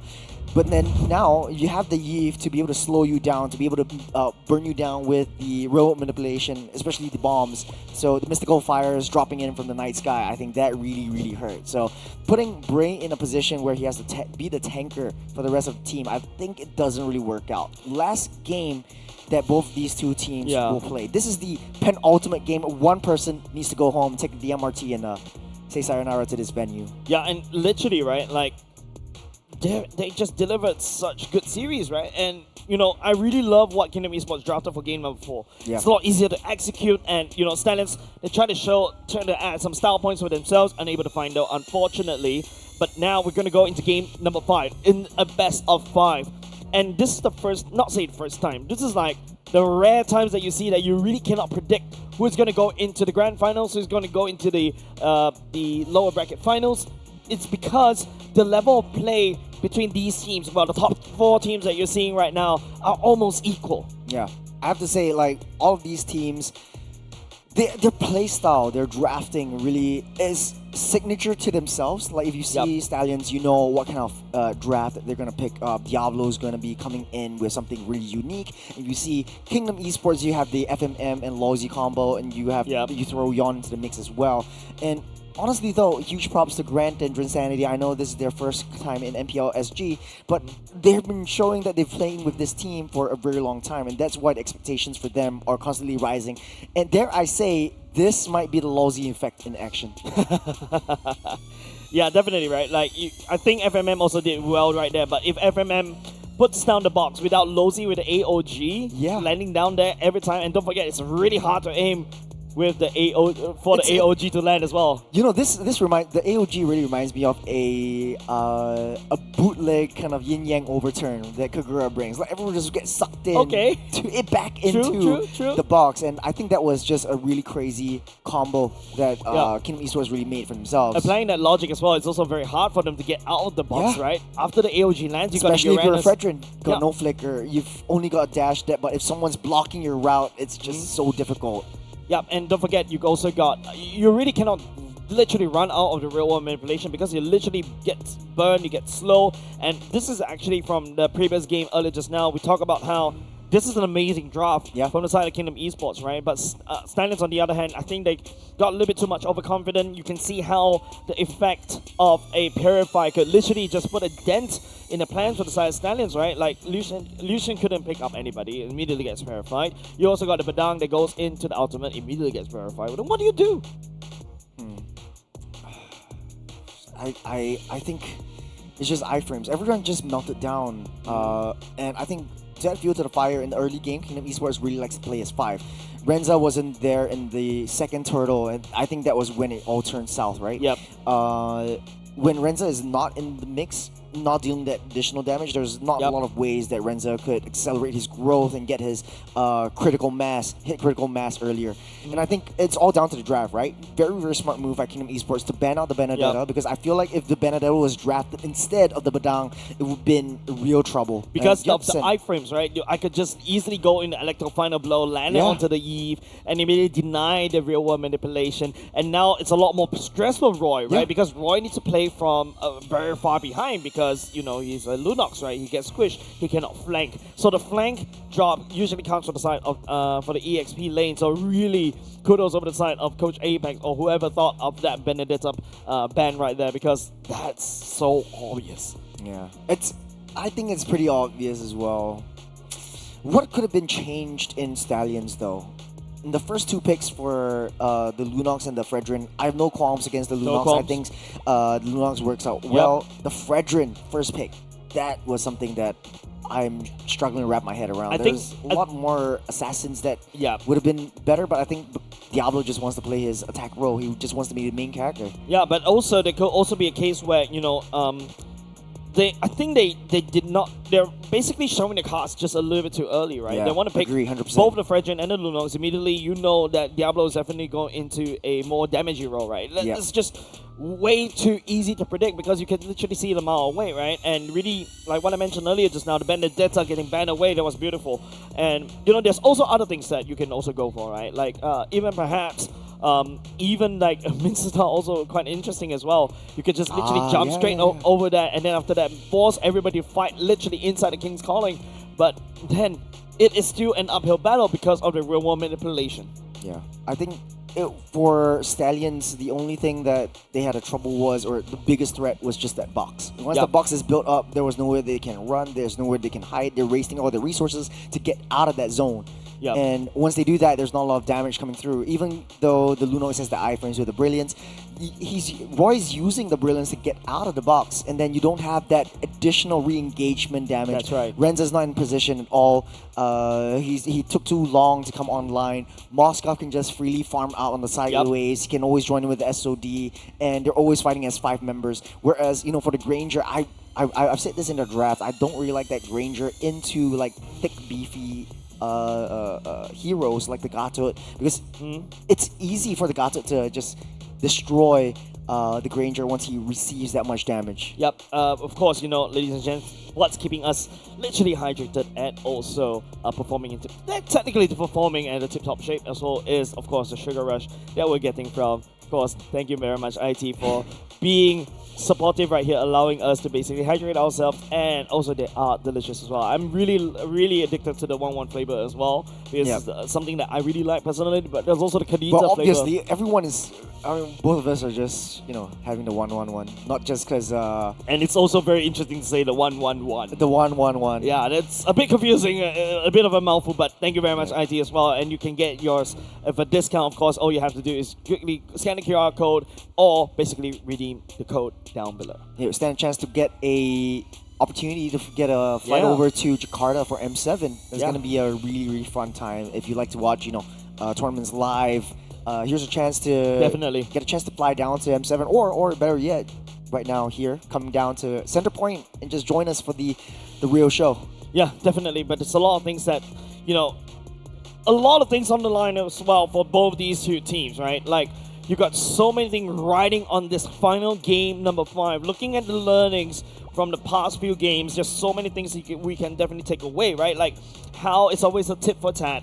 How, Kingdom Esports, they when they're fighting together as a 5-man wombo combo, they are really strong. Yeah. You really cannot deny that. But Stallions, on the other hand, they rely on the mobility to basically maneuver around the map, and they're basically winning in terms of these macro. Yeah, I think not only that, just Lucian Cutie has a very tough game. I don't blame it at all. You have 3 purifies and it's 3 of the main targets. Once he pulls anyone in, they just purify out of there. And even if they use the panic purify, at least they're dissuading Lucian Cutie to come even close to them, remotely close. And if they can't play a Tsunami Slam, an immediate shutdown, like it's a typical Kaja Kadita kind of concept. Like immediately pull back, immediately destroy. Like search and destroy, but it's only single target. Yeah, if you can't do that, then there's no point. Yeah, like the whole roster literally get denied by 1 battle spell. Yes. Purify. Yeah. I fear that, man. I fear that battle spell, literally. Okay. I fear game number 5. Okay. It's coming up soon. Players are getting ready. We're going to be jumping into screen shoot soon. But what do you want to see? This is your last game for both of these two teams. One team will get sent home. One team will get eliminated. And it's your last, I would say, hour in Centrepoint in MPL SG Season 10. I don't know. Personally, I want to see the best of both of these two teams. I want to see Yon really performing well on his assassins. At the same time, I also want to see, Ray as well, right? Performing whatever he does, like his calling, his. You want to see an anime assassin versus assassin main character match? I want to see a good match between these two teams immediately. Like how game obviously. number 2 that was great. Game number 1 was also great.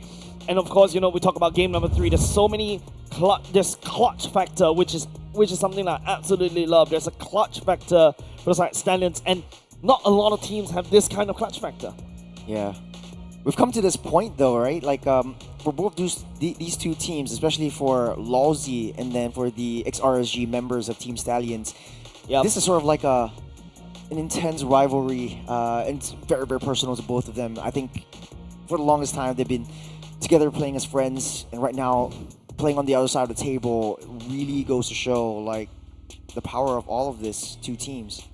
Yeah, a bit of a different mood as compared to when we started game number 1, right? Stanley's right here locked in as well. You can see a bit of exhaustion in my opinion for the Solution Cutie. A bit of a different mood as compared when we first saw them in game number 1. Yeah, it is a tough pill to swallow. You have statistically a better team. You went out in previous challenger rounds, but you have to give a lot of respect over to Kingdom Esports. They've learned, they've grown, they've shown a lot of adaptability. They fell down, they got back up. When your backs are against the walls, they're locked in and ready to go. and there's only one direction that can move up. It's forward. Well, I mean, that's one way to say it, right? Especially when you're down bottom, because trust me, I feel like Kingdom Esports, they've been down before, they've been beaten down before, and now they've only got to have to look up. That's really why I'm saying churros. But of course, they have to lock into the next game. This next game, the winner continues on their journey in MPL. The loser forced to go home. Well, both these two teams, you're locked in and ready. Yep. No more smiles from both sides. Very, very serious now. I think... game face on. Yeah. And like you said, like, over the first 4 games that we played, it's very even. And these 4 teams, they're very evenly matched. Like, the top 4 teams are very evenly matched. And you expect nothing else to see maybe a 30-minute game. You don't expect anything else less you see a true best-of-5 with a full 5-game series. Especially for the opening match of day number 2 in the playoffs here at Centrepoint. Yeah. If you're down in the arena, you see like a lot of people sitting down in the stands. You see, if you look up, there's just a crowd of people as well. So huge shout out to everyone in here at Centrepoint. We're having a blast, and yeah, we're getting things going. Yeah, I hope you guys are having a blast too, because this is literally a lot of emotions riding high for these players as well. Don't forget, tournament lives on the line for both these two teams, and the next game will decide it all, whether they get to stay or they go. We're playing map roulette. We've had 3 games of Flying Cloud today. One dangerous grass. Flying Cloud seems to be the map of choice for Stallions. For Kingdom Esports, not so much. They like that aggression going through. It's going to be great. Dangerous grass once again. Okay. So 2 dangerous grass, 1 Flying Cloud. There. For the 5 matches for today. 3 Flying Clouds. 3 Flying Clouds. 2 dangerous grasses. But of course, dangerous grass, one of my favorite maps as well. It really opens up so many ways for you to maneuver around, especially when you're on the side of Stallions. That's when they really bare their fangs, right? They literally know how to play around teams, especially if teams don't do the due diligence to open up the map over and over again. They ultimately get punished. So far, I don't feel like it favors any team more than the other, because we've seen the Special Forces maneuver that LoZ has created in game number 2. Definitely. We've also seen during the regular season that Lucian Cutie notices some bushes that were quite crucial and critical. And I remember Chip being one of his signature picks as well. So if he wants to bring that out, I think Kingdom Esports has a huge game to play as well. So it favors both of these 2 roamers and how they want to maneuver and shot call the games. Don't forget, both these 2 roamers were from the same team as well, right? And LoZ, you know, in RSG in Season 3, and then when you come to Season 4, Season 5, Lucian Cutie joins the fray as well. There's so many things that you have to look out for, especially Lucian, right? He's also had a bit of a stint right there this year as well, coaching for another team. So he definitely has grinded, does his homework, and now he's back at it in MPL Singapore. It's great to see another fellow import coming back as well. You know, this story is going to be a very, very bittersweet moment. Whoever wins this game really flips the script. There's going to be definitely a very new contender in the lower brackets, in the top 3 as well. Yeah. For one, there's the LoZ effect. LoZ has never lost a finals ever since Season 3. So it's been every single team that LoZ's been on has won. Yep, we have to go into this last game, ladies and gents. It is Dangerous Grass. Game number 5, the draft is afoot. It's a 100% win rate for the blue side, if I'm not wrong, correct? First pick? Yep, as of now, yes. It seems like blue side is the winning side. Yeah, it's a 100% win rate for the blue side. It kind of seems for like... the series. Yeah, they manipulate the draft. Yep. They know how to psych their opponents up to picking what they want them to pick. We'll be having a little bit of a short little issue right now, but as these things get resolved, typically the traditional bands off the charts are Alice's, the Baxias. Alice brings so much to the table in a lot of in these team fights, right? Yeah. Total fights, a lot of fights, especially when the meta right now is... Is Rinsanity signature hero as well? Definitely, and of course you talk about how teams, especially when they have double fighters, it becomes a whole lot brawl. Yep. And then after that, the last thing you need is somebody literally going into the middle of the whole team fight. You don't know where she comes from. She comes from the flank, explodes with the Throne of Ruin, and immediately everybody gets stunned. She's healing and also doing damage to you. If you don't pack a Lunox or a CC or even a carry, you'll be in a whole lot of trouble. High sustainability from the Alice as well. I think on the other respect side, I think for Kingdom Esports, draft strategy is more of like, let's white target. Let's ban out the signature heroes that we don't want to face. So the Guinevere and the Yuzhong has been banned out, I think 100% of the time for all the 4 games. Interesting. And then Yi Sun Shin, as well as Lancelot, is a trait for both of these 2 teams. You want to pick one up, drop the other. And then, of course, the Alice. So that is, of course, the Baxia. Interesting fun fact for this series. Diablo is always last pick for all of these games. Yep. So it's easy to read, right? Like, if you are Kingdom Esports, you kind of don't really need to fear Diablo that much. Let's just hypothesize right after that. Like, he's kind of flexible, but then again, we can utilize his flexibleness to his disadvantage because we can ban out all the heroes that we know that could counter his playstyle. Yep, we're looking at the bans right here. The Alice, the Lancelot, the Baxia, and the Yushin. That's what you mentioned. These are common names that you see in the banning pool. Chip is definitely going to be very... I feel like Chip, personally, is a very strong hero in Dangerous Grass because of how... You could just pop out anywhere, right? And then after that, start flanking, bring everybody into this fight before you notice, and then get out. Yeah, if they want to pick up the Chip, though, they have to ban out the Eve. We've seen what the RWM can do once you lay down the portal. Yep, and, well, the Alice is out already because when you use the Alice against a Chip, it was so funny to watch. Especially when everybody comes out from the portal right into your TOR. That's absolutely hilarious. Welcome to That's the Grok being banned out, so no more Grok for either side. Yep. Literally burning all bridges right here. Trying to go for a reset in the slate. CC is up for grabs, but is that something Stallions will pick up for themselves? First pick, CC would definitely go into the hands of Renza. I don't think Diablo will play that CC, so it's going to be a double fire side lanes. Bray definitely going to pick up the Assassin this time around. There is quite a bit of options right now, but if KE just wants to deny that, it could take away, snap pick up that Hayabusa. But STS might be able to do with a Ling. I know it's a very long shot, but I feel like it's still a possibility for the side of STS, yeah. Interesting, right? Like, Ling really cannot... in my opinion, Ling doesn't really perform in this meta. Like, right now the meta is all about, like, I just want to go Fanny, though? I want to go fast. I'm going to go fast, right? Fast. I don't know what American you just turned text in there. Yeah, I want to go fast. I want to basically farm up very quickly. I want to snowball harder. The Ling takes 1,000,000 years to farm as compared to Yi Shin right now. Yi Shin is strong because of the Mountain Shocker, the review, and the stun massively. The AoE stun is just crazy. So that's why the Yi Shin comes back into the meta because of that.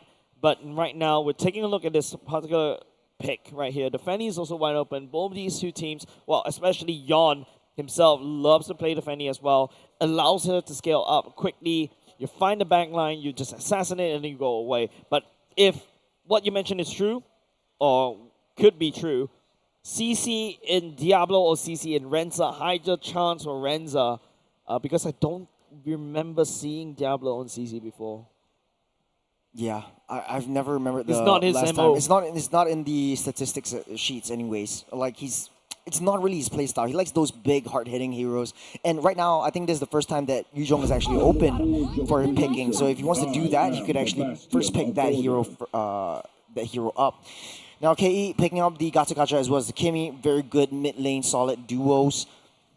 STS, on the other hand, if they want to go for this, they have to go with an assassin in the jungle right now. Look, Team Silence has always picked Diablo's heroes all the way to the end.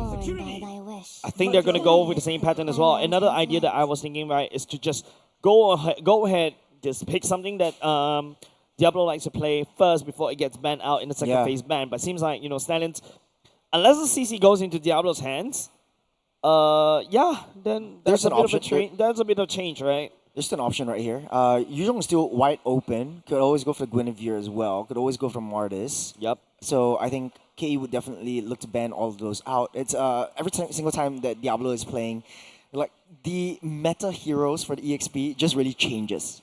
like right now, there's a lot more options that we have to consider, right? Oh. So the export actually gets picked up. It could be flexed, like going into the EXP or in the jungle, and both really make sense too. Yeah, jungle, you can literally burn down what Stallions, because Stallions' next few picks definitely needs to be more tanky, right? Kingdom Esports expecting that, so that's why Xbox go and Kimi goes as well. These are shredders that can literally melt down tanks like it's nobody's business. The Gato especially will be able to keep somebody in, and they've got decent amount of CCs already. Distraction Pulse on top of the AOG, on top of the taunt is just absolutely wonderful. Hey, just entertain this idea just a little bit. STS likes to play a little bit more team fight centric. At least now you have Hayabusa to go into offside. Remember Camilla of Season 8 or Season 9? There's a Camilla on the side lanes. You have the curtain call as well as the Lantern Flare. That would create so much issues for KE. Yeah, because they like to group up together. Yeah, and there's a bit of a buff for the Camilla, right? Now instead of having 2 Lotuses flying around, you got 3. You're upping the damage, and Kingdom Esports just don't want to deal with these two.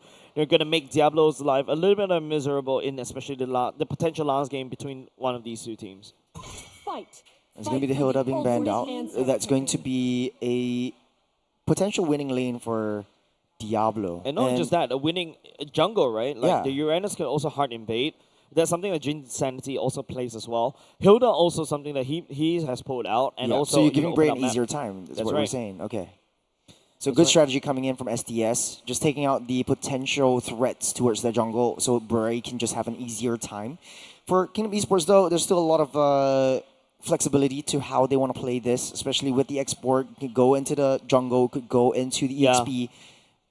There's a lot of flexes right here for the side Kingdom Esports. But this one, unfortunately, will show their hand on what they're going to go for in terms of how they're going to assign the roles for each of these heroes. Esmeralda coming in. Okay, so it's going to be X-Borg jungle. Yeah. Actually, it could be an Esmeralda No, don't go there, Churros. It's the Churros signature. No. We played one round of MLBB. He pulled the Esmeralda jungle, and it's like... It works. It just works. It just makes sense. In your life, yes, but not in real life. Okay, we'll just see. Because it's flexible on both ends. Esmeralda still has some amount of damage to be able to clear it effectively, clear the jungle effectively. Just that's why Uranus was also picked up as well.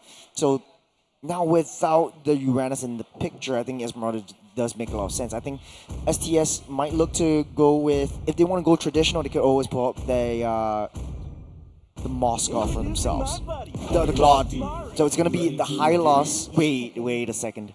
High loss, Because when I think high loss, I think Diablo. So he plays the high loss in the EXP as well. So it turns out Diablo will go for CC duty this time around. The CC actually works really well against Kingdom Esports, right? Like you got Esmeralda to shred through, got the Xbox to shred through, and the Gatot as well. But of course, the CC needs to be, you need to play up close, right? So that's also may provide a bit of a opportunity for the Xbox to literally burn through you. And now with the Claude, we haven't seen Claude in a long time.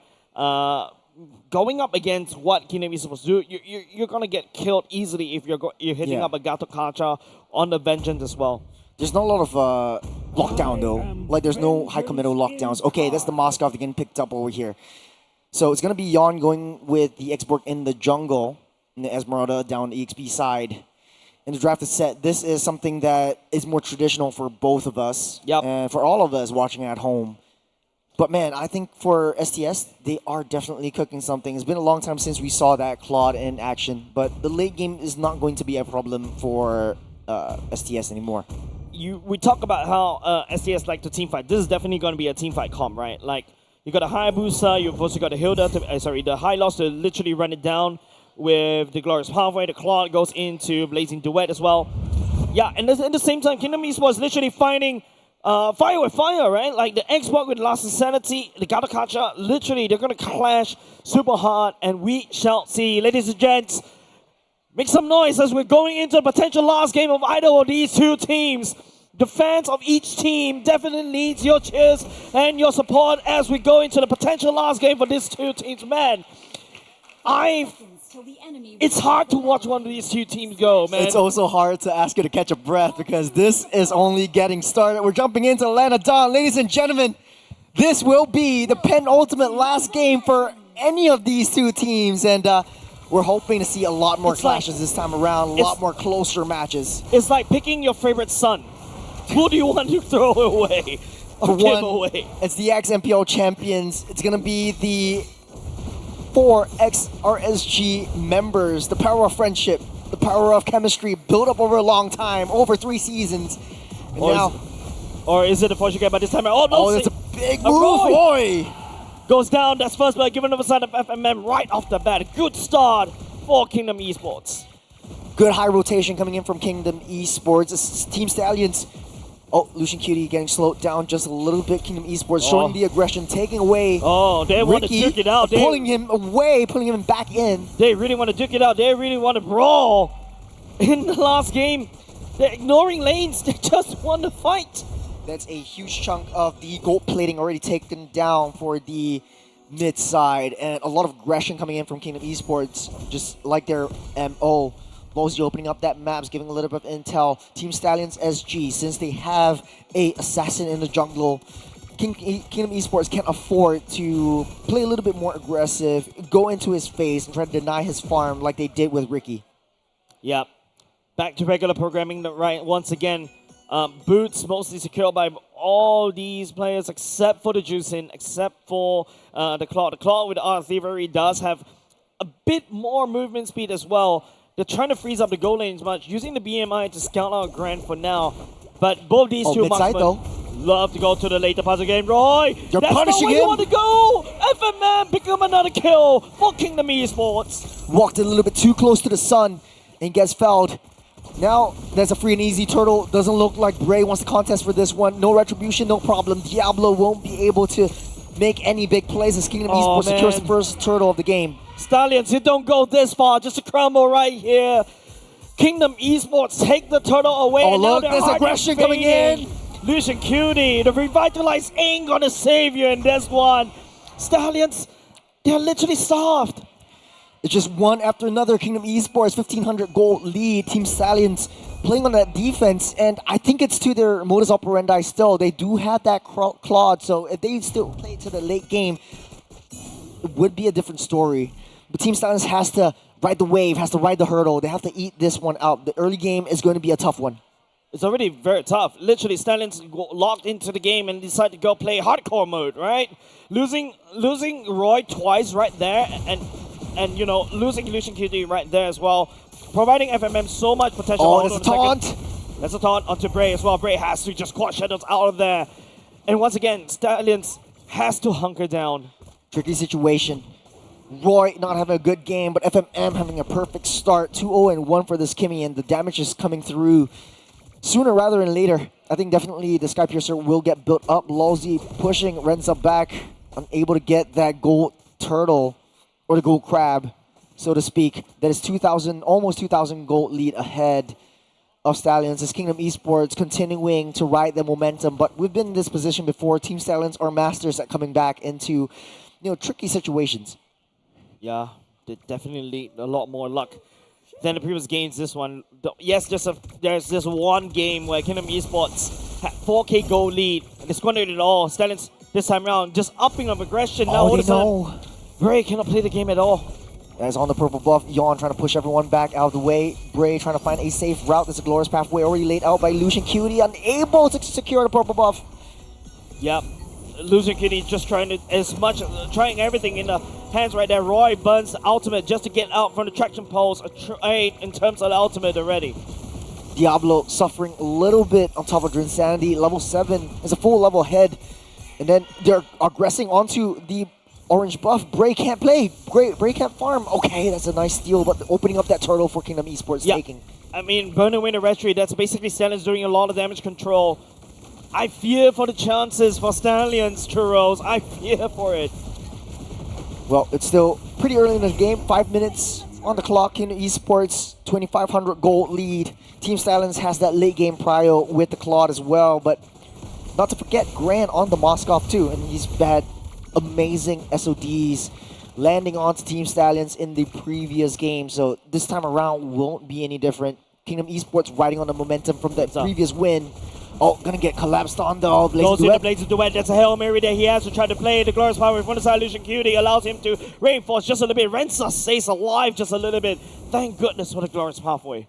Good play by Renza using the BMI to try to get out of a sticky situation, but he has to play very passively right now. And if you're playing a late game marksman like a Claude or a Moskov, you really need that early game small little lead that you have on top of your opponents. If not, it's going to be very, very difficult for you to come back into the game. Yeah. I really want to see how Kingdom Esports navigate this one, but Lucian Cutie gets stunned up just a little bit. But still, okay, FMM is just outputting damage, dishing out Odacray. You can see how Yon just doesn't really care. All of a sudden, Stallion's jungle is his. Yeah, Roy is trying so hard to use the Lantern Flare to try to do any damage onto Yon, but it's just a tickle. No, we'll not be able to do anything as a Grand dismantling topside turret. First turret for the side, Stallions goes down. Stallions are struggling. I hate to see the day. I hate to see this game where Team Stallions are really just playing on that back foot, playing way too passively, super defensive on how they maneuver around, just taking a safe route. Every single misstep that they take, they're going to get punished. And they do. Kingdom Esports has a little bit more burst damage from the early game. They do have a little bit of the setups from Esmeralda as well. Drinsanity is joining the fray. That's a 4-1 composition. They're sending Grant down the bottom side to try to deal with the wave on the opposite side of the Tortoise. No way that Stanley can do anything at all. They can only hope to find something in the later part of the game. They can only hope, but especially at this juncture, hope. I think it's not enough against Kingdom Esports. Kingdom Esports is Bray just doesn't have the shadows though. doing Okay, everything right now.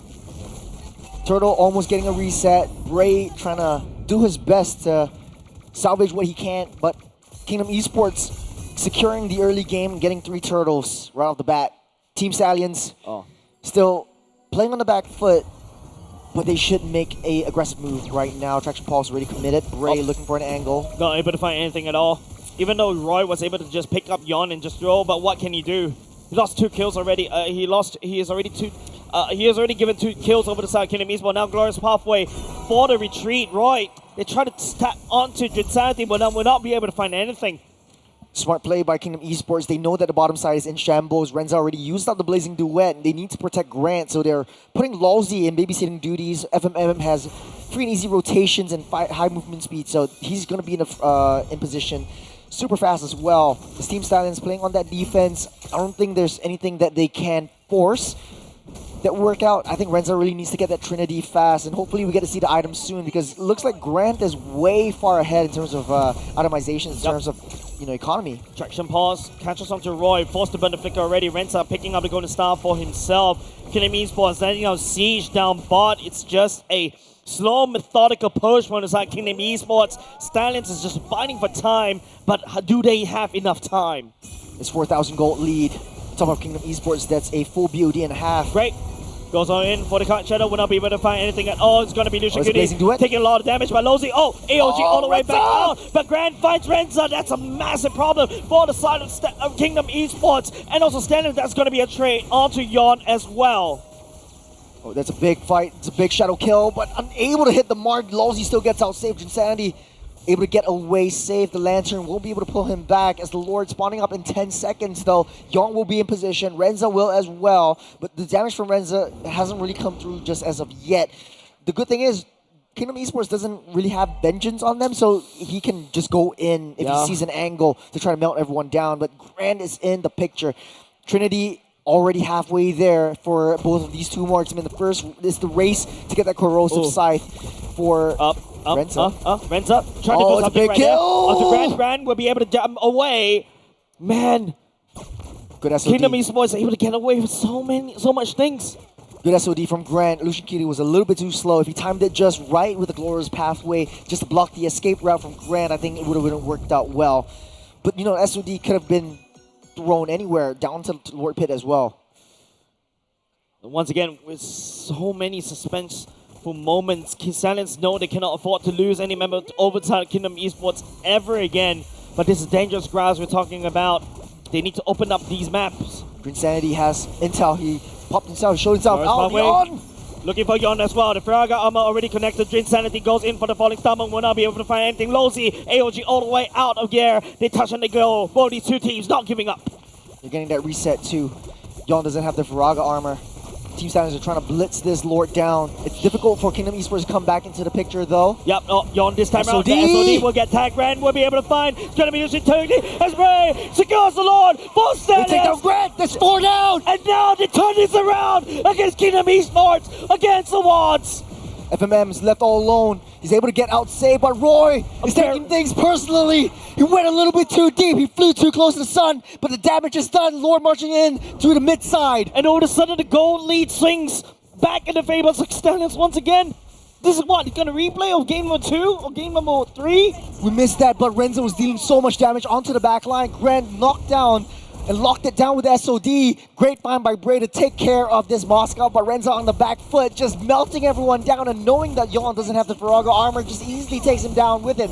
So much standing gold as well. All of a sudden Stallions are back into 2k gold lead. What is this? It's 1800 gold lead for the Stallions, and this is late game territory that we're talking about. Renzo's coming online. He has that Trinity. He is here to play. Yeah, and now, Yon going back in, hoping to get his Viraga armor back there, trying to absorb the HP bars away, Limesteal as much as possible, get that energy, but Stallions found that small little moment, and they struck. That's a high ground defense for Kingdom Esports, but we've been in this position 4 times before today. Kingdom Esports and Stallions, they're always pushing and pulling. It's always a boxing match. It's always blows after blows, and they're very evenly matched. And the scales have tipped over to the side of the cavalry. As Kingdom Esports.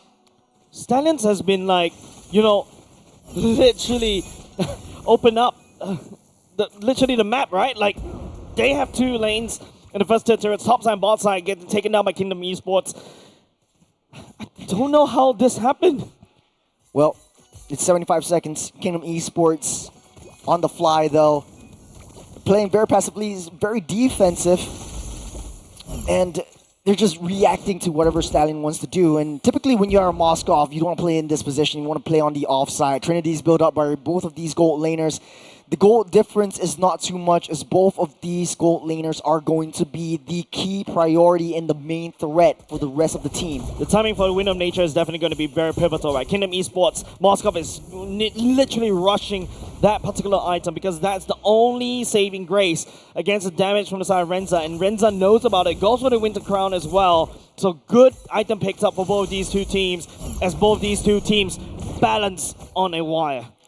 Diablo's first debut on a CC, but he's doing the Lord's work. It's 25 seconds until the Lord comes up, but he's just zoning everyone out of the way and just dashing out, and it kind of feels like he's played this before.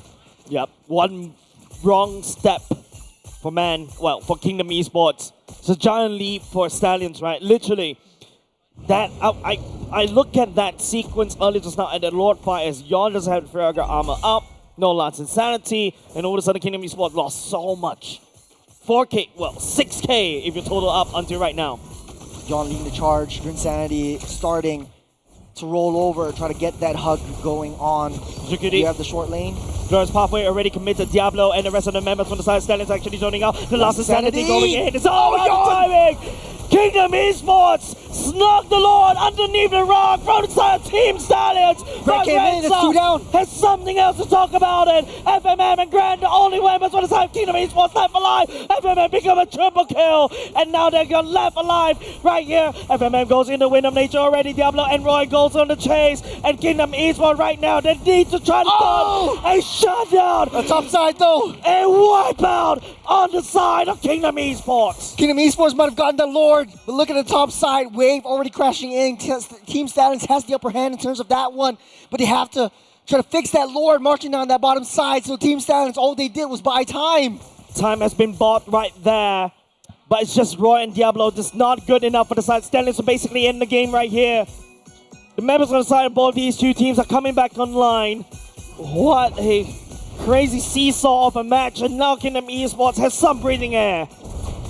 1800 gold lead for Team Stallions. This is seeping into late game territory right now. It's still waiting for the next 120 seconds until the Lord spawns yet again. But Kingdom Esports just struggling to find their footing in terms of these big skirmishes. They have to find a way to lock down this Claude. And the Blazing Duet is just dealing way too much. Team Stallions, the rest of the members are just cleaning up shop. And Renzo's just there to try to deal as much as he can and get out of the way. As long as he is still up, Kingdom Esports has no chance of pushing any of these turrets down. The mid lane turret from the side of Stallions still standing strong. That's basically the only problem for the side of Kingdom Esports. They are unable to, get as much real estate as well. And even though Kingdom Esports was able to secure the Lord for themselves, still stealing it away. Yawn credited for that kill earlier just now. But Stallions still managed to defend all of its turrets. We're slowing things down. It's really a library at this point. One wrong move, like you said, Jace. Literally. It's going to be a big step for the other team. Yeah. Almost full build by both sides. Claude already has the Malefic Gun and the Winter Crown, so he's able to go in with the Blazing Duet and freeze himself and get out of harm's way. But this is one more game away from both teams. This is the elimination match, I remind everyone, and it's not looking easy. Yeah, and this is a game of concentration. Repeat after me. This is a game of concentration, right? Game of concentration. Literally, right? Like one wrong move and you get punished. This is literally high-level games right now between these two teams. I think the only way that either team can win is they send one person, one hero, just to handle and fix the side wave, get that priority before making big moves. So they're tipping the scales. You got Claw down on the bottom side, you got Bray up on that top side, and Kingdom Esports, they're babysitting Grant. As long as Grant's still alive, Team Stallions will not have a chance to get even remotely close to this Moskov. And even if they do, you have the SOD to get out safe. There's a Malefic Gun, there's a full build for this Moskov as well. It's going to be a very huge threat, and Diablo has to find a way to deal with that. Yup. Looking to fix the lanes though. It's still Kingdom Esports playing slightly on the back foot. Don't forget, they've got only base turrets left. Stallions looking to secure a Lord priority right here as they try. Renta, BMI already committed, try to bait out as much things as possible. Members like Kingdom Esports, they're not going to fall for it. And speaking about that, there's going to be a falling stamina landing on the Diablo as taunted up. Lucian Cutie, Young getting pick up right here. Lost Insanity, chasing down Diablo. The damage will not be able to find that. But Renza pick this moment and jump in with the Blazing Duet. The SOD lands with the Silent Grand as Bray goes in for the Shadow Kill and Wind of Nature, saving Grand as much as possible. Bray quite shadows back to safety. It's a 1v5. Lord gets a full reset. Grant is still down low. It's half health, but he's able to heal everything back up. He's got a Trinity. He's got full build. As Team Stallions needs to find a way to break through to that Moskov. You got Bray out of the picture right now. And Kingdom Esports starting things off again. And Diablo as well, right? So Kingdom Esports does have an opportunity. They need to secure this ball. Lucian Cutie, Glorious Pathway trying to slow it out just a little bit more. Renzo stepping forward with the BMI. The Spear of Misery tags onto that. It's going to be a Lord secured by Yon as Kingdom Esports snaps back against Stallions. They're melting one after another. Lucian Cutie goes down. Renza keeps up safe. SOD goes wide. Won't be able to find anything. But at least Kingdom Esports gets another saving grace. Look at the scales. They've tipped once again, favoring Kingdom Esports. It's a back and forth between these two teams. Stallion and Kingdom Esports. BMI for the side of Renza just to get out of there as Kingdom Esports finally penetrates through mid lane. 22 seconds on the clock before Roy and Lucian Cutie comes up, but I don't think anything big will happen right here. I don't think they'll be able to make a move. It's an absolute bloodbath, Churros. We're back, like what you like to say earlier just now, back to square one, but of course the Lord in the favor of Kingdom Esports. Lord marching down, bottom side. The very least, Kingdom Esports can hope to get all three T3s. Yeah, Super Minions in tow, but as they took that Lord, it was pre-18 minutes if I'm not wrong, so that's not really the full enhanced Lord, right? So that means Lord. Team Stallions will find it easier to deal with this Lord. Yep, but now it's a lot more pressure for the side of Team Stallions to basically defend. We're once again playing on that side of the map. Don't forget, Yon can also create so much space with the fire, with the flamethrowers, and now it's all about the defense for the side of Stallions. But Stallions, the defenses are cracking. Roy goes into ultimate, and now Kingdom Esports sieging up top, and now Grand down low. That's not the Grand. Oh, the turret unable to crack that open. Yeah, no one's tanking for Renzo though. He's taking a lot of damage, especially from that Lord himself. He deals with the wave though, so they have to wait for the next turtle, the next lord to come in. Kingdom Esports right now 3,000 gold ahead, but this is the late game territory that we're talking about, seeping into 20 minutes on the clock. Yep. Roy needs to play it a little bit more safer, as much as he needs to put himself in the vicinity, be that utility that Team Stallions needs. Yep, Stallion needs to fix that leak down bot. Now the minions will be watching in against the glorious halfway for the side, Lucian Cutie. Trying to allow Stallions to basically do a retreat. They are pouring everything they can to defend against the top side turret. They're not letting it go down. They will clear things out. Team Stallions live to fight another day, but here's another wave coming to tow. Kingdom Esports don't want to risk it. They don't want to dive straight into the face of Stallions. They know that this is going to be a very tricky situation, and with the Blazing Duet, they could clear Kingdom Esports out. That's 5 seconds until Lord spawns up. That's a very quick Lord spawn. And not only just that, Stallions are definitely going to on the back foot right here. Kingdom Esports can abuse that fact. There's an open lane down bot. Diablo can't even stand the damage coming off of FMM. Oh, they found Grant though! Bray will be there. AOG, oh, he caught Bray! Bray immortality going down. Shadow Kill in the last moment, trying to buy some time just a little bit. Oh, Bray goes down! But FMM finds Bray. The last insanity on Renza. Kingdom Esports, they snap back. They push the cavalry back to base. They don't want to cycle it though. They want to go for this Lord straight. Take down this Lord, wait till Bray comes back online though. I don't think Stallions will be able to clear this one out. 30 seconds on the clock for the side of Bray. Add another 10 more seconds for him to basically jump back into the Lord fight right there. But I think Kingdom Esports definitely not going to allow Stallions any way to enter the Lord pit. I don't think they can risk it though. They can't jump in. No, Diablo's just looking for a moment, looking for an opportunity, looking for the right angle. I don't think they will be able to find it. Roy right there. Young securing the Lord for himself. Kingdom Esports trying to buy back. Roy abusing the fact and pushing Trinity away. Everything. But Grant finding Diablo right there. Roy alone. Members for the side, Stallions losing ground. Skill got that immortality. Grant is still up ahead. Waves are pushing in. Bray's up on the line. They need to try to get that defense. It's 2 down. They risked it for the biscuit, but it's not enough. It's Stallions. They're fighting a losing battle. They're fighting as 3 members against the world. The Lord marching out very soon. Kingdom Esports looking to put a full stop to this long drawn essay. The Evolve Lord marching menacingly down bot against Team Stallions. There's no Claude. There's no Diablo. I think they might be able to sync up that wave and wait for them to come online, but Renza is basically a glass cannon. Once he goes in, it's impossible to deal as much damage as he can. He got a little bit of a revitalize right there. T1 already cracked down. Lucian Cutie getting melted down by Grant. He's doing it. Glorious Papa already right there for the defense. Kingdom Esports, they take down the cavalry, sending them home as Kingdom Esports reign triumph in MPL Singapore. The emotions riding high for Kingdom Esports. They fight for another day. They bait one of the most scariest teams from the Challenger bracket as Kingdom Esports. Man, what a series, heroes.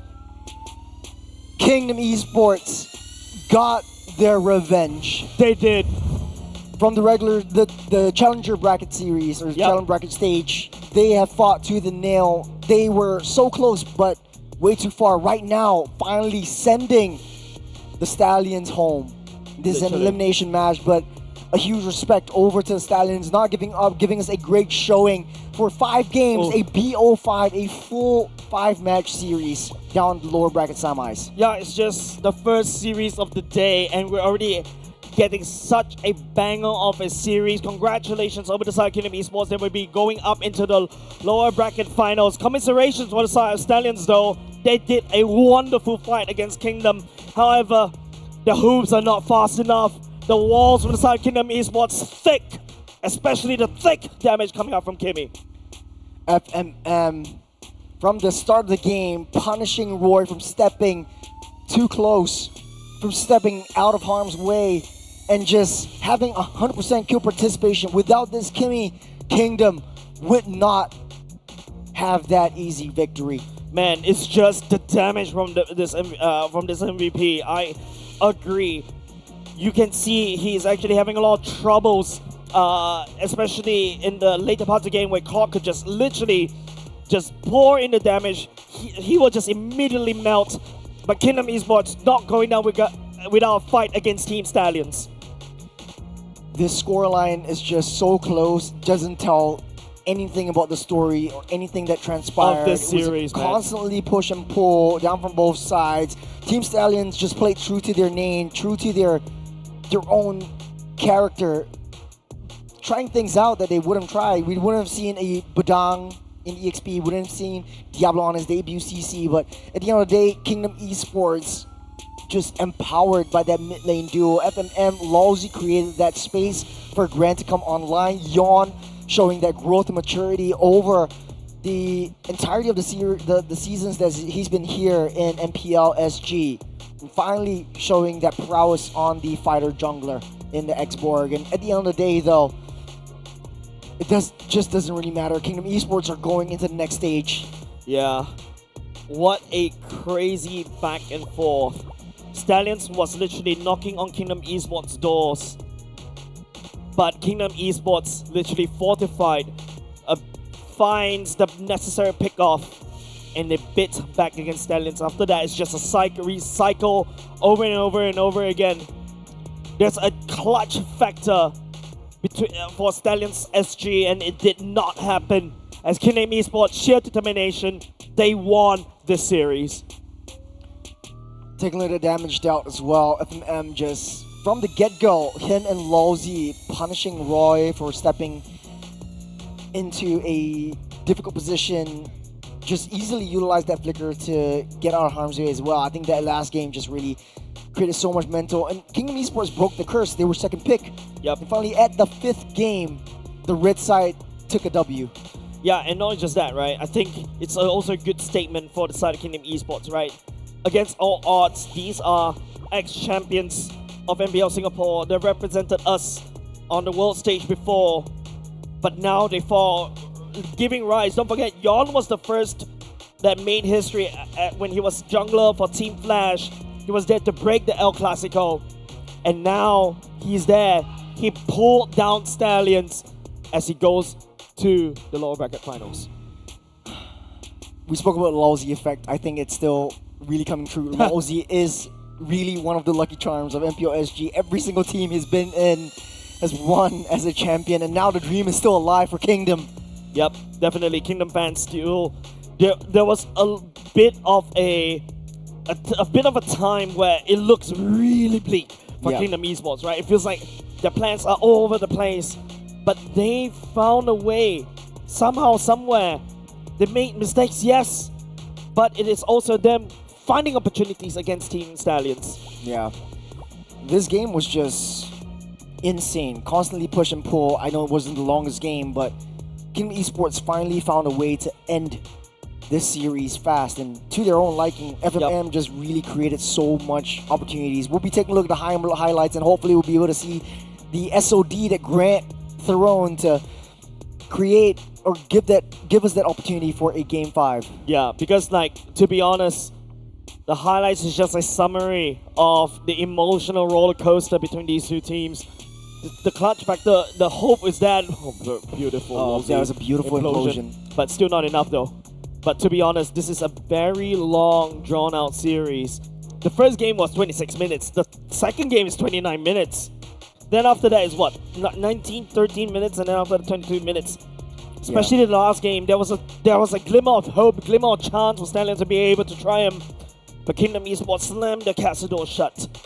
Yeah, it was just difficult for Kingdom Esports. Like, you have to read and adapt to your opponents and how they want to play it. And Renza, I think this was the second game that Renza was always getting caught out, and Lawsy, alongside Drinsanity, becoming special forces and finding a way into the backlines and enemy backlines, and just hitting them in their weakness points, in their weak spots, and Team Stallions just couldn't stand a chance in the late game. Yeah, and of course, this is the particular game that I was also still surprised right there. It's somehow always there's so much damage from the side of Stallions.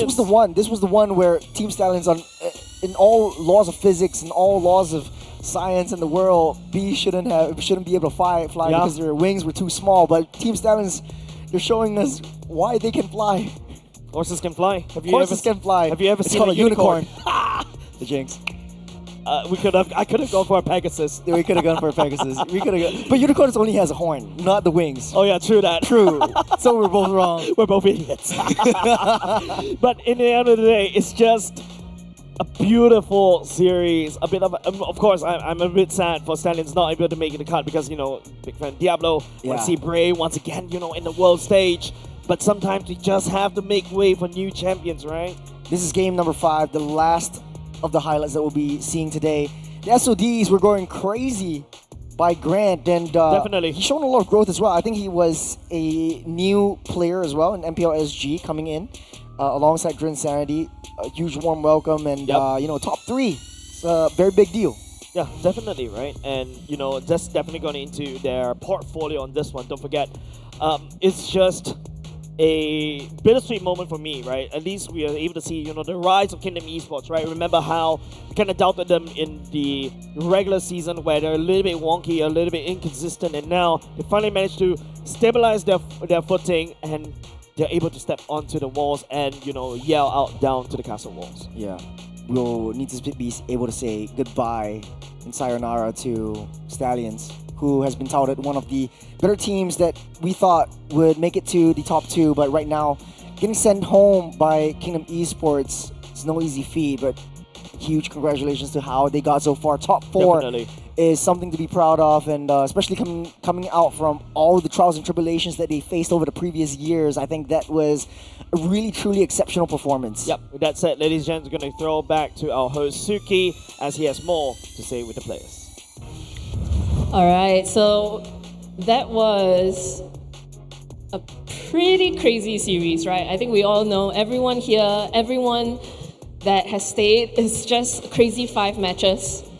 And right now, we have Yon, the man of the hour, in my opinion. They made you play 5 different heroes. They made you play Uranus jungle, Xbox jungle, like every character every hero I think that is currently kind of in the meta, but the Uranus jungle really caught people off guard, right? And I think your team has cycled through so many heroes, every member showing off such a diverse hero pool. When you discuss drafts, do you start off of, you know, like key heroes you want to play? Is it based off synergy, or is it like just vibes? I think for draft, we mostly just trust our player Logi, because we don't have a coach, and I think he has been doing a lot for the team to draft for us lah. So usually we trust him with the picks lah, those that he wants us to pick. We just go ahead lah, yeah. All right, so Lawsy is the glue for the team, and the series went the absolute distance, but you also, as a team, have gone through the challengers brackets. You guys have really sort of gone the longest route available. And how do you maintain calm in that scenario, right? Because, like, you know, do you have any advice for young aspiring players on how to maintain a good mental even when you're kind of in the ditch? I think personally for me, I still get nervous before matches lah. Like, I'll try to tell myself, treat it as friend game, playing at home. But then, when you're at the place, you will still feel the shiver a bit lah. Yeah, but then usually for me, when the game starts, everything is okay lah. I only usually nervous at the draft part. Yeah. So it's just, for you, it's all chill in the game. It's only before that you're a little bit worried. So yesterday, Lawsy had a chance to call out to young aspiring players. Do you have anything you want to say, any last words going into the upper bracket finals tomorrow?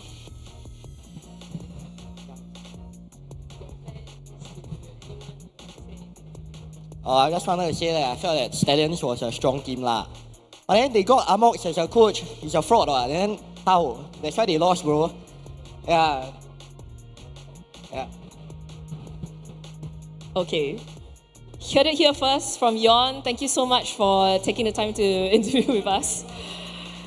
And now that we have gone to the first game of the day, we are going to go to the second game of the day, which is going to be the upper bracket semis. So we're going to have a long break now, give the casters a bit time to collect themselves after such an amazing performance. So we'll be back really soon. See you later.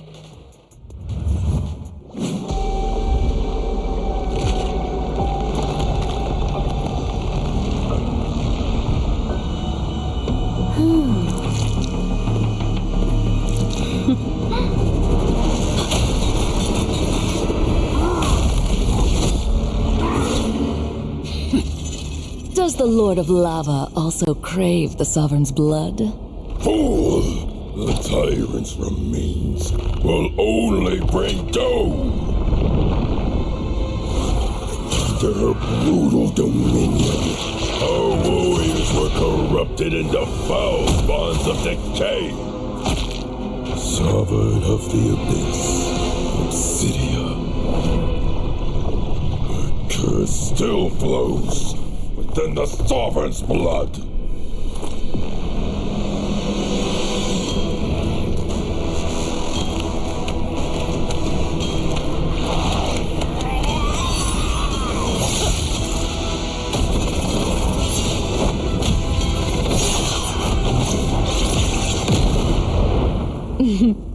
Such loyal little puppets, aren't you?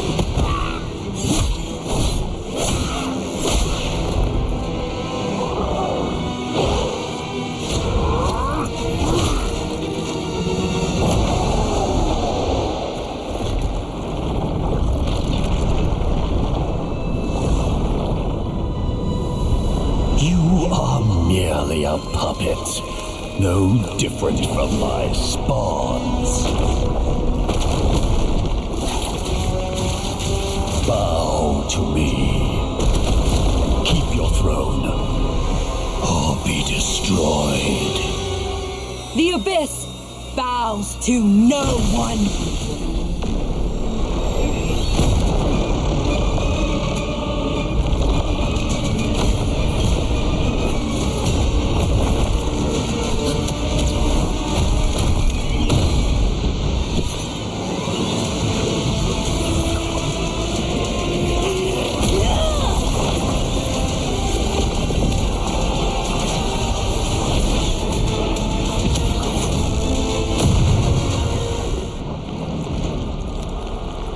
For the Abyss!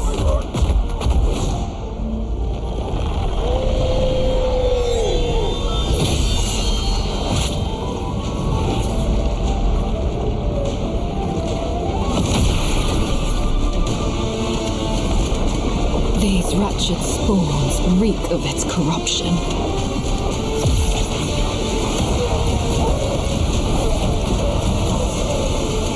Your sovereign has a god to kill.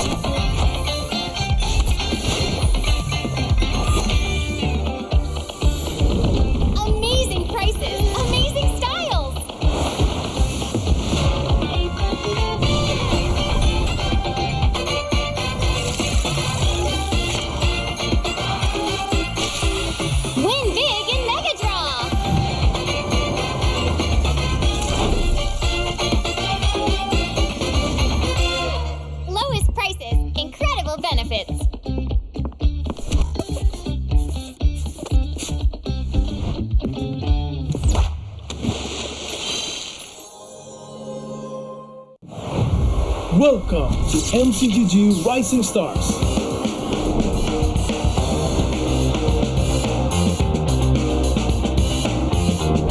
From September 12th to October 19th, take part in the regional contest, open to all players. Step up and prove your strength. Division finals will run from October 24 to November 2. The top 16 players in each division may advance to the next stage of MRS. Check your in-game mail for information.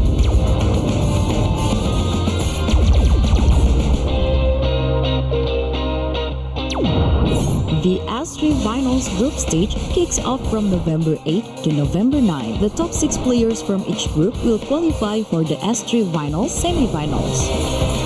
The semi-finals will be held on November 15. The highly anticipated grand final arrives on November 16. The champion will earn a direct qualification for the first MCBG World Championship.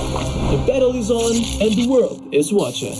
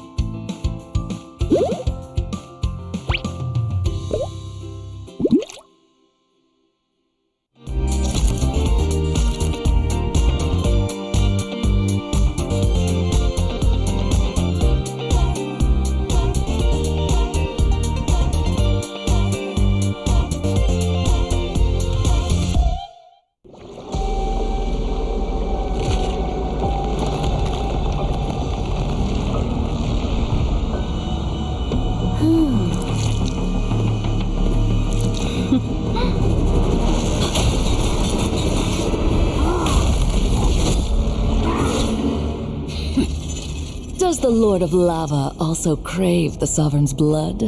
Fool! The tyrant's remains will only bring doom!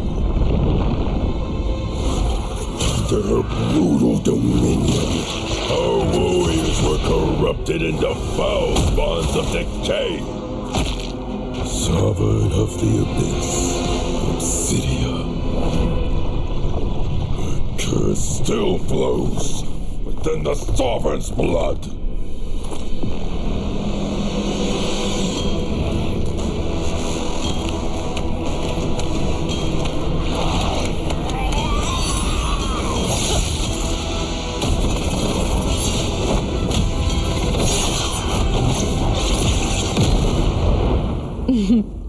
Such loyal little puppets, aren't you?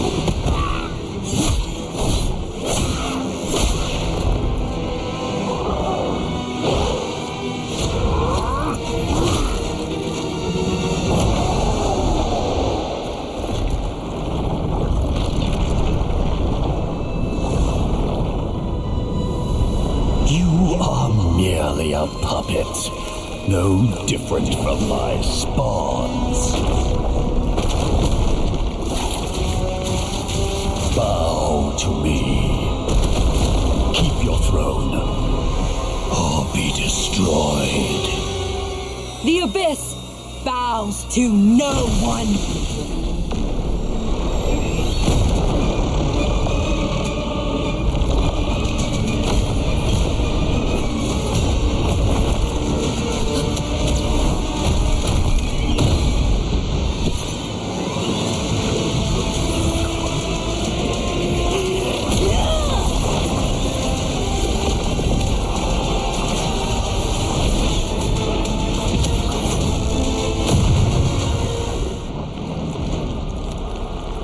For the Abyss!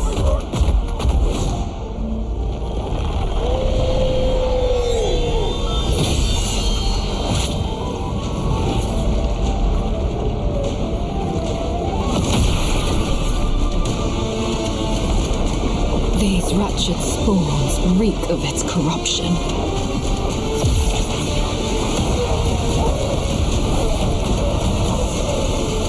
Your sovereign has a god to kill.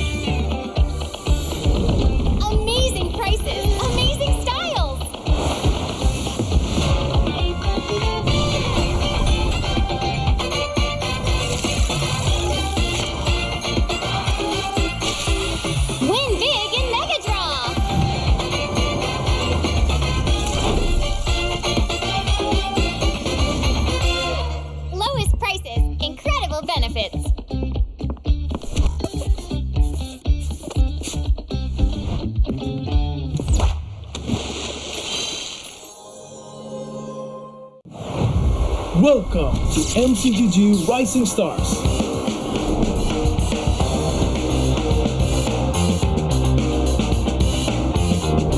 From September 12th to October 19th, take part in the regional contest, open to all players. Step up and prove your strength. Division finals will run from October 24 to November 2. The top 16 players in each division may advance to the next stage of MRS. Check your in-game mail for information.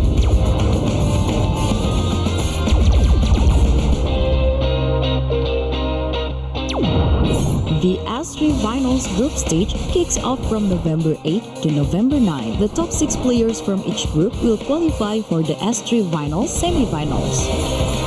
The semi-finals will be held on November 15. The highly anticipated grand final arrives on November 16. The champion will earn a direct qualification for the first MCBG World Championship. The battle is on and the world is watching.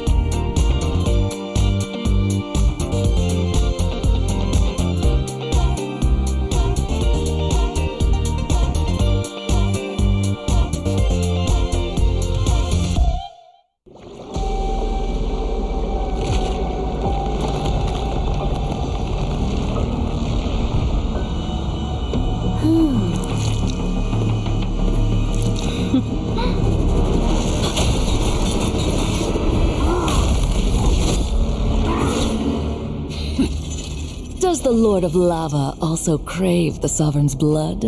Fool! The tyrant's remains will only bring doom! Under her brutal dominion, our warriors were corrupted into foul bonds of decay. Sovereign of the Abyss, Obsidia. Her curse still flows within the Sovereign's blood.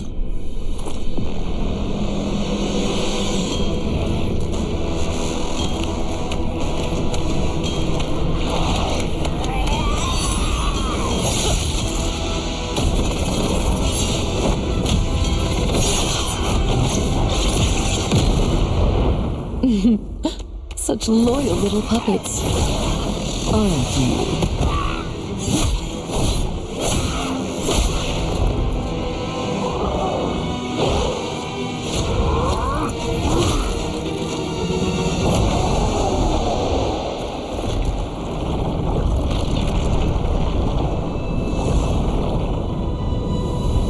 You are merely a puppet, no different from my spawns. Bow to me. Keep your throne, or be destroyed. The Abyss bows to no one.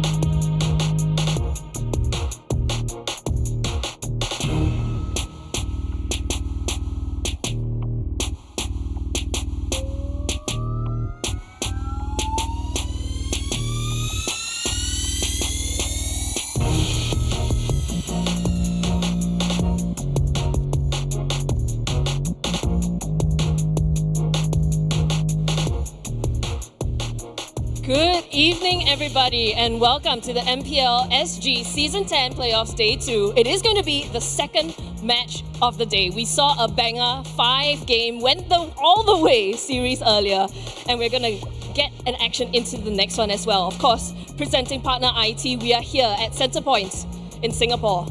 And look who we have. We have Evil, we have Flash SG, the two big names, the two, I would say, stalwarts.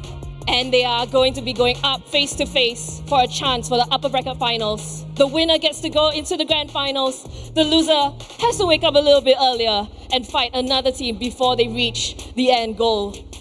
But enough about this, enough about all that. We're going to go straight into the game, heading over to the casters.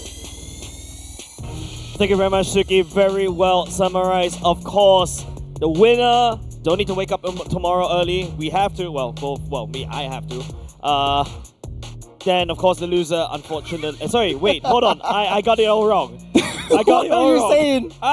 What are you saying? I got it all wrong. Just grand finals jitters. I think the first game, 5-game series, we went all the way. I think that really just like stroked your mental. Can I get one more? Hey, you know what? Please? You know what? It's time to put your game face on. With a presenting a partner, IT. Huge shout out to IT. We got a 1-1 here. I want to bring the Kadita one up. Man. I'm trying to stall time for you to get serious, because this is the heroes versus the villains in the grand upper bracket finals. See, I'm at loss for words right now too. Truth to be told, the reason why we're acting this way is because, man, that was a banger of a series earlier just now. It was so much emotions that literally got pent up inside both of us, and we are like, oh my goodness. At the same time, we're glad to see another new champion rising up the ranking as well, but at the same time, it's also very hard for me to see Diablo go so early on, especially when so much hype is riding on this one. But enough about that. We have to close that chapter. We have to take a look at the upper bracket finals, ladies and gents. Of course, winner will be able to go straight to the grand finals. Loser will take the scenic route and wake up early tomorrow. Yeah. This is all what we expected. Evil versus Flash. The villains versus the Flashers, aka the heroes, the superheroes of the team, the reigning champions. And hopefully, they have some changes to the roster. They do. And they've shown that they were a little bit shaky from the start, but enough about that. Let's take a look at Evil first. Reunion at the core. Reunited, reforge. Can Evil's core trio steer the team to playoffs glory? And this is something that we talked about at the start of the regular season. The Gear Sailor combo. They've been together and played all the way through since their Evo's days into the Bleed days, the Slate days, and right now here at Evil. Yeah, and if you take a look at the background, right? If you notice, bottom right is Evo's jerseys as well, and then after that, Slate on the other side. And finally reuniting once again. Of course, they've been together for quite a few seasons already. This feels like a long drawn out plan by Powerful, and it finally came to fruition. Now they were just literally 2 steps away. If they will be the one, assuming they win the grand finals, they may represent us in Singapore. It's at their fingertips. Evil has always been top 4.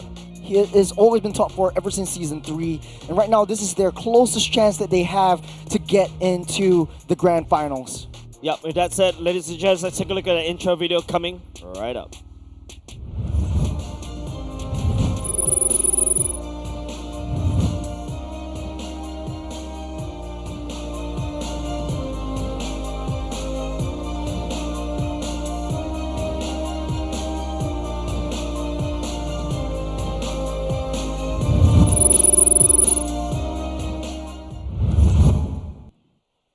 Team Evil in its full glory. And to be honest right now, Churros, I don't really know what to say, right? We've built up Team Flash in terms of their tyranny for so long. Team Evil has been cooking since Season 3, and they are here once again. Potential top 2, top 3, or even top 1.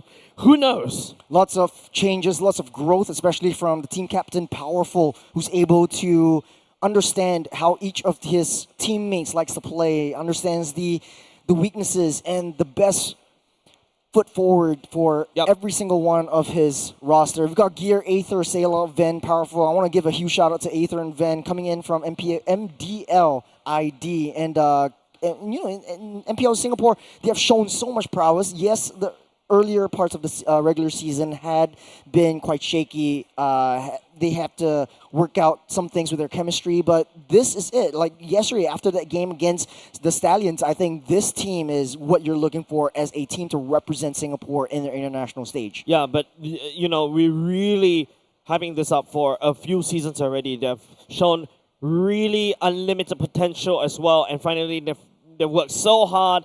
And they're literally a testament, right? Rising from community ranks, rising into a community pop stomp, from a community pop stomper, become a Titan Slayer, and now they're Titans themselves. And of course, they're going up against one of the Titans, or basically, I would say, they lived long enough as a hero, and now they are Tyrants. Speaking of which, I'm gonna throw it over to the Tyrants intro video.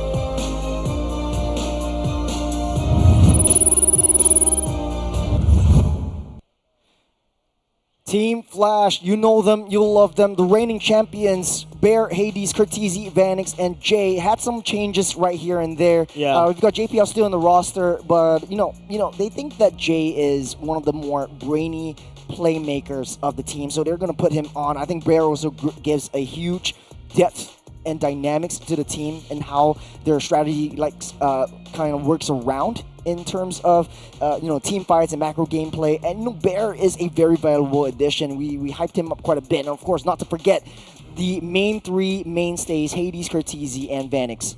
Yeah, and when we talk about Bear, like what I mentioned, he gives me the same vibe as how I would say and describe Yon, right? Like on a good day, he's one of the strongest EXP laner. Heck, I would say one of the best players in Singapore.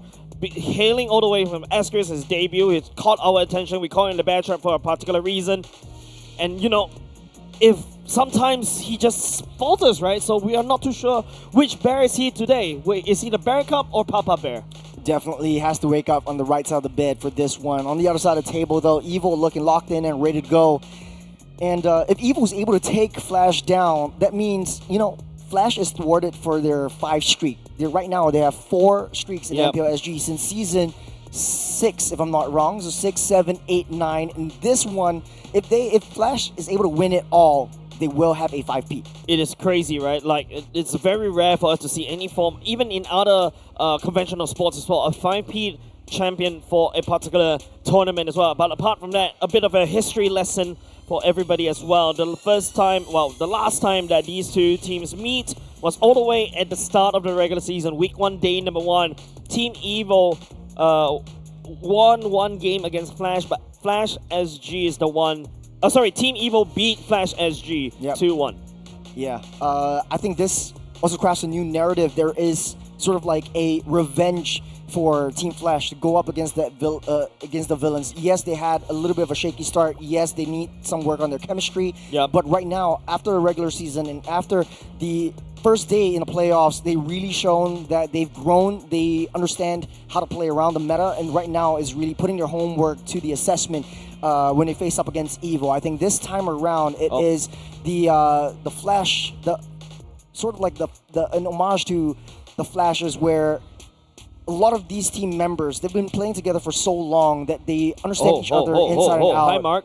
Huge shout out. Can we pan the camera towards the right-hand side? Can we show that guy in its full glory? Another legend in the vicinity as well. That is, earlier just now, you may have seen Soul all the way since EVOS days as well. So good to see some of the legends still, watching some MPL Singapore as well. So a huge shout out over to Soul as well. Don't forget, Soul was the one that also brought gear into the scene as well. So wonder which side is he on? Well, I mean, it's tough to think about these two teams and not pick out a champion. So we're going down to predictions right now, Jace. Who are you favoring for this particular series?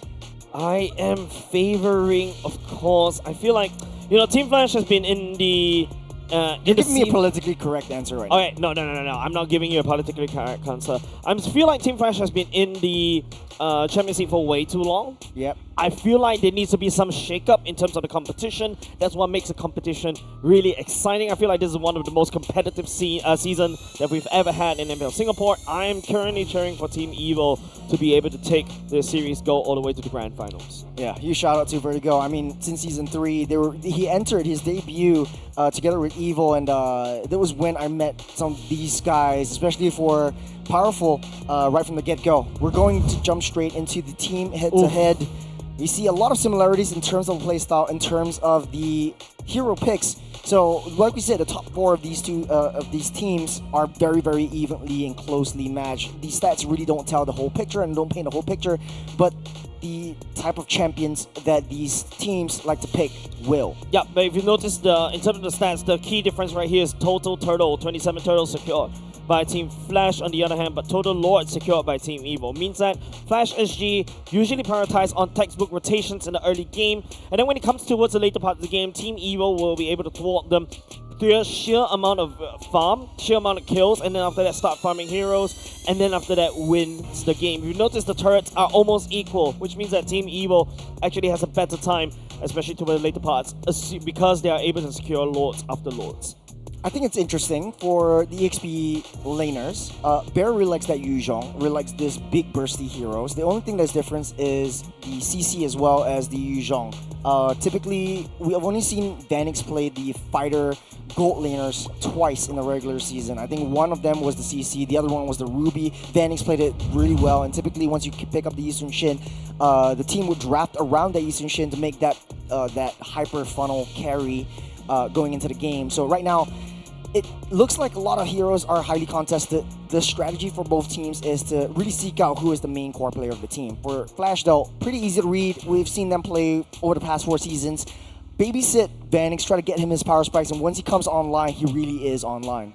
Yeah, and apart from that, I think a lot more pressure for Hades to be able to perform, right? Like, especially right now when the meta is so prone to getting hard invaded as well. All of a sudden, we look at the EXP laners to really open up the map, to really set the momentum. I think it's really also a battle between Bear and Gear as well, right? Like Bear, both these two players share almost similar hero pools as well, share very similar MO. But of course, it's definitely going to be up to them who gets a good game up top, up EXP lane.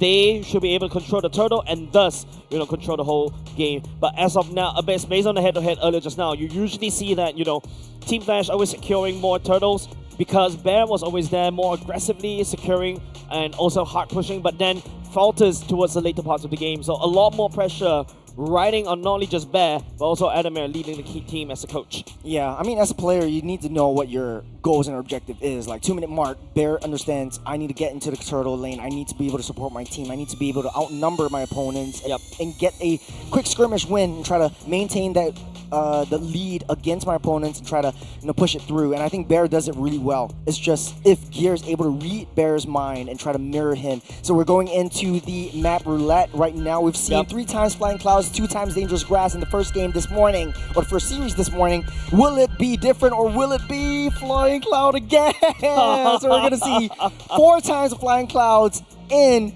day 2 of the playoffs. Man, it's like luck is going against all of us, right? I want to see something else, right? Like maybe expanding rivers, especially for especially for this matchup, right? Because Powerful is very active around these maps, right? And not only just that, Jay as well opened up the map very easily around as well. So it's going to be a very heavy movement as both these two teams literally rotates like crazy. But Powerful, being also the main shot caller, and also to a certain extent, the person that literally studies everybody in terms of MPL, he is really a very hardworking player. And literally, the results are starting to show after many, many seasons. He never gave up. For Flying Clouds, though, I bring it back to how Stallions likes to play it. Really late game draft. They like to play a bit more defensively, a bit more passively, try to play towards that late game. Utilize the Flying Clouds to get into the objective pits much earlier. And they'll try to draw out a lot of these team fights. So if my hypothesis is right. The Grox as well as the Gato Kachas definitely will be in question because both these two heroes will be able to draw in a lot more damage and try to dish them out as well. And it's easier for them to get home and come in to manipulate the battlefield. So yeah, so that's going to be Jay versus Powerful right there. One thing I'm also looking at is the mid lane duos or for each of these two teams. You got Cortese as well as Jay, and you got Sayla and Powerful. I feel like Sayla and Powerful works a little bit differently than how Cortese likes to play this. Cortese likes to, he's more of a solo player. Yes, Jay likes to give that intel, but he likes to go in after the dust has settled, and then he goes in for the cleanups. But Sayla is just really playing together with Powerful. That is really an Achilles. That is a positive and negative point to that, because once both these two players commit, that's going to be spell downfall for these two. Yep, we're going to go into the draw pick, ladies and gents. First game of the, for this particular series. Usually it's, we talk about momentum, right? I would say both these two teams, technically speaking, Team Evil has more, is more momentum driven, momentum dependent. But Team Flash, on the other hand, the momentum depends on Bear.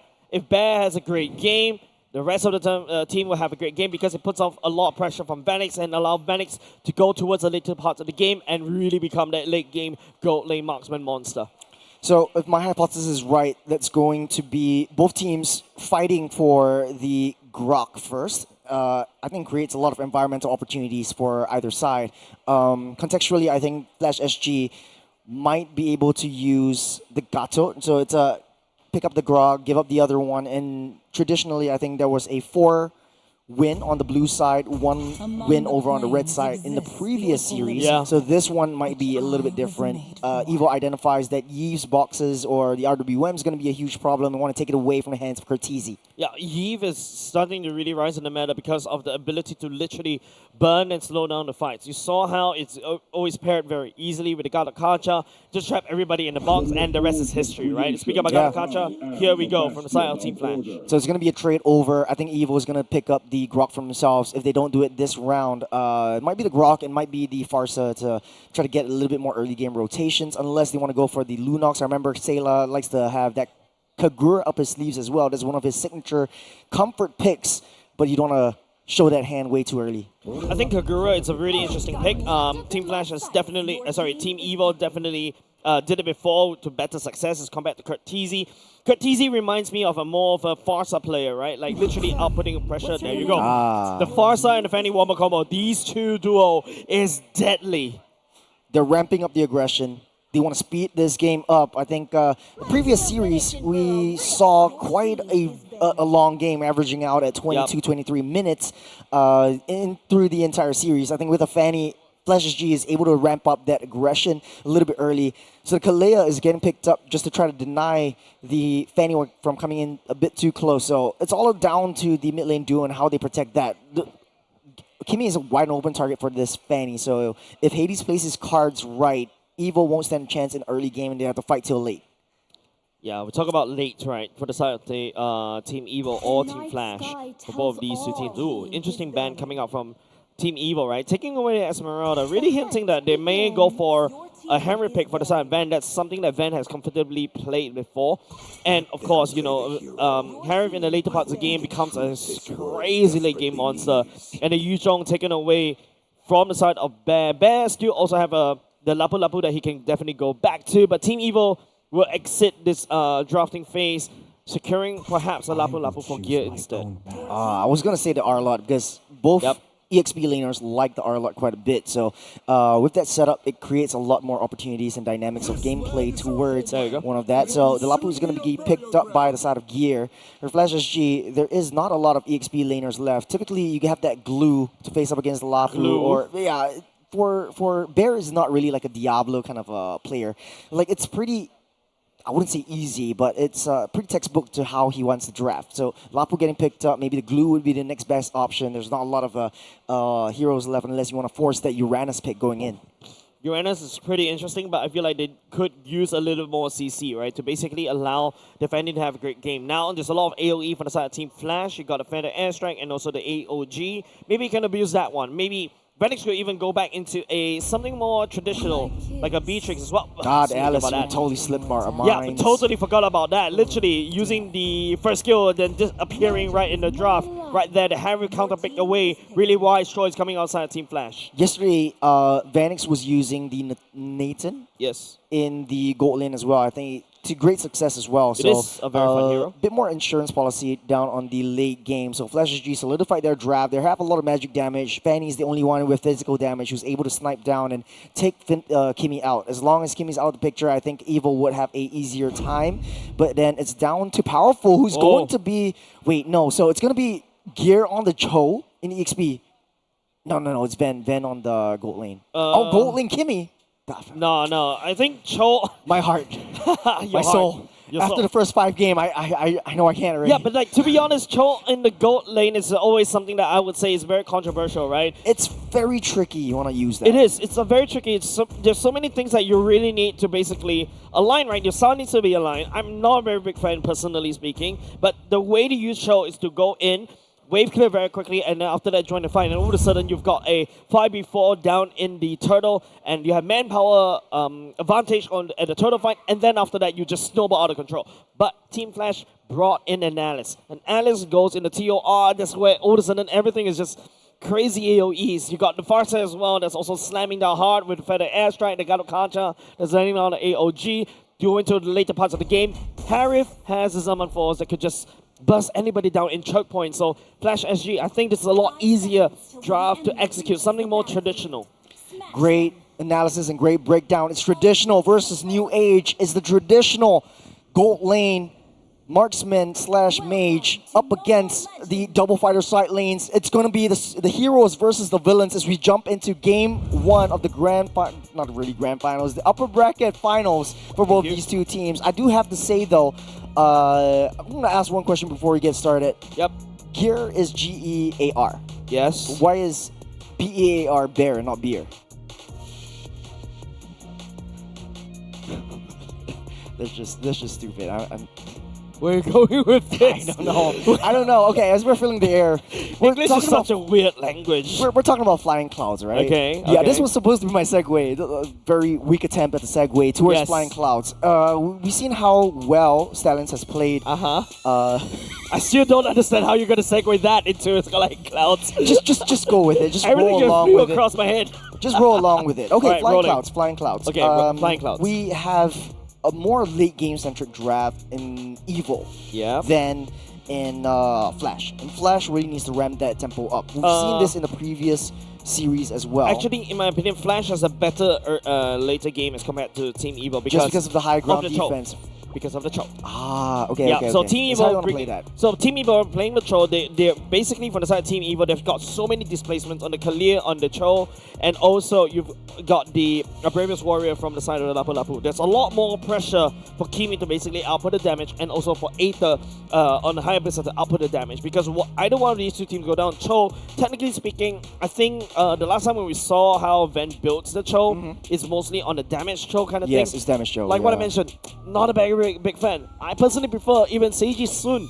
I think they just want to disrupt the... yes, reminding me of Seiji Sun. But then again, it's Cho. It's locked in already. It's ready to go. Cho, I think its only job is to just disrupt the Farsa. Once the Feather Airstrike is thrown, it's Ven's job to just get into the bird's face and just knock him sky high into the air. But ladies and gentlemen, as we jump into the upper bracket finals, only one will go through to the grand finals. The other will be knocked down and have to wake up a little bit earlier for the lower bracket finals. It's okay. MRT should be open by then.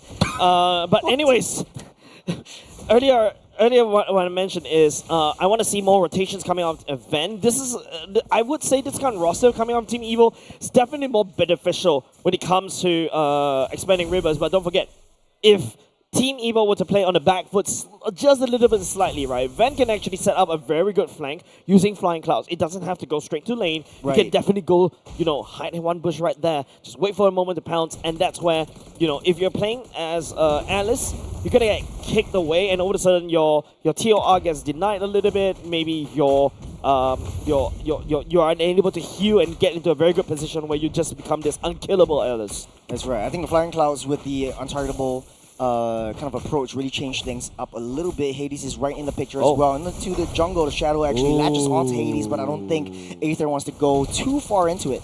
Not too sure who actually. Oh, I would like to believe it's Hades that actually took 1 minute away. But if you notice how Hades is just starting onto Aether, right, not giving Aether a bit of a space on the farm, because take note, Hayabusa actually needs a lot more time as compared to a Fanny, because Fanny could just immediately unlock Cutthroat, and then after that, all of a sudden, that's a massive damage boost for Hades. There's a turtle being spawned already. Evil in position. You have Powerful, still not level 4 yet. You've got 4 members of Flash trying to take this turtle down before Evil can make a first move. That's a airstrike already zoning everyone out, and Flash SG secures the first objective. Yep, easy, and as if, reporting to work at the office at, on the Monday, right, for the side team Flash, that's pretty textbook. We saw it in the game stats, right? Like how Flash always have a very good, strong, solid plan in the early game, but during the later part of the game, when it gets really messy, they kind of falter just a little bit, but here he goes. Distraction Pulse. Powerful already utilized a flicker. Not level 4 yet. He's trying to go on to Hades. Aether secures first blood, taking down Fanny. Curtizi next to fall. Bot hand to Sayla as Evil up ahead. That's the power of the Hayabusa against the Fanny, right? The Shadow Kill actually tags onto the Fanny very easily. And don't forget, if Sayla is allowed to just output damage from afar like that, and don't forget, you also got Ven also providing some form of peel as well. It's actually really hard to deal and reach Sayla right there. Right now, Team Evil, the win con is make sure Sayla free hit from the back. Well, typically, if you have a double fighter side lane, right, the assassin should be more empowered because your fighters are protecting you, starting to engage and trying to delay Hades' farm a bit more. But Ven is not doing that. What is the rotation plan for the side of Evil? I think like what I mentioned, right, Ven actually rotated earlier as compared to Vanix, but of course Vanix is a traditional, well, technically traditional marksman, gold lane is, no, not marksman, but a traditional gold lane hero, right? But now, I also want to see more rotations coming off on Bag. You can see that he's slightly uncomfortable. As we take a look at the items, it's just gear that's skipping the boots right there, just abusing the fact that he has, and he's secured even more damage item for himself. A little bit of a Scarfarful down the mid side. Gear taking a lot of damage from Hades, but able to stay alive for now. Gear, bravest fighter, is healing everything back up. Bear soaking that damage in. He's got a full wave. To his respect, Evil 1.1k gold up ahead. That's a Tsunami Slam onto Hades though, instantly vaporized by the hands of Sayla. Yeah, and it's just massive, right? Coming off from the side, Team Evil. When you play against a Fanny, you know where the Fanny is gonna pop, and the Team Evil just literally abuse it. That's literally a powerful play coming out from the side of Team Evil. Hades, not a good start to the game. Flash just wants to get that aggression going. Flash is already in that turtle pit. Hades is up online, but Evil just doesn't want to contest. Yeah, I don't think they're going to be able to contest this one. Powerful nor Ada has even even in the right position to basically contest that one. But like what I mentioned, it's more on Team Evil to really start ganking and also really start winning, which they did. But they're just going to let Team Flash, take the turtle anyways, because they are technically ahead slightly, especially in terms of the jungle game. I think Evil's game plan, pretty one-dimensional. You have two basically hyper carries for the team. You've got the Kimmy as well as the Hayabusa. How does that work out? You don't really have a lot of engaged potential, so you're going to lose out and give up a lot of these major objectives. Yeah, definitely, right? But it also boils down to Ven setting up, also boils down Powerful setting up. So the Flicker Tsunami Slam is going to be very important. However, Team Flash does have the necessary counter, right? If you take a look, Curtisi and Vanix does have the Purify ready to go. Jay can always reinforce with an AOG to slam people up with the Revitalize easily. Power Spike over the side of Vanix already to start him Scythe, and also for Hades with the Blade of Heaven Seas. But we're unable to see any of it coming to fruition. You need Hades to really start assassinating Sayla, but Sayla is just free hitting like that. Yeah, Sayla's damage is really starting to hurt, and it's just, that's a Traction Pulse onto 2, that's a CC immunity, Purify already used up, the AOG by Jay just to disrupt everyone, Tsunami Slam over the wall, but into the back line though, there's a Shadow Kill, Vanix is here to play, he's dealing a lot of damage, Gear unable to get out safe and gets that kill, Curtisi will take Gear out. And that's exactly what I mentioned, right, the ease of execution, but hold on, Ven. Ooh. It's Ven able to dash and shimmy out of the way. But just to protect against that turret skirmish, I think Hades doesn't want to go too much into that. And luckily, Vanix was there to basically land on the Zaman Force in that previous sequence, right? And if you notice how easy Team Flash's execution is, right? Everybody press ultimate and you win. Literally, that's how, well, of course, Vanix needs to dash around. And Bear all he has to press is just press the TOR immediately, and also the AOG, and everybody gets stuck, and it's a lot easier for Team Flash to output the damage against Team Evil. A lot more layering of combos, especially from Flash SG. You got Bear into Bear's TOR into the AOG, so it creates so much crowd control and chain stuns down onto the villains that they can't really do too much. Right now, Flash SG starting that rotation up towards that turtle pit. Evil not contesting for this turtle. Yeah, they don't really need to contest this, I feel. But Hayabusa looking to actually escalate as much more time, but hold on a second, Gears actually just sizing up. Hades securing the turtle for himself. Yeah, a very patient maneuver, and then just free targeting onto the turrets. He's trying to find trades. Bottom side already demolished, looking at the mid side. Ven needs to really start these fights. Hold on. Gear again in the spot of bother, able to dash out. Yeah, it's risk. Just I feel like Ven needs to really utilize his show to also split push, which he's already trying to do right there down in the bottom lane. But we also need to see in this like massive clashes. This is aim and force. Onto 3, the Tsunami Slam will bring it into Sailor's face. The Fred Airstrike will do a lot of damage, but not enough. Hades almost getting the Cutthroat down onto Powerful, but doesn't want to risk it. A lot of massive AoEs already used by the side of Team Flash right off the bat. I think Team Evil was able to bait out really big ultimates, right? Like Vanix's Summon Force, Jay's AOG, and also Curtizi's Fred Airstrike. That should be coming up very, very soon. But we need to see, Team Flash ramping up in terms of the damage, in terms of the structures, because Ven is just... It's just a sliver. That was the lethal ignition that Hades had on the top side, though. Gear onto 3. There's a sandwich down the Feather Airstrike to push everyone back. They cleared up that wave, and Gear is still left alive. He kept that tower safe. Yeah, the Reverse Warrior right there, slicing, dicing, will be able to wave clear that one, because if you notice, Team Flash was actually... They saw that. That's a slam. That's a jump down onto Curtizi. Purify already used up. They're trying to block out Aether. Aether able to shadow out into the fray. Powerful taking a lot of damage. Won't be able to survive. Jay will take Powerful down as Evil tries to equalize the scoreline once again. Yeah, and of course, Traction Pulse committed by the side of Sailor onto Jay. Gear also on the Bravest Warrior, trying to exercise and dice. He used to be able to find it. Vanix does have the Zaman Force, just in case Team Evil continues the fight. The difficulty about Team Evil is that Ven is not in the picture yet. Yes, he's got 1 kill. Yes, he was in the picture. But Flash is always fighting as 5. They're always trying to find nice stuns, but you will never always find it perfect. But for the side of Evil, though, Ven is he's playing this very differently from the regular season.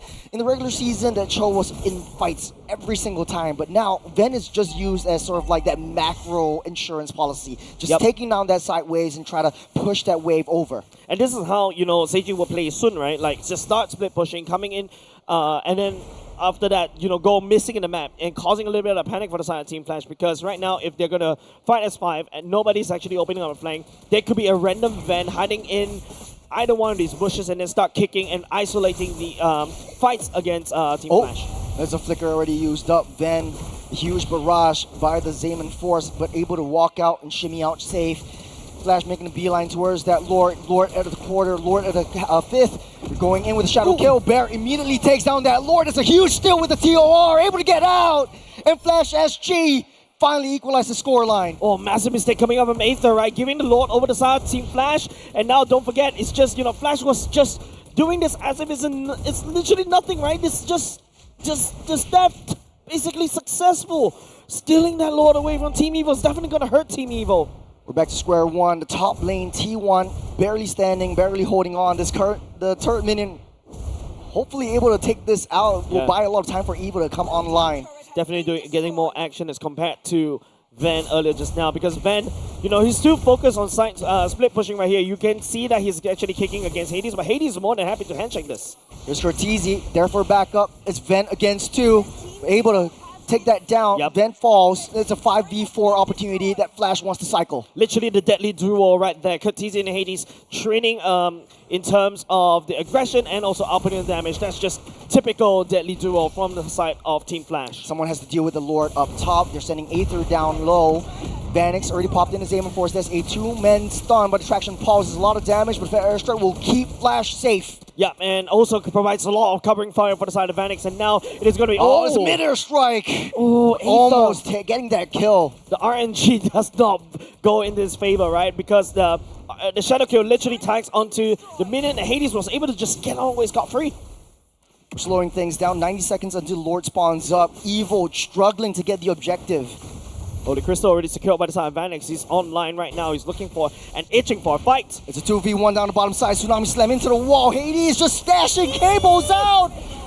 But Powerful seals that deal. There's 2 members down the bottom side. There's 3 men up top. Evil barely hanging on as Flash SG playing 4-on-1. Yeah, Hades was trying to... I'm not too sure what he's trying to do right there. He's trying to go back into the fight. Hopefully with his War Axe to basically just heal up uncontrollably and also sustain and perhaps secure an outplay.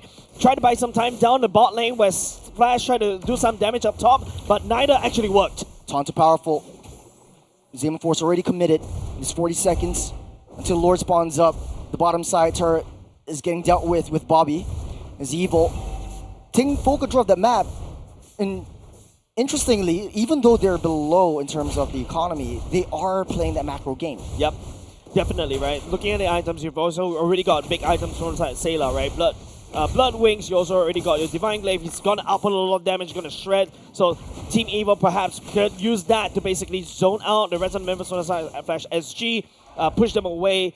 And also, if you notice, Flash SG, I pointed out, Vanix already has all his items. He's ready for a fight, but he's unable to find anything because I don't think Flash SG, yes, you got low CCs, but you trap Ven, he can get out with a Shunpo, and also for the side of Team Evil, you also got the Lapu Lapu with Ravens Warrior, Ghost CC immunity. It's pretty annoying, and you got Aether's iframes as well. The Flash is basically playing cat and mouse. You got Ven already in the fight. You got a conceal play, down to Vanix, he finds it in! His Tsunami slamming into the wall, and down that Harrod goes! Evil opening the floodgates and opening that door, that's 3 members down, and Evil... And that's exactly what I said, right? Sailor is ready for a fight as well. Same could be said about the side of Vanix. However, Katizi earlier just now already burned away the Purify, and also Jay slamming down AOG, but that's not enough because Team Evil literally caught them off guard in the middle of rotation. So all Hades can do right now is to nothing but try to split push on the other side as Team Evil secure the Lord for themselves. Speaking of split push, Ven on duty. Oh, he able to save it. Is the Wave the Dragon able to kick him out, but lost that turret, buying a little bit of time for the Lord to march down the bottom side. Evil needs to sync up all 3 waves, trying to wait for them to come in. Look at where Gear is, though. He's proxying that wave, trying to get that top wave shoved in. I think Evil's goal, taking out all of the T2s, will open up the entirety of that map. Yeah, Aether as well, securing BOD gear, picking up the Demon Wings already. These are critical items that Team Evil is more than happy to take because Flash SG right now, there actually has to play a bit of defense, and now it's about the siege. That's the traction pulse into the Bravest Fighter, but I don't think Evil wants to commit too much into it. They still have the Lord in tow down the bot side. Yeah, and the AOG already committed by the side of Jay just to get out of there. Jay stepping forward just a little bit, trying to poke and actually shove Team Evil away, but here comes the kick from Ben. Oh, good find. Onto Wave of the Dragon into the Tsunami Slam! Hades able to cable out, but the damage is done. Vanix dashing, dishing, hopping around, and dealing that damage through. There's 1 member down. Evil ramping up the aggression a little bit, but they are a little bit too held back. Oh. Hades, you gotta cool down, boy. You can see that he's actually really aggressive in that particular sequence, right? There was an amazing TOR by the side of Bear as well. Even though, yes, it was Hades will get caught out, he's actually will be able to wave clear and also push Team Evil away, but they forgot the Lord that's marching down bot. And at the very least, Flash SG is still in the game for now, but they do have an open bottom lane that they need to fix. The traditional gold lane in the form of Harith isn't working too much, but the damage is really starting to hurt, especially for Evil. All the tanky frontliners are not able to tank and hold themselves up against the magic damage that Vanix brings. Yep. And what is the issue right now for Flash? What do they need to find? I feel like they really need to start fighting together. Oh, that's a nice find onto Vanix, but no follow-up. That's a traction pulse. They want to play it front to back. Powerful is in the midst of it. He goes down by the hands of Bear, and the rest, as they say, is history. Evil backs off. Yeah, Powerful going down that is actually quite good, but hold on. There's a shadow kill. Able to secure that Aether. kill. Aether, one more hit, takes Hades down! And Aether will fall by the hands of Vanix. Evil unable to save their brethren. As Gear just taking one after another. It's a 1v4. He's Van. still alive. Gear gets out safe. It's Vanix able to take down Ven, but at what cost? There's 3 members down for that side of Evo though. 21 seconds until the Lord spawns up. The scoreline as well as the economy equalized. Man, Observer has a bit of a vendetta against Van on this show. But you gotta admit, right? Vanix just literally outplayed Van right there. Van was actually homing missiles trying to find Vanix. Hopefully he'll be able to kick Vanix back into Team Evil. But you see the damage from Vanix as well, especially in these choke points. Bear as well on this Alice, the TOR, enabling Vanix to just go on ham. For Evil though, their only threat is in the form of that Vanix. You take down that Harith, Evil will have a shot. Right now, it's a big challenge. Evil hasn't really secured a lot of the major objectives. They want to go for the kills. Lord at a half, Lord at a third. Evil finding an angle. Gear on the backside already. Aether is in the midst. He's got that shadow kill. The Lord will go over the hands of Evil, and they take it. Gear will sacrifice himself, but no, he gets that flicker out of the way. The AOG comes in. This Ven is all alone, and they back off. Evil secures 1 for the team. Man, Evil securing the Lord is massive against Team Flash, right? If you take a look at how Gear was basically, they swapped the roles just a little bit. Earlier just now was Ven actually trying to screen and find Vanix, and this time around they swap over to Gear, and because of the Zaman Force, and you know, Gear was able to push Vanix away from that one, and while Team Evil is occupying Team Flash right there, they're around the bottom part of that bush right there, they snuck the Lord away under Team Flash. But right now it's difficult, right? Evil can't throw their bodies to try to commit into any big team fights. They have to wait for the wave to come down. Hades keeping busy up and on top side. Evil just having 5 members down on the bottom. So much damage already from the Traction Pulse. We'll be able to land the damage onto Vanix right here. Once again, Team Flash slightly on the back foot, but Hades is actually trying to make it work. But hold on, continue play right there. They need to do something right now. They want to find Gear. Gear using the Bravest Fighter as a last-ditch effort. You got the wave already finding its way into the throne. They've tasted the light at the end of the rainbow. An Evil 2K gold lead up ahead. This today has just been crazy. A constant push and pull. Yeah, interesting build coming up on Ven as well, right? The War Axe, Endless Battle, the BOD, and now should be going into the Malefic Roar as well. The Brute Force Breastplates allows him to basically gain that movement speed and a bit more tenacity and basically just run away, hopefully, right? But I want to see more coming up to Team Evil, right? Of course, Sailor's outputting a lot of damage in the back line, and that's wonderful. Labu Labu as well, even with this kind of items as well, is outputting quite a decent amount of damage against Team Flash, especially when Team Flash stick together as a group. Gear taking a lot of damage from Vanix. Powerful, giving a little bit of intel, giving a bit of vision onto the purple buff. Aether wants to secure it. Hades already got that retribution onto the purple buff, so he's got his main core buff before anything goes further on south. But at the end of the day, we forgot one important thing. Evil has the magic of team fights that Flash SG can't seem to break through. I mean, yeah, definitely, right? Team Evil, the magic of team fights that we know and love truly, definitely is what it will be something great against Team Flash. And if you notice how Team Flash is trying to use Hades as this Fanny to try to split push and also try to split the fights apart, but in fact that actually doesn't work because in my opinion, Flash SG, this is a team fight comp. You have to fight together as 5. And Team Evil, even though yes, if you want to deal with Team Evil, you have to really pick and really split and pull people apart. Ultimately, it is Team Evil that literally collapsed onto Team Flash over and over again, and then get 1 kill, and then after that translate right into an objective, right into a turret, right into a Lord. We're slowing things down. Evil still protecting Sailor with their life. That is the only win condition that they have. Sailor is online, is able to just go a typical front to back kind Holy of, Crystal already secured for himself. Winter Crown as well, just in case the Hades wants to do Hades things. But of course, you know, with the Lord being evolved right now, Team Evil, I think Team Flash already knows about this. They are itching closer towards the Lord Pit as well. That rotation onto that Lord. Bear is starting things off. You want to pull it over to the side of Flash SG. But Evil tries to get that reset going on. I think it's a constant like push and pull, but look at what Evil's master plan is on the bottom side. Then slow pushing down onto the turret. Doesn't want to show himself yet, but the good thing is Flash does have Hades to be able to cable down in a moment's notice. Should be able to join the fight very easily. And now this Team Evil, you know, high chance for them to basically try to go for this Lord Blitz as well. Team Flash, on the other hand, you know, does send Hades down to repel that just a little bit, but Ven is still around though. Team Evil right now, if they really want this Lord, they have to really use this opportunity right now. Garrity utilized the bravest fighter, but look at the bottom side, constantly battering down. Very good macro plan, gameplay from Evo. Flash SG has to send someone down to fix that as well. You get the Lord getting a reset too. Evo waiting for the horn to sound. Yeah, Ven is still sticking all the way down bot. He's not interested in basically joining team fights. Of course, you know, even if Ven is not shown on the map, Flash SG has to play really, really safe. Yes, technically speaking, Jay can actually open the map. Oh, Hades. Yeah. He knows where Ven is. He knows he's there. He knows he's just at the bottom side. Now, Evo is still slow pushing. I think, man, Jay's, what is the worst thing that can happen for both teams? Worst thing that can happen, Bear gets 3 kills as well, and also, you know, controlling the Lord fight. Because don't forget, Team Flash is a clash comp. They are strong, literally, together as a massive stack together. Jay. They found someone. They found Gear against the bravest fighter going out ham. Bear trying to get pulled that away from that Lord. AOG will lock everyone in place. Down low, Sailor secures that Lord for themselves. Losing 2 members, but then keeping Hades busy. So Evil just buying a little bit more time for himself. Once again, powerful. The Great Escape. He does have the immortality, but he will get taken down. It will pop.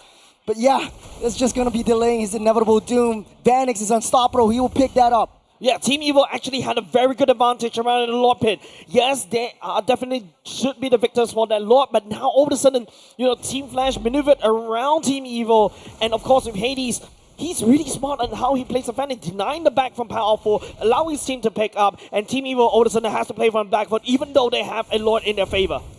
Then on reconnaissance duty, that's 15 seconds until gear spawns up. Evil will need to give up this T1 mid side. AOG will land. Winter Crown will get popped up by Sailor. Trying to do herself. That's the throne being targeted though. There's not enough backup. There's no minions. No minions. It's Evil coming in. They might be able to cycle it through. Here comes Gear coming 1v4. The Lord, the base gets easy down. Lord march out to the base. They need to get that reset. But it's that Lord that takes the cake. It might be it. The 6th member of Team Evil. Man, the Lord is a paid actor. This is, you know, it's just Team Flash miscalculating right there. Jay want to commit for the ending push, and then all of a sudden Team Evil, you know, with the sheer amount of minions in their favor, the evolve, it's an evolve Lord Churros. This is maddening. That is the 6th member of Team Evil. We've got Lord Vanix on Flash. You've also got Lord. If only you can see Jay's right now. It's just a lot of headaches right there. Like, I know what Team Flash is trying to do. They're trying to blitz the core right there. Someone forced landing down. You know Vanix will go for it, but they ran out of minions, and they really went Powerful, and the rest of the Team Evil basically came back in for the respawn. They went in, and after that, just hold. All they have to do is hold Team Evil right there, and then Team Flash just made a boo-boo. That was a very smart move. They fell on the floor flat at the finishing line. That's the villain's master plan. All the way, Ben wasn't in the team fights at all. He was busy pushing down the bottom side. So when the Lord eventually had an open bottom side, Hades just gave up that bot and go down to the mid side. They had not enough minions. They had not enough pushing power. Yes, they do have that Harith. But once Gear came up, all they need to do was buy enough time for Gear to come up, clear out their minion waves, and try to delay their recall back into the base. Production, can we have... The Lord is MVP. The Lord is the MVP. Sorry, Sayla, you're not the MVP. The Lord is the MVP because that Lord literally won them that game right there. Yes, Kimi was able to output so much damage earlier just now. It was a decision from the side of the Evolve Lord that literally won Team Evil game number 1. I mean, if you watch so many MLBB games, this is just a scene. Yeah, calm down. We have potentially 4 more games to go, Jace. Potentially 4, but what a game from the villains. Really showing us how it's done. The magic of team fights still cannot be broken by the side of Flash SG. Taking a look at the emblems and the statistics right here. Man, Jace, what can you tell me? It's all even at this point. No, actually, it's Team Flash, doing the same thing as well, right? They've got a solid early game plan, which is to basically take down the 3 turtles, and then after that, they freestyle. Vanix has actually hit the main point as well. He's already got most of his items up and running already, and even with the mystery shop, it does help him to get all that as well. But also, if you notice how Team Evil actually secured 3 Lords and sent it against Team Flash earlier just now, because Ven is also outputting a lot of invisible pressure on the side lanes. If you notice, Ven go for the Assassin Emblem as well for the movement speed with the Wilderness Blessing, able to run around, Concussive Blast to wave clear very fast. We gotta get a reset. I think this was just a crazy game. 23 minutes on the clock. By no means the longest game that we had today, but it might go the distance. It might go the mile. I mean, I'm calling it. I'm literally calling it, man. The Lord is a paying actor. The Lord is the MVP for this particular game. Hey, no, it's fair. It's fair because Flash SG also has a Lord of their own. Vanix with 7, 1, and 4 on this Harith. So does Boots. He's got the Oracle, so he's staying in the team fights a lot. But at the end of the day, it was just a macro gameplay that Evil had thwarted over Flash SG. Yeah, if you tell me a few seasons ago, hey, Team Evil mastered the macro game, I'll laugh at you and throw you Powerful's book. And it seems like, Team Evil just exists and they won. Yeah, it's 2 branches, 1 tree, if you ever watch Karate Kid. That's the power of the team fights in their palm. All they need to do is just manage that macro gameplay. So they're playing Macro Jackson at this point. Evil just under full control of the entirety of that map. And yes, Flash SG won out that last fight, but Aether with that clutch Lord Steal, none of that would have mattered if Aether couldn't get that last Lord.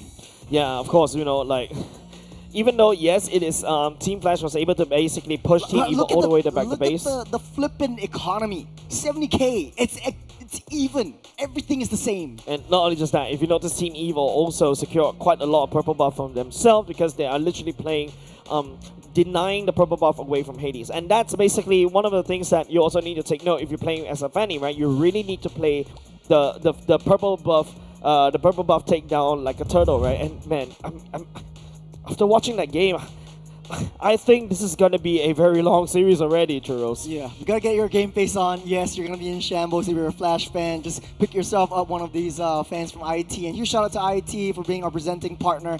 Stand a chance to win yourself a free trip over to the M7 Championships in Jakarta for a chance to support the Singaporean representatives. And right now, it's still super unknown. Yeah. Well, everyone's just playing out their minds today. Yeah, everybody, right? Nobody wants to go down without the fight. And, Team Evil, right there, just game number 1, delivered minus Flash SG on a silver platter. That's definitely not going to be very good for the mental. But, of course, it's all about a hard reset. It's about going in next. I feel like for the side of Team Flash, they had everything, right? They got whatever they need. They've got the damage already. They've also got the sustainability for the side of Alice, and also they got a Concha. And Team Evil is one of the few teams that really ignores the Alice ban, right? They're not afraid of it because they know how to play around it. But if you notice in that particular game, Team Evil was facing a little bit of a struggle against the Alice, and the way that they are able to get out away is to basically use a Ven as a roaming as a gold lane Cho, start split pushing, forcing Hades to kind of respond to him just a little bit, and he's able to kick and duke him out, and then after that create invisible pressure against Flash SG. Yeah, I think one of the more pressing matters is that Bear he feels very uncomfortable right here. We're talking about the bear trap. Right now he is not really a bear trap, then he is a bear bait. I think it's still a little too early because I feel like he's actually executed the Alice quite well. He's more comfortable with the fighters. He's more comfortable with the traditional tanky fighter boys. Yeah, like the instead Lapu-Lapu, of right? the mage tanks. I think he's actually I personally feel that it's just Gear securing the Lapu-Lapu for himself. Yeah. That's why all of a sudden Bear wasn't able to go for this like Lapu-Lapu gameplay. The Yuzhong, if I'm not mistaken, was also the Yuzhong was banned out by Team Evil as well. The Esmeralda as well. I mean, he can definitely go back to the Terizla that he also likes to play, but Terizla is not the current flavor of the month. Alice is the next best pick. and Flash definitely is forced to take it. Yeah. One more thing I want to throw at you as well. I think the Flying Clouds, we've seen it 4 times today. Flying Clouds being the environment that they have to play in, Hades picks up the Fanny. Hades not really utilizing the Flying Clouds because he doesn't need to. Is it wasting that one resource for the rest of the team?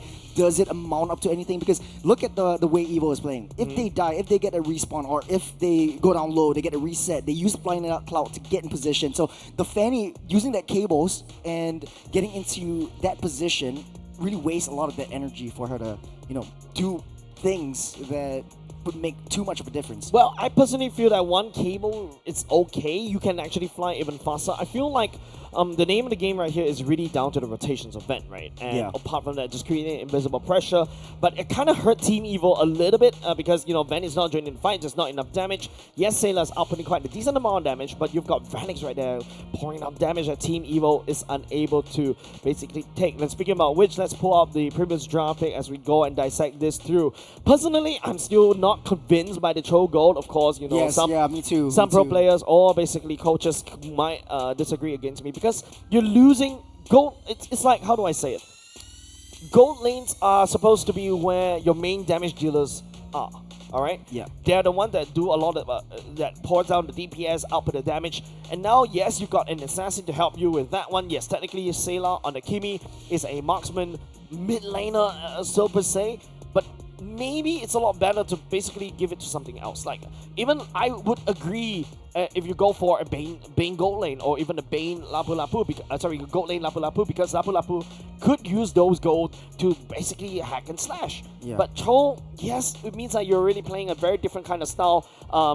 Really playing in a way that you basically rotate around the map and also creating space. But when you create space elsewhere, you're not trying to fight. You're not putting in the damage there. Yeah, it's I'm very unlike Evo, but I'm liking this new Evo, right? They're trading in their boxing gloves for running shoes, and I think this is how the best metaphor for this one. And once you pick up the Cho and you put like maybe a hyper carry onto Kimi, you're not really looking to take down any one of their opponents' players or heroes. You're just looking for the macro gameplay. Cho gives you that mobility. Cho gives you that speed to get to the lanes fast. And you see, if you have a heat map, if hopefully we will be able to have a heat map, but if we ever have a heat map that is Ven just 90% of the time at the bottom side, the bottom side. Towards the mid part. He's not joining in the team fights. He doesn't have to join in the team He's fights. always playing opposite of the whole team, right? Like literally just creating pressure on the sides. But with the Fanny right there, it kind of neutralizes that already. So personally speaking, I'm still not very convinced about the Troll goal, but hey, whatever the Rocks Team Evo vote, especially after they got game number 1 because of that Lord, right? But of course, Team Flash definitely had a chance right there. And I'm also really glad to see Vanix really stepping up this time around, because during the regular season, I'm just looking at Vanix as a gold laner. He's like a little bit here and there because I feel like he's really struggling in his final meta. Same could be said for quite a few of us gold laners as well, where we're forced to really pick up more fighters because, you got the Yishin Chins that's coming up into the meta, and also you've got the rise of the speed of the whole game, because all of a sudden, the Romans start ganking your lane. You need to be able to survive. The environment changes, the Flying Cloud as well. So it's just really uncomfortable. And Vanix, I'm glad he goes back to something that he's more comfortable with, right? Like even the Harif also coming back. The Moskov wasn't banned by the start of Team Evo as well. It seems like they're testing out that one, because don't forget, Vanix will always go back to the Moskov. I think one of the things that I remember from the regular season is that Vanix actually picked up the Ruby one time and the CC one time. I think that was quite... I can't remember which game in particular, but I remember he does that. He was very nutty on the Ruby, but I think that they need his power, his prowess when it comes down to the late game damage and a little bit more insurance, because they can't really bank on just one player alone. They can't just bank on Hades. So Vanix really comes in, and I think, I agree with you. He really showed up.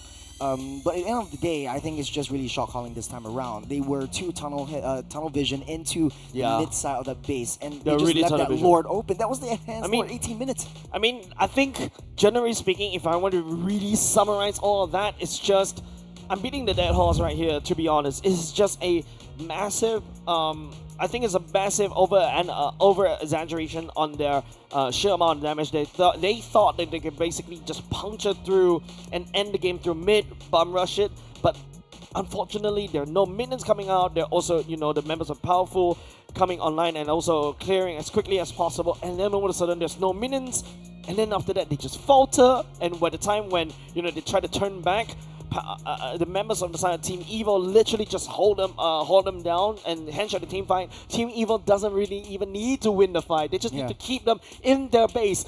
And it's funny, right? Usually you want to push people out of your base, but this time around Team Evil just delay the recall. It's fine. Delay auto recall. Yeah, I think that was a very smart move by Evil. I mean, I didn't see that until you pointed it out, and the Lord was just freely marching in, like prancing in, doing a hop and a skip. It's a base race. Down into the throne. It is a base race that Team Flash lost right there, and Team Evil is more than happy to keep them in their base.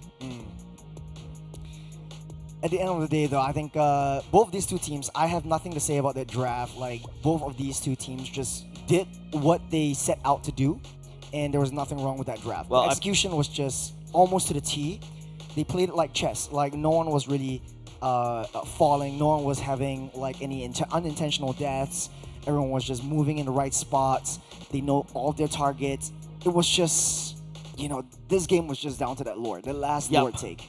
I think it's just there is a bit of a problem around the later parts of the game for the side Team Evil. They're running out of steam. Vanix coming up online. Yes, technically speaking, Sailor on that. Hima was also able to output the damage. Jay, there's a lot of time for Jay.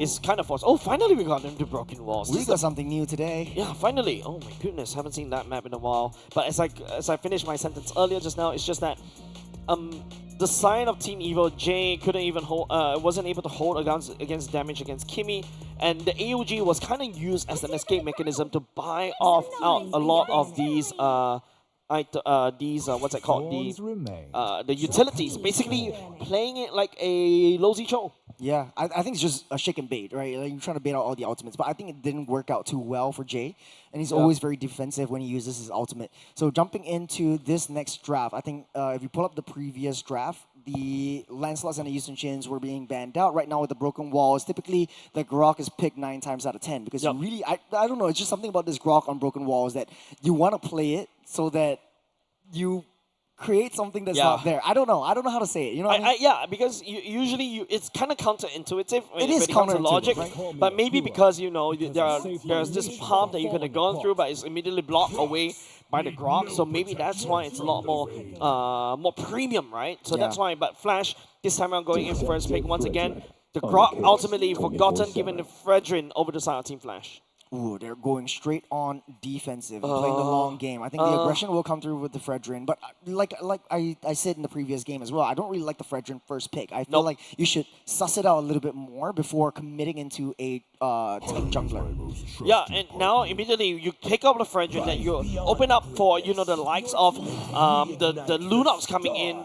If Team Evil were to go for that one, now the Yuzhong is also really wide open for the taking. All of a sudden, even if Cartesi wants to go for the Lunox right here, it's still A-OK. You still have the Brilliance, but you give a very important pick away over to the side Team Evil. Give the Grok over to Team Evil.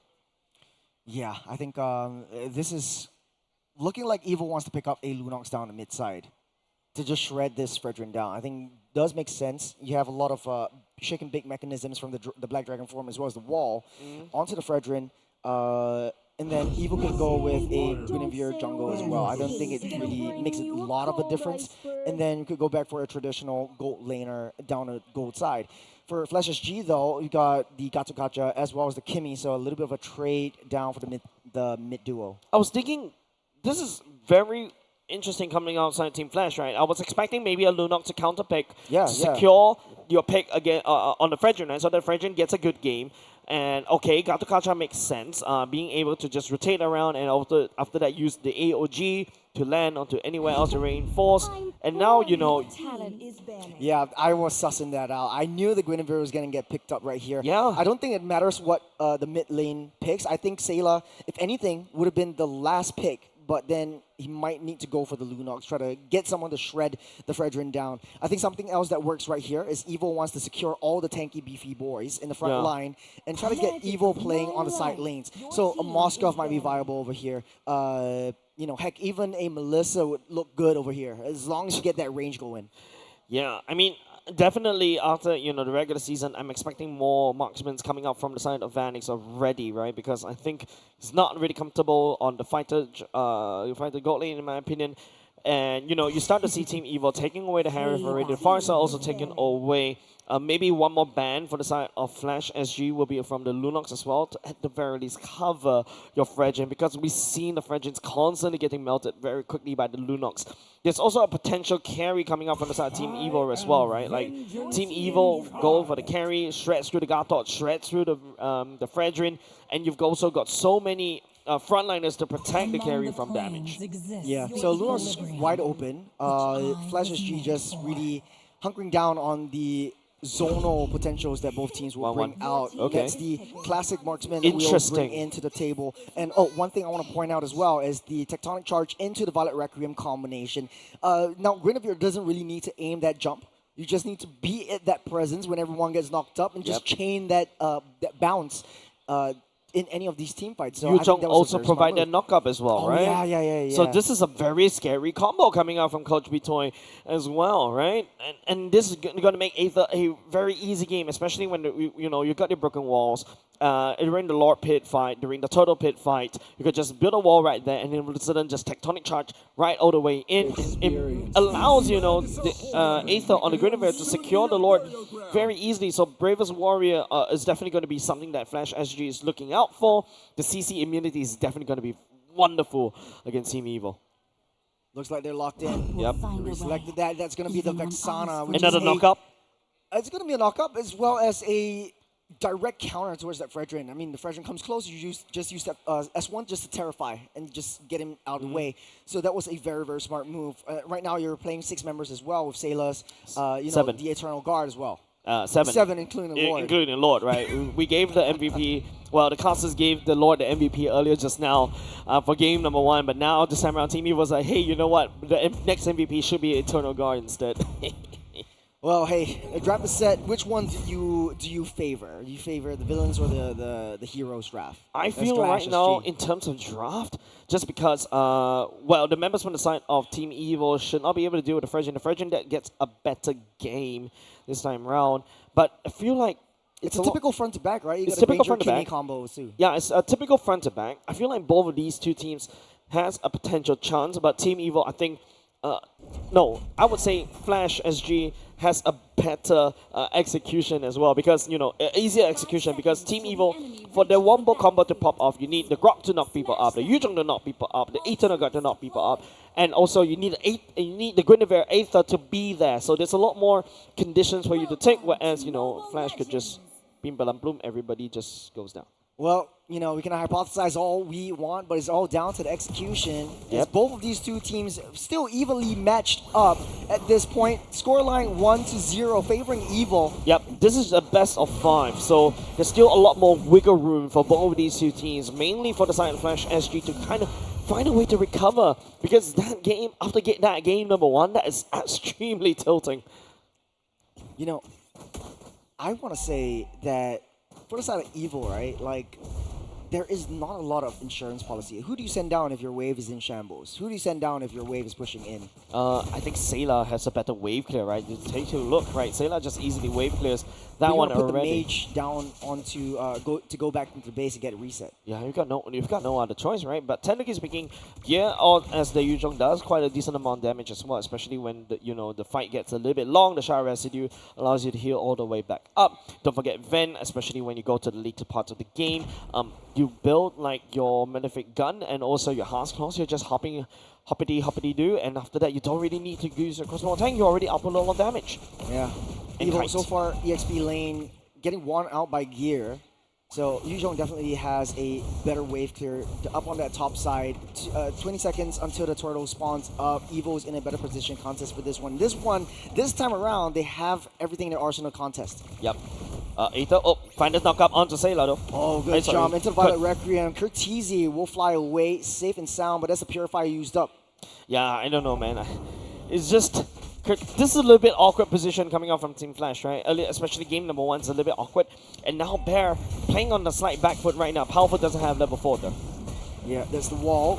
Hades getting trapped up. He's chain stunned out. That's the Appraiser's Wrath. Getting the first blood onto Aether. And Hades is still up alive. Got Eternal Guard dropped in, but a little bit too late. But Gear is there with the Black Dragon form, dealing not enough damage. Unable to secure Jane, able to walk out, all fine and dandy with a sliver left. I was expecting, Team Flash was the one that actually overstayed their welcome in that particular fight, but no.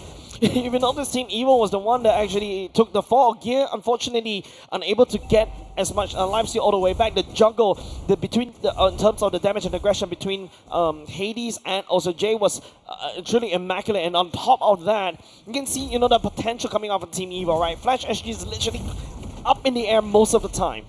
Good steal from the Gold Crab. On the top side though, that's a 3-man engage onto Gear. He will take another death in this game. Bear's angry. He's not happy in that with that particular outcome in game number 1. But we talk about, going towards the later part of the game. The 1-1 versus a Granger, but hold on. Yep, Jay's right around the corner. I don't think he's able to reach Ven. And Evo's all safe and sound for now. On the top side, though, Bear is already pushing in. No more gold plating. And it's a full gold plating over onto the Lapu Lapu. Yep.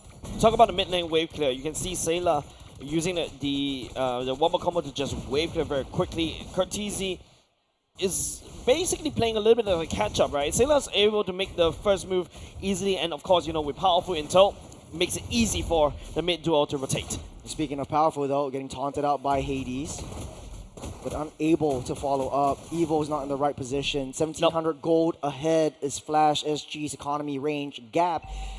And for the side of Evo, though, okay, what's the game plan? Interesting build from the side of Ven, right?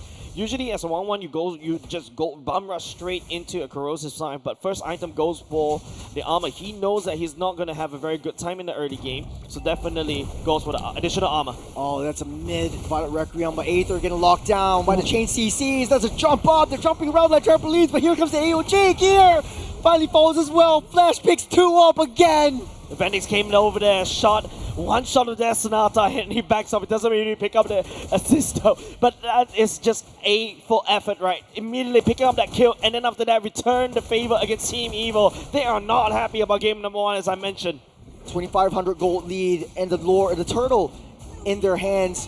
Right in the bag once again. Ven will get trapped, will get collapsed on by every one of the members, but here comes Bear. Will be able to secure that deal, but Vanix also will fall. Cortese's just outputting so much damage from the back line, and that's wonderful for the side of Team Flash. They have woken up. They have taken their coffee as command. Then also going to be a traction pulse. A nice flicker for the side of Sailor as Team Flash slowly dismantles Team Evil apart. Look at the mid side though. You got Aether trying to defend against the ambush that Hades is bringing to the table or onto the turrets. But at the end of the day, though, I feel like Evo doesn't have the damage right now. Like, Flash SG can always bring in Cortese, can always bring Vanix, and have that early game rotation to get that additional oomph, the additional punch of damage. But Evo doesn't really have that damage now. Even if Aether secures a Violet Requiem or it hits, knocks everyone into the air, there's just not enough follow-up right now. Yeah, and Gear is not having a very good game, right? Like, and finally picking on the Hunter Strike. Sailor also picking up the Glowing One as well. Those are initial damage items, but I'm very sure with the 3k gold lead in the favor for the side of Team Flash, they are really miles ahead in terms of these damage. Traction Pulse already committed over the side of Cortese. That's 44 seconds until the turtle spawns up. Yep, you can see the Sky Piercer already secured by the side of Vanix. He's going to escalate out of control. If you see a bit of a lane swap between Bear and also Vanix as well. There is Warrior right there to wave clear. Hopefully trying to make a play. You can see ganks happening. There's 4 members down the bottom side. Bear almost taking Aether out. Will do so before getting shut down by Ven. What a play! Man, I was expecting that would be a dead Bear, right? Bear. This is literally his bear trap once again. You're not trapping him, you're trapped with me. He's able to bring down a jungler for the side of Team Evil and denying him from farm. That's massive.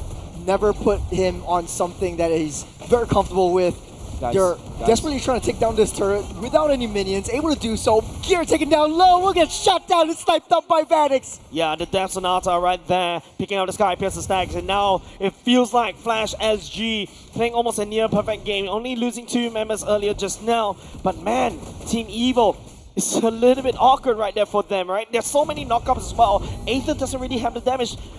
In order to basically pin anybody down, they need Van to come up online as quickly as possible. But it feels like Flash was the one that got to the main power spikes first. On textbook, I think Evo's draft looked really hella great. Like, they have a lot of layering to the combos. Yeah. They don't see Bear there, though. Ven, Hi. he's just sneaky right there. Doesn't see anyone. He's just free hitting onto that turret. Here comes Bear with the bravest fighter, Jay, trying to use the taunt to try to get him in, but inbuilt Purify saves his life for now. Yeah, second skill coming in very nicely for the 1-1 for now. But, you know, Team Evo spent a little bit too much time right there up top. Jump down Flash onto the SG turret. taking down bot. There's a Tectonic Charge, Violet Requiem trying to knock Hades up, but not enough damage. Huh? Aether down low, will be shut down by Vanix, but here comes the rest of Flash SG to gun everyone down. That's the Granger Kimmy combo that Evo has to bear the full brunt of the force with. Hades literally got tickled by Aether. He doesn't really lose any HP bars as well, even the Grave HP bars, but hold on a second, here we go. There's a 2-on-1 onto Gear, able to jump out safe. No. You don't want to jump onto a Lapu Lapu right there, but Hades... He's just going crazy though. There's a chain stun onto Evil, but I don't want to commit for this. 50 seconds until the Lord spawns up. They're having a near-perfect game, near-perfect team fights every single time, only losing 2. 3,600 gold lead for the side of Flash SG. The power of team fight is not going into handy for the side of Team Evo this time around. It seems like Flash SG, you know, like what I mentioned, for the side of Team Evo to really work this kind of roster out, you really need a lot of checkboxes. And in order for all these checkboxes to be thick, is basically having the solar system planets aligned.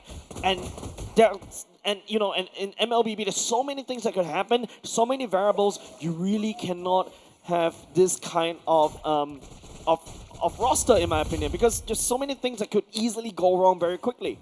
Yeah, speaking of which, I think let's talk about 1-1 real quick. All throughout the regular season has been banned out or has been picked up, but a lot of players like it. It has a built-in Purify. Yeah. But it's like a glass cannon. But hold on a second, that's a Tectonic Charge, but not enough damage. Will push everyone up into the sky, but Flash SG still barely survives and barely hang on, able to find over Cortese. Ven will take that one out, but the 1-1 will get out safe for now. That's 2 for the price of 1. As Gear still in the midst of all that fight, 4 members in, and Evo cannot defend against the wrath of Flash. Gear literally gave 1 kill over the side of Team Flash, and now Vanix, I think right now it should have like, what, 30 Sky Piercer stack right there. It's just actually allowing Flash SG to snowball, right? And not only just that, they pick up the Lord for themselves. Ven, yes, secures a Heart Claw for himself, but needs a lot more, right? It needs like at least a Malefic Gun to basically do something against a like a Jay or Hades, or be it the Lapu Lapu. Aether 0-5-2, Gear 0-5-0. What went wrong down in with the jungler and the EXP? I feel, Churros, it's just like they're overconfident in this one-more combo. Yes, on paper it looks wonderful. It looks very beautiful. It's like, you know, when you're designing a tower as an architect, it looks really nice, but the engineer comes in and say, no, this would not stand. Yeah, that's exactly what's happening right now. It looks good on paper, it looks good on theory, but it's kind of awkward when you put it to the actual test. I think the chain stuns is not really working out. Ven, a little bit too deep. They need more. Tries to find a taunt in over onto the 1-1. Evo playing on the defense. Flash is buying time for the Lord to slowly march up from that bottom side. Yeah, and Hades, right? If you notice, this Frengen is literally going around uncontested, right? And yes, you can knock him up. Yes, you can basically get him locked up in the sky. But who are you expecting to deal with this Frengen? Sailor on that Vexana? There's a Traction Pulse. Aether directly into enemy territory. Immediately gets vaporized by the hands of Vanix.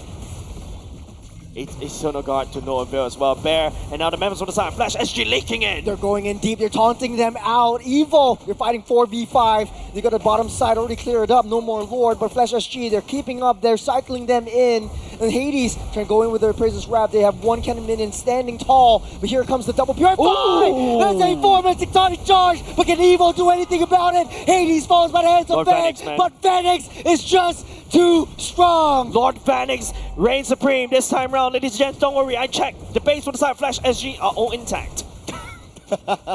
They're still right there, but what a play from Powerful. Just not enough damage for now. They're 7,000 gold behind, and Evo, even though Powerful made that wonderful play, it was just way too far ahead for Evo to just come back into this. Yeah, item check right here. Ven does pick up a critical item already. Here comes the Malefic Gun. So Team Evil should be able to team fight right now, but I think he needs a couple more tankiness items as well to basically face tank right there. And powerful, of course, you just need to powerful smash, right? Smash everybody into the wall for the side of Team Flash and hope and pray for the best. But Team Flash, they're miles ahead regarding the items. The Winter Crown for the side of Curtizi to basically outplay, and now should be building against building a Holy Crystal already. He's gonna output so much damage, and not only just that, the Phrygian already secured a Blade Armor as well. Now all of a sudden Van is actually doing damage to himself if he actually tags onto Hades. Is this the plan all along? Like, is this Evil's master plan? Just playing it safe, playing that defense, just giving up all these turrets,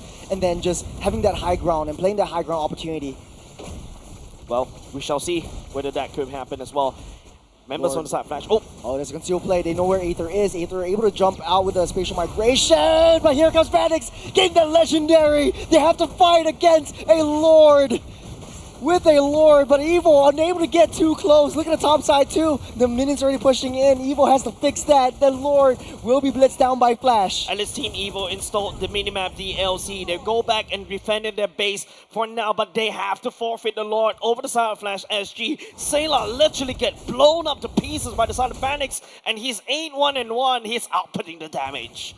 Curtizi just trying to find anything at all, but Ven caught in a rock in a hard place. Vanix sniping him down and getting another one for himself. I think he's playing the wrong game. Feels like, he's better suited in other games. But of course, we need Lord Vanix and MLBB. And now this is Team Flash that we know and love. A more aggressive, they know how to play this kind of gameplay against Team Evil. Team Evil, on the other hand, they have to run for the hills. It's Hades getting locked up. The AOG trying to disrupt everything. Hades will finally go down by the hands of Sailor, but here comes Gear, taking a lot of damage from Vanix. Just Vanix free hitting from the backside. There's nothing that Evil could do. All the King's horses, all the King's men can't put their throat back together again as the heroes take game number 2. A Flash equalizing the score earlier just now. A bit of a picking up the correction tape and correcting that score line just a little bit.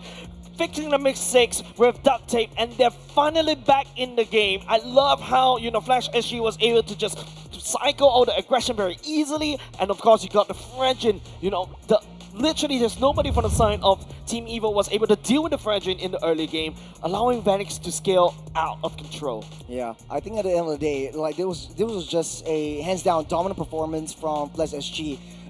One of the reasons picking up that Phrygian was good. I mean, we were doubting it. We were doubting it from the start.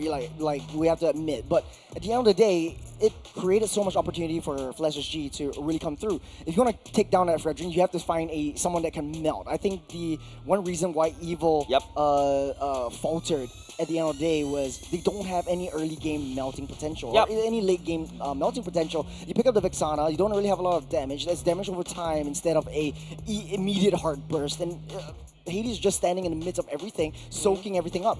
Yeah, so it's a really good plan coming off the side of Flash, right? Denying the Kimi pick away from the side of Team Evil, and it makes it easier and forces the Vexana out, which is kind of awkward. The Lunox actually unbanned at all, and we're going to give the MVP over the side of Gatokacha, Jay. To be honest though, I think all 5 members of Team Flash really held up to the end of the bargain. You've got, notable mentions, Bear being put on his tanky, sustainable fighters instead of a mage tank that he's really not comfortable with, and he really showed us how it's done and how it's being played well. You got Gatokacha just opening up that map, using AOG to disrupt any of these big skirmishes and chain stuns. You've also got Vanix just free hitting from the backside, creating a lot of space and opportunity. Curtizi was just doing what Vanix does as well, just free hitting from that back and dealing that damage. And Hades, big respect over to him. Yeah, we doubted that Phrygian, but he just played it to the T. Every single hit, he soaked up. I mean, he was literally uncontested by the side of Team Evil, right? Nobody from the side of the 4, except for Ven, that could deal with Hades. And by the time, Hades is so humongous already, it's already picking up all those assists, all those kills. He's ahead in the levels. In order to the marksman couldn't do anything, right? Against Hades. And I personally believe there's so many things that from the side of Team Evil for this Wombo combo to really go well. There's a lot of things that need to go right before it is even okay. Because I would say that if I were to switch one of these heroes out, I will switch out Sailor. Like the Vexana is a little bit awkward. I think you switch it out with a Lunox, or even Curtizi's Kimi. I think this roster will be solid for the side of Team Evil. Yeah, I 100% agree with you. I think the Vexana was just too much of an overkill of crowd control. There wasn't any, guaranteed melters for the side of Evil. Yep, crowd control can only knock people up, stun people up, but you ultimately... have to fight against the Purifies as well. Like, even if you get Cortese as a Purifier to get him out safe, even if you try to get in close into Vanix, he's going to Purify out. You still also need to put an end to the HP bars, right? Yeah. You can knock everybody up sky high, but crowd control don't deal damage. Wow. I just learned. There's a lot of big plays from Evil, but just no follow-up, no damage at all. Yep. And speaking of damage, let's take a look at the damage for both of these two teams as well. Yeah, if you take a look at the damage, I don't really feel like, look at the side of Team Evil, right? Damage dealt is only, maximum for the side is mostly done by Sailor at 54k damage. If you take a look over to the other side of Flash SG, look, Vanix is already 61k. And also, yes, there's also some damage from the side of Gear, but unfortunately, Van is not up online quickly as possible because of Vanix on the Grandeur escalates even faster as compared to this 1-1. I think the 1-1 isn't really a very viable pick right now. There's way too many heroes that could immediately shut that 1-1 down, but a lot of people might disagree. But I disagree. I think the problem is down to this guy. It's Vanix. Vanix is just so hard to deal. This is just a sticker. It's from the Flash's booth. Oh, that's so cute. Yeah, so if you're down at Centrepoint, you can make your way down over to some of the booths and try to get some of the merch. I think some of the teams are really, having quite a bit of nice merches over here. But hey, it's time for the teams to get a reset. It's 1-1 is the score line, and we have potentially 3 more games to go. We'll be taking a short break, but when we come back, it's more action from the heroes and the villains. We'll see you soon.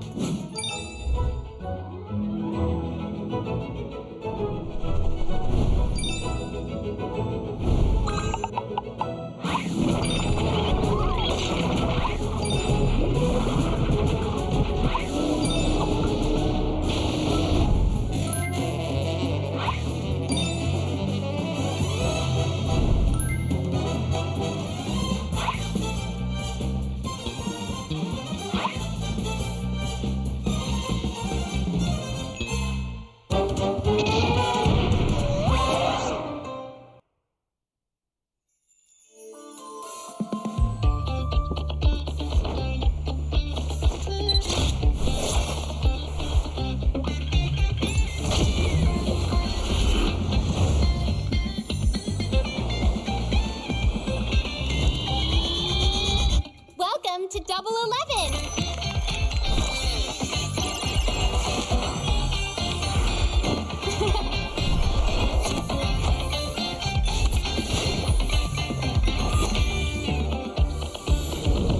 Amazing prices, amazing styles.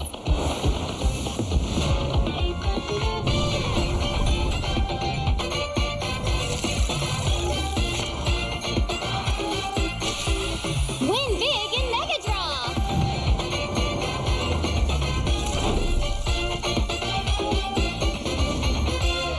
Lowest prices, incredible benefits.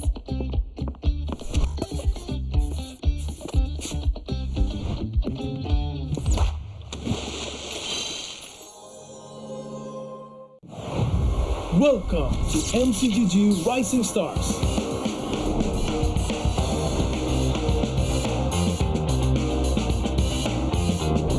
From September 12th to October 19th, take part in the regional contest, open to all players. Step up and prove your strength.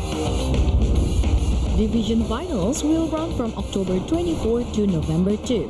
The top 16 players in each division may advance to the next stage of MRS. Check your in-game mail for information.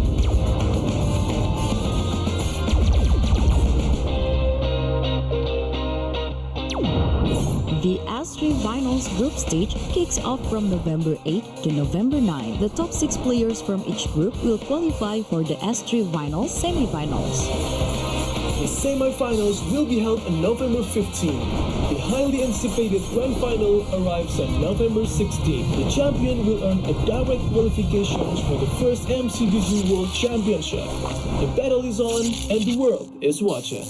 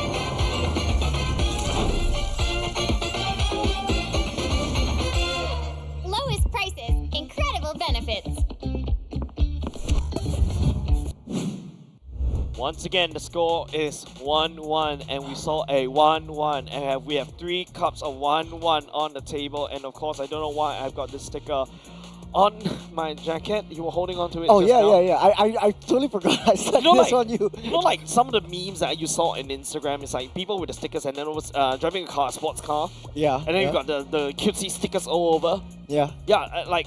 I thought this is your favorite player. This is Lord Venix, in the flesh. Not in the flesh, but like in his like in the sticker, animated the form. flash is right there. The flash is right there.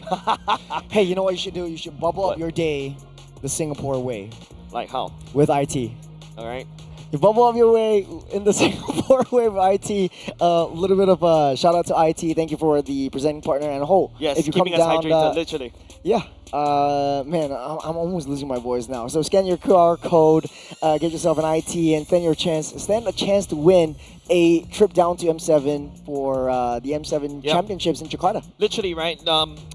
You know, like how when you watch a show, especially an esports show, right?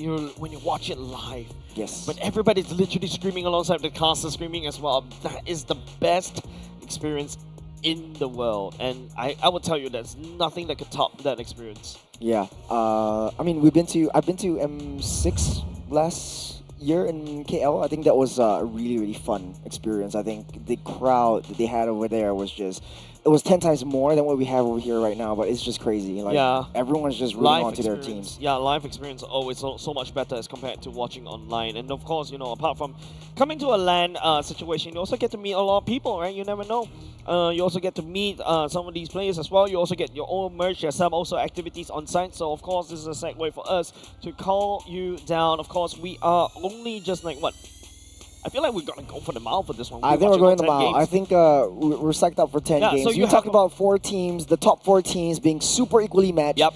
And I do have to agree with you. I think 100%. Definitely. And I feel like this is also a cue for you guys. Right? If you're still in the vicinity, or heck, even if you're far away, don't worry, you have a lot of time to get them down. But if you're not able to make it down for today, there's also still tomorrow where we'll be watching our lower bracket finals and also our grand finals. We are top 3, baby. So it's Kingdom Esports. So if you've been you missed out on the earlier game, that was Kingdom Esports taking the cake over Stallions SG with a 3-2 victory, a full-on BO5. And right now, I think the evils and the villains are something that I've been hyping up since the regular season. I think it will go to mile this time. Yeah, I mean, like, you know, I think it's a little bit confusing, right, in terms of analogy, right? Technically speaking, Team Flash has been winning MPL Singapore 4 times in a row, and we talk about how sometimes if you live long as a hero, you may become a villain eventually. And I think Team Flash, no offense to Team Flash, true, because everyone's looking to take them down. Yeah, that's that's idea. Right? Yeah, and the funny part is, they are technically like the tyrants. They're technically like the villains of this storyline right now, and it is evil. That is the one, the evil hero. Yeah, the community kings, the community heroes. That is the one that's coming to topple them. But of course, you know, everyone's a hero in their own story. You know what I'm saying? Of course. So like, the villains might have another thing up their sleeves, but you know what is up our sleeves, up our alley, is the dangerous grass that we'll be seeing. I think 3rd time today. Yeah. If I'm not mistaken, dangerous grass actually favors a lot more assassins, a lot more burst heavy picks.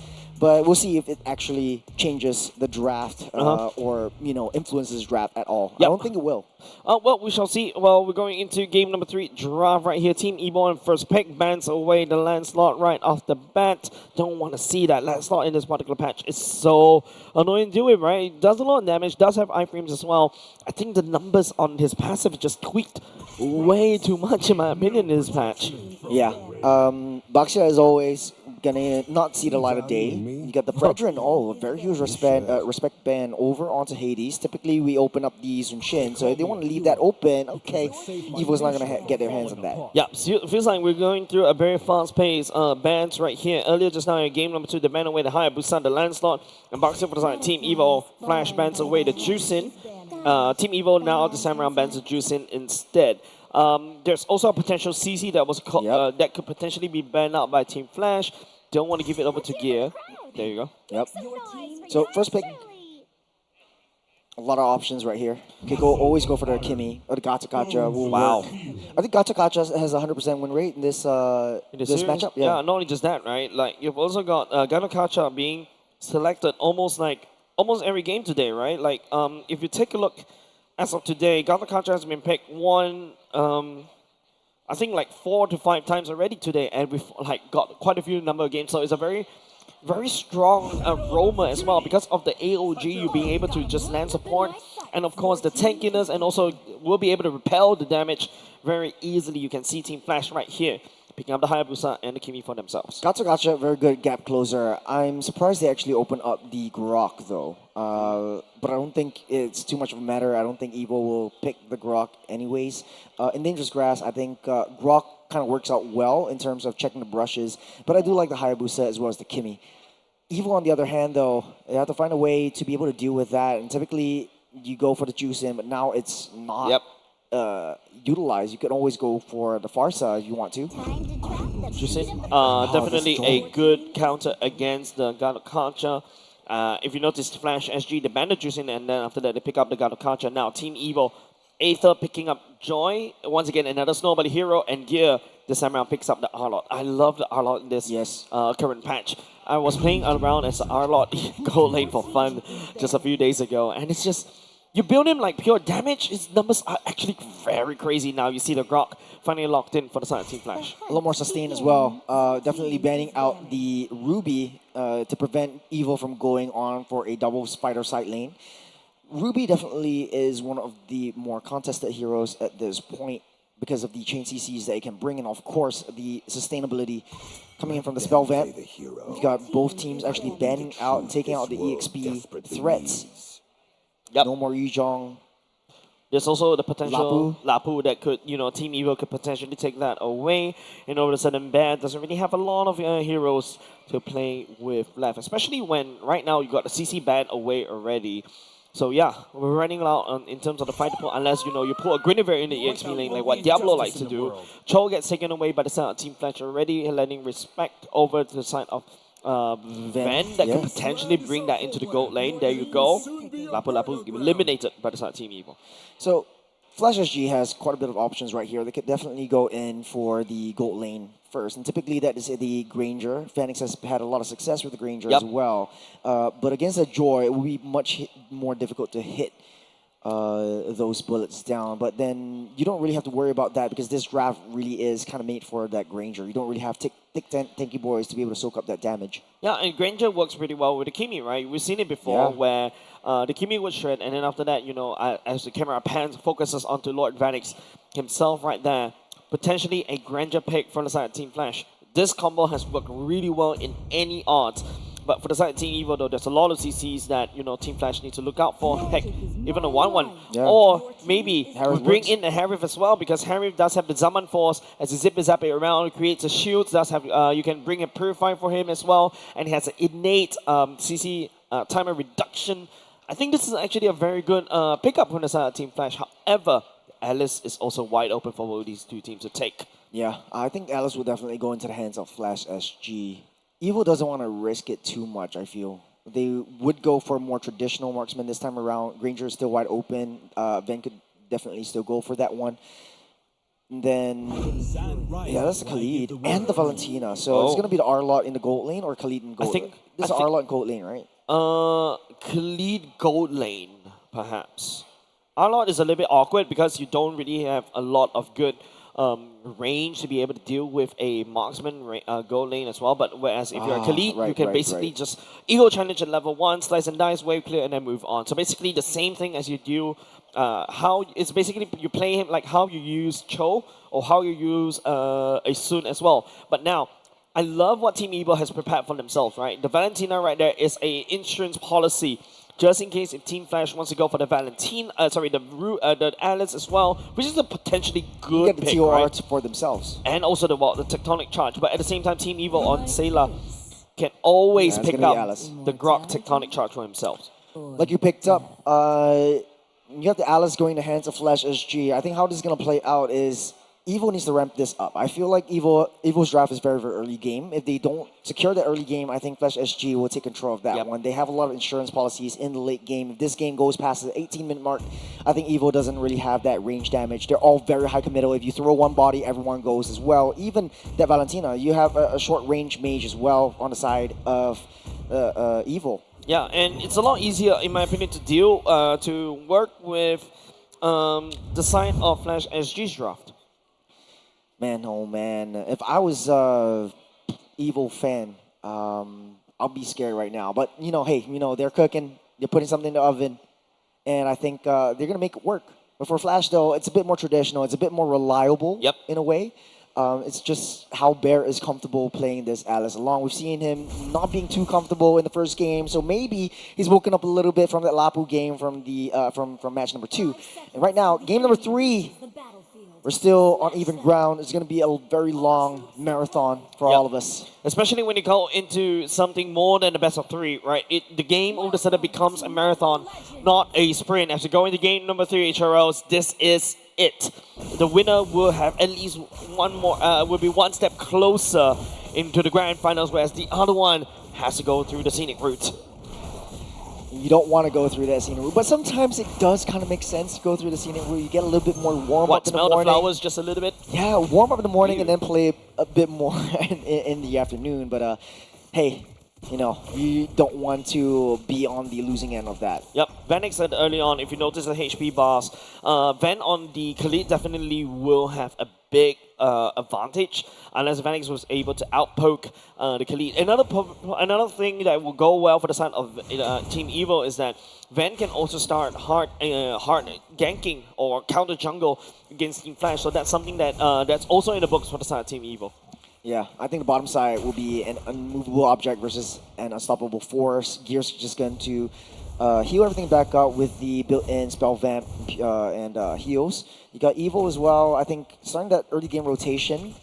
In theory, Flash SG should have a lot more wave clearing potential, but I think they're just holding on to that wave. I think they want to lure Evil out of the mid side and try to get that clear going. Yep.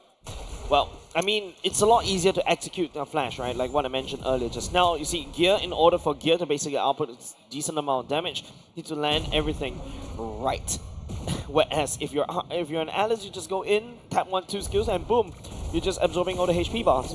But a very slow start for both sides. They got trapped underneath. Powerful able to dash out. Sayla taking a huge brunt of the damage from Curtiz, but here comes Barrett TOR out of nowhere. Sayla not expecting that one at all. Yeah, definitely right. Barrett's actually continuing on. We're going to have a bit of a trade.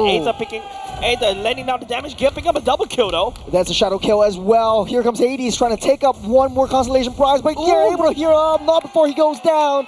Another one for the books. It's 2-2, and the turtle wide open. And you're actually learning. Hold on, Hades. Hades powerful, able to come in. One more hit, we'll be able to get shut down. But here comes Aether securing that turtle from the bottom side. Then needs to use that Raging Sandstorm to get out in the flicker out of the way. As both these two teams, the juggernauts, knocking heads. Literally duking out very, very aggressively, right? And also another thing to take note is that, had Team Evil did not secure the turtle for themselves, Flash SG is gonna snowball out of control, right? Because of how Hades actually picking up 2 kills earlier just now. But of course, Hades picking up 1 kill and also 1 assist. But of course, with Aether securing the turtle, all of a sudden they are back to equal footing for now. But we need to take a look towards the later parts of the game, and we also need to see Aether snowballing on this joy. Take a look at the items right here. It is a Fairy Hammer secured for quite a few of these players, right? For the side of Gear and also Ven. Speaking of Ven, I think this Khalid is struggling a little bit against Vanix. Like, he doesn't have a lot more, he doesn't have that range that Vanix provides, or this Harris has, on the top side. So a 1v1 between the Harith as well as the Khalid will go sideways for Ven even more. But the best part about as an Arlot, right, you really are I would say a cheap hero, because the value actually lies in your final slash, not your items, not your ability to do damage, but your ability to displace. There's the traction pulse onto 2, able to get that flicker out of the way, and Sayla and Gear walks out safe. But what a start in the mid side. That's SG looking for a little bit more babysitting duties at the top side. But if you're a fighter in the top side, in the gold lane, and you sort of need Powerful to come in for backup, it's not doing too well. Well, right now, second turtle is up for the taking for both of these two teams. There's not a lot of movement for for the side of Team Flash, right? Jay is actually still mostly sticking up top, making sure that Van doesn't really rotate. But here's the problem, right? I would say Van, in my opinion, should start rotating all the way to the turtle fight to make it to give a bit of a manpower advantage for the side team. But hold on, it's a one-on-one on the top side, a solo kill over to Vanix. Van will snap pick that one up. The TOR will land on the turtle pit. Hades will snap pick that turtle up. And Curtizi flying a little bit away. Pop forced to use that flicker to get out. AOG will not be able to stop Bear in his tracks. Be sandwiched by 4. Gear comes in with the extra damage, but Bear actually walks out safe. Powerful loses his life, but here comes Ven from the sideways to take out Bear in the process. And Ven will fall. It's just delaying his inevitable doom, but here comes Aether again. Quad Shadow should be up there all time soon, and he will be able to escape. Aether dancing around, but he's here comes the re-engage though. Oh man. What a massive brawl between these two teams. Team Flash right there, extended team fight right there. But ultimately, it is still Bear on the Alice, the TOR. Amazing timing right there. And now Team Evil got bitten in the backside.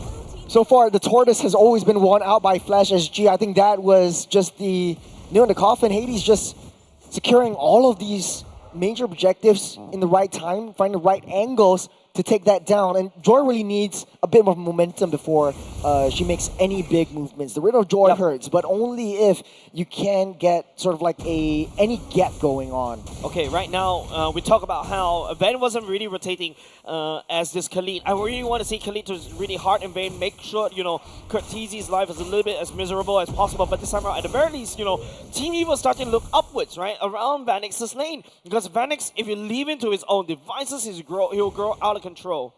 Bottom side's already in shambles. Wave already pushing in from the bot. Evil is playing on that defense, but I don't think the gold lead is way too far ahead for Flash SG. Yeah, but it is a level, so hold on. Oh, they're making a beeline to the top side. Demon Force already utilized. Get a shadow kill as well, but not enough to take Ven down. Here comes Tectonic Charge, able to get a mirror move, and Zayla gets out of the way. The TOR comes in just in the nick of time, but Powerful will fall, but heads to Hades, and they only lose 1. Man, the layering, and this is the problem that I was talking about, right? Yes, it is still a goal. It was before that team fight. They were even in goal, but Hades is actually ahead in levels. Just take a look. Hades already level 11, Aether at level 9. Not only that, right? Like Aether is not in the vicinity when the fight breaks out. You got 4v2 on the top side. Hades immediately vaporizes Ven. Gear holding on dearly by the turret. Will be able to keep it alive for now. Jay using the flicker to keep Hades safe. That's a nice body block. A good committal of the flicker. A bit of an overkill to make sure that, Hades actually get out there. Flicker concealed play does have its benefits, I guess, because don't forget, Hades is 5-0-2. There's a lot of shutdown gold, especially when you're on a very small, tight little tolerance. You don't want to give that over. Speaking of which, Hades able to use that quad shadow to get out of the way. That's a nice juke by Hades to get into position. Magir finally finds Hades, shuts this ninja down as Flash SG loses 2 in the process. Here comes Evil with an answer.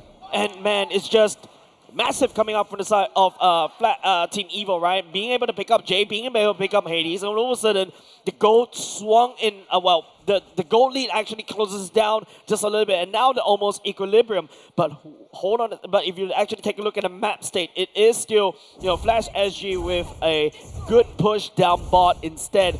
Finally, Team Evil was able to crack up top. I think Evil is just holding on to the magic of team fights. Right now, again, the scales has tipped over to Evil's favors. The gold lead is not too much, but Flash SG, they had a full, solid 2,000 gold lead. And once Gear comes in the picture, once he gets that nice final slash down, I think Flash SG really has to try to overcome and commit into a counter re-engage. Yeah, we've seen games be literally toppled by one good final slash before, and that's why I was talking about this, like how Gear on the Arlot is technically a very cheap hero. Oh, that's a good power spike. This is a there we nice go. Final slash. Gear is still keeping up safe, but Curtizi will finally take Gear down. I don't think Evil wants to go for a re-engage. Losing gear is not too much of a problem. Flash SG utilized so much resources. No more Xavier Force, no more TOR. This Lord is free for Evil's taking if they want to risk playing a outnumbered game. Yeah, Ven does have a Raging Sandstorm if they really want to commit to this one. But we need to see more impact coming out from Ven. But TOR on the other hand, hold on. There's Raging Sandstorm over on the face of Curtizi, able to survive just for now. Hades will snap pick that Lord up, and Sayla falls by the hands of Hades on the backside. Hades just jukes out of the way. And this higher boost is just going crazy. 6-1 and 3. 6-1-3, and on top of that, Vanix on the Zaman Force, just zapping around, outputting damage. That was a very beautiful Raging Sandstorm. However, Team Evil is not ready to handshake these team fights because Vanix is starting to output the damage, and Team Evil cannot hold. Aether is always not in the midst whenever Flash SG commits to a team fight. And Gear wasn't in the picture as well. I think Evil was just risking it too much. His nice two-man traction pulse, but here comes Alice. Hold on with the TOR. Hades was clear that one up. The AOG will keep powerful up and alive, but the damage is done. Gear falls again. That is a very disgusting combo. By the corner of the TOR, manages to capture that one. Curtizi also picking up that kill right there. Is definitely beautiful and allowing Curtizi to escalate out of control. Flash SG has a penetration mid and also potentially bot as well. 3,000 gold lead by Flash SG.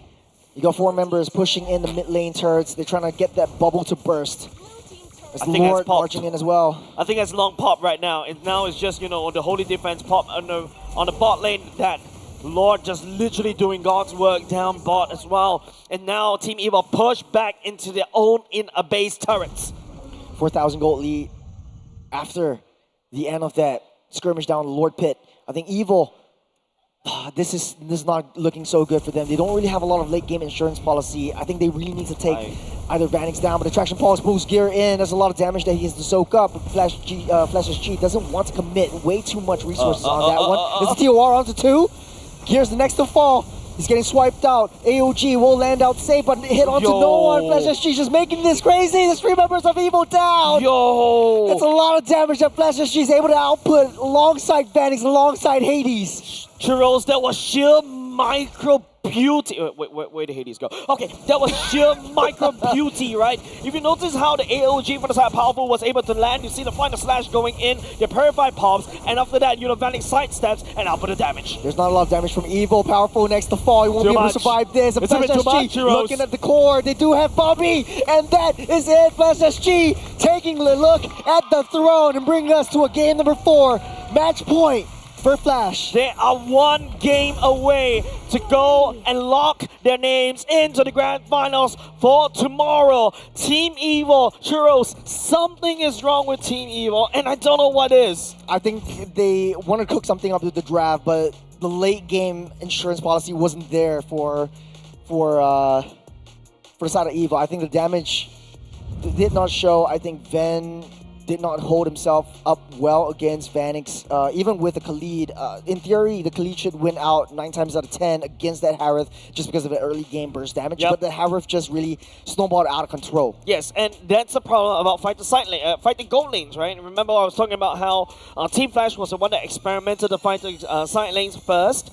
During the regular season, and to no avail, right? They always find themselves in the losing end, whereas Ben during the regular season has been playing a lot more standard marksmen, playing a lot more the more meta builds like his Harifs, his Granger. I want to see that Ven coming back in because, to be honest, as of now, yes, it is Team Evil trying out their troll on Ven earlier just now. It worked out kind of well. Whereas Ven also tried to do the 1-1 earlier just now. Yes, I mean, it's not entirely Ven's fault, but if we take a look at the MVP, it goes over to Hades this time round. I don't know where the damage came from. Like, right from the get-go, he was just way ahead of what Aether was essentially trying to do. He was always on the back line. He has so many targets, and even with that shadow kill, is able to melt down tanks. So this man was just crazy in how he played. 7-1 and 7, 6-7-7 GPM. This was just, it's just easy pickings, right? Enough said. Enough said. The Warcry allows him to basically gain a massive boost of damage, and as he goes in shadow kill and just like literally zipping around, the members on the side team really cannot catch him at all, right? Joy goes into his ultimate, all Hayabusa has to do is just press one ultimate and I counter your ultimate entirely. That's number one. Number two, I'm so far ahead. I can literally start, shredding Gazokacha. I can shred the Arlot, and technically speaking, if you go into the emblems later on and perhaps into the items, you can also see that Arlot really needs a lot more tankiness, and unfortunately, the final slash doesn't come through because of the purifies that Team Flash packed along themselves. I feel like this is the same mistake that they made in game number 2, where there's way too many crowd controls, way too many chain stuns, but not enough damage coming through. Yeah, I think they're putting all their eggs into one Aether, but it wasn't to avail. I mean, it's just Aether wasn't able to scale up fast enough, or even when there's a team fight, the joy wasn't there. Yep. If you want me to summarize this whole meta into some form of analogy or some form of scene, but before I actually say that, if you take a look at the items, right, Arlot doesn't really have enough defensive items, right? The Rose Gold Meteor, yes, technically speaking, it's very defensive the way he's building. It's not very offensive, but best offense is good defense, but he doesn't really have that luxury of farm. Doesn't really have that. His lowest farm in his... no, that's powerful. Okay. Yeah, he doesn't have that, but the Rose Gold Meteor is basically more of an offensive item. Something like the most defensive offensive item, right? Yeah. But right now, I think what Gear needs is more HP bars, right? Had it been an Antique Kuras, I think that would be a very different game state, right? But right now, if you notice, what Team Flash and Team Evo is doing right here is just proving the point that I personally feel that I'm still leaning towards the traditional marksman gold lanes. Yes, Harif, technically speaking, a pseudo marks. I mean, technically a mage. But it's still traditional. But it's still traditional, right? It's a dependable damage dealer in the late game. Have you seen the meme online where this Bruce Lee looking kind of guy that goes hoo hoo ha ha hoo ha? I don't know the. Yeah, and you pull up a gun and then you shoot that. And what Team Flash did is just pull up a gun, bang, done. Yeah, right? 100% That's basically what's going on right now, because all Flash has to do, it's a lot easy to basically execute this kind of roster as compared to Team Evo, right? What we did not see from the side of Team Evo in game number 1 and game number 3 is that Van wasn't rotating towards the mid lane, whereas that's the whole point of the fighter meta, is to be able to rotate to the turtle and make sure that the first turtle is a 5v4. Yeah.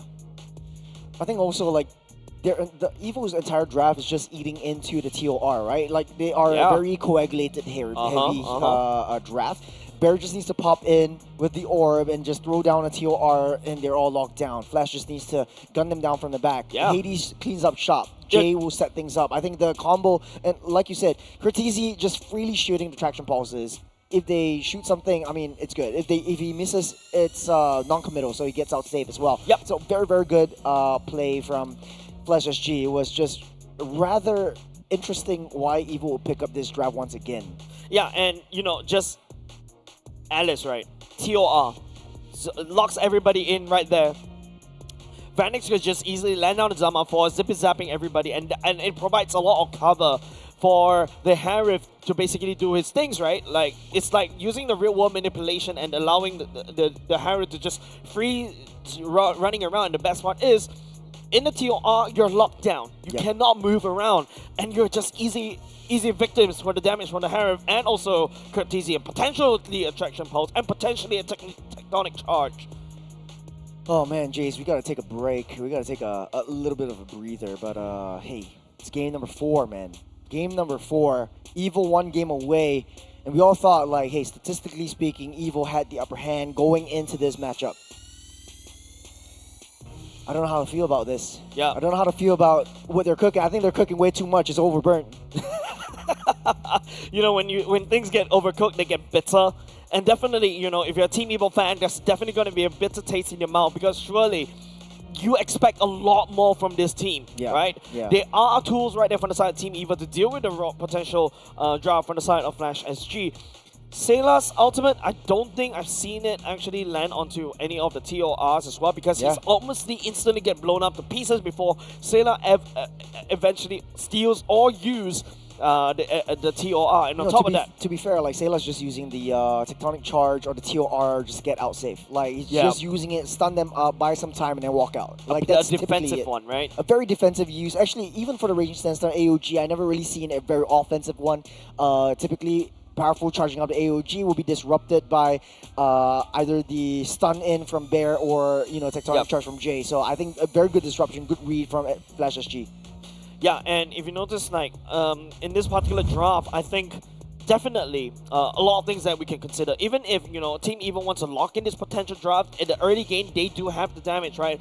Like what I mentioned, the Khalid slice and dice, wave clear very quickly. I want to see movements into start counter jungle, but Ben is mostly playing the fighter like a gold laner. Yes, it's just sitting in his lane. Like there's nothing that. Yeah, I see one lane in one lane only. I think that it's if the you want to play play the style. double fighter side lanes, just clear the wave. Or maybe you could even risk a proxy and go into the jungles. Like just be super aggressive. Yes, like, because I think that is basically Evo's MO. You have someone who has high movement speed. Aether is able to get into position, but he's always not in the team fights. I think that's the breakdown of Joy. That's the downfall of Joy, where a lot of teams are not picking it up because you really need to build up those three dashes, build up that rhythm before going in with the ultimate. I personally feel Joy is a very interesting hero as well. It's like, it's like some of the heroes out there, there's no such thing as a subpar Joy. Yeah. It's either you're super good or you're super bad, right? There's no subpar. There's no in the middle, right? A Joy's main goal is to zip zap around, output the damage using the ultimate. Yeah. Yes. Even if you're not able to do kills, you need to output the damage. If to clear the waves, to clear the waves, or to output the damage so that the rest of the team was able to go in and clear up. But like, if you notice earlier just now, Aether wasn't able to give that opportunity because of the TOR, because of all the CCs coming out. And don't forget, these CCs coming out from Flash is different as compared to Team Evil CCs because these CCs pack a punch. It's just difficult if you're Evo. It's like they don't really have, I wouldn't say an answer, but they don't really prioritize any targets whatsoever. It's just like, let's just throw our resources at one point and then just pray something works out. It's like sort of like gathering at a point, a center point, which is where we are right now. So if you guys want to come down and watch us live, we're live at Centrepoint all the way till potentially this might be the last game. This is your only chance to come in and watch us live. Well, for today. For today. And then you got tomorrow. There's also tomorrow as well, so you don't want to miss out. Be around, don't be square. I learned that recently from the... Don't be around, be square. Be around or you'll be square. Get it? What is the original quote? Like this. I can't remember. Be there or be square, right? Be there or be square. Yeah, but of course, yeah. It's just lame, man. I'm sorry. It's just really not as lame as your center point joke. I'm trying to get a segue going. I'm trying to do my best, but man, I feel at least hey, we're comfortable. We're comfortable. We are comfortable in our DX Racer. So thank and you so much. Huge shout out to DX Racer for being our gaming chair partner, and also. We're joined in by IIT, our presenting partner. Why do you keep taking my fan? Why do I keep keeping your fan? Yeah, why do you taking my fan? I don't know. It's like pretty good. This is IT's mascot. Do we have a name for this? Oh no, we'll try to find a name. Yeah. We'll try to find we'll try to get its name, but it's kind of cute. Yep, of course. But of course, we talk about how from the side of Team Evil and also Team Flash, this is a very wonky kind of series, right? We walk into this series, we're expecting something from the side of Team Evil, we're expecting something from the side of Team Flash, but at least Team Flash this time around was able to just, duct tape and fix all the things that they were able to do, all the problems that we saw during regular season. They're able to duct tape all those and fix it up. At least Vanix is very comfortable on whatever, Edemir is given over. And it's exactly like what I mentioned, right? I feel like Team Evil was trying to do what Team Flash did in regular season, but now, this is not the regular season. This is the playoffs. Yeah. I think, then again, it's just Evo trying too hard to find new ways to break down Flash. I think just play it more traditional, play it safe, play it a little bit more front to back, and I think they have it in the bag. Yeah, of course, if Team Evil goes back to the original playstyle. Yes. That is. But of course, in game number 2, they tried to do that with the 1-1. But of course, we also talk about how... I think there are a lot of focus on Guinevere to basically play around the Guinevere as well. But of course, there's also the knockup. Hopefully, the Yutong was able to scale. But of course, man, we're just scaling out of control on the Lapu Lapu. Yeah. Hey, I like how this is going. Even though Flash is like 2-1 up ahead, this is what esports is all about. This is what MLBB is all about. And speaking of esports and MLBB, you know that MLBB actually is voted as the esports of the year and mobile esports of the year. We have it in the lower third. So vote for us. We have a chance to make it this far with your vote. So go on down to esportsawards.com for the best esports game of the year, and also just vote us nonetheless for best mobile esports game of the year. Yeah, so we do rely on our audiences, and so we'd like to thank you guys in advance and also help us out just a little bit. Of course, I'd like to take this opportunity to also thank the audience for coming down all the way to Centrepoint, right? Like the fact is, like, we do of course need on-site support as well. And yes, there are definitely some games that a little bit wonky, but hey, the opportunity for you guys to meet some of the players as well. They need your support to be able to basically continue doing whatever we want to do. And also, you are the people who actually managed to allow them to live their dreams as an esports player. What a word. Thank you. What wise words from Jays. Oh, which is funny. It's okay. It's better than, us trying to say that unicorns have wings. Yeah, I mean, Suki actually came over. Suki came over to correct us earlier just now. It's a Pegasus. It's a Pegasus. It's supposed to be Pegasus. Yes. Because I think how it started was, of all the laws of physics, basically bees can't fly. And neither can horses, unless you're a Pegasus. Yeah, but unfortunately, it's us, That is so dumb. We need to walk. We're gonna have to try to make sure, for the next game, for the side of Team Evo, like what I mentioned, we want to see Team Evo go back to something that are more comfortable with. Maybe vent on a Henry, maybe vent on a Granger. Hey, if I vent on a Beatrix or a Layla or a Mia actually works better than what he's actually trying to accomplish right now, because he's really playing the fighter like a like a marksman. Yeah. I think there's 2 more opportunities for them to really make it count, and it could go to mile. I'm really prepared for all of this. One. I would say there's only one opportunity left, right? Like, because fair. Especially when Flash SG is already at match point, one more point, they will be able to lock themselves into the grand finals already. Yeah. When in doubt, go traditional. Go to the classic draft. Go to the traditional range marksman down the goat lane. This is what Vanix has been doing all 3 games. And right now, game number 4, Jays, this is looking really hella dicey for the side of Team Evo. I think they're talking about this. They're trying to get locked in, but they shouldn't cook too much. I feel like, yes, I agree with you. If you're backed into a corner, and there's only 1 game to make it count, just play it safe and play it a more traditional route. Unfortunately, there's a reason why you don't reinvent the wheel. All right, the wheel is round. Don't try other shapes. Don't try other metas. Maybe it's time to, if your current fighter goat lane isn't working, maybe let's go back to basics. Yeah. Yeah, I 100% agree. Like, there's not a lot of insurance policy for this side of Team Evo. There's no damage from them being in the early game, late game. We've seen the entirety of this. The only reason why Flash was able to dominate so much was because Evo couldn't output that damage. The best offense, the best defense. So going into the map, draw, map roulette, we'll be able to see Expanding River. So this is your favorite map, I know, Jays. Yes. And you're People looking forward move for around. this one. People go swimming. People go fast. Oh man, but unfortunately, this is where, Van could go back to the Khalid. Okay, I joke about that. If Van goes back to Khalid, I want to see him rotate even harder, right? The expanding rivers allow that to happen. We want to see a lot more rotation. So if, the likes of Team Flash want to go for the fight the side lanes, they can go for it. Going to the draft, kind of looks similar to what we are used to in the previous 3 games. You got the Juicin, CC, and Yishun Shin getting banned out. But aside of Flash, for Evo though, taking out the Lancelot as well as the Fredrin, a little bit of a respect right there. They could look to ban out the Alice away from Bear like they did in game number 2. Yeah. Or take it for themselves. Take it for themselves, yeah. Yep. I think force the Gato over, because typically the first pick blue is more or less going to be the Gato. All right. Oh, that's Baxia, right? Yeah, they have totally to ban slipped my mind. They have to ban the Baxia. Baxia is so empowered on this particular map.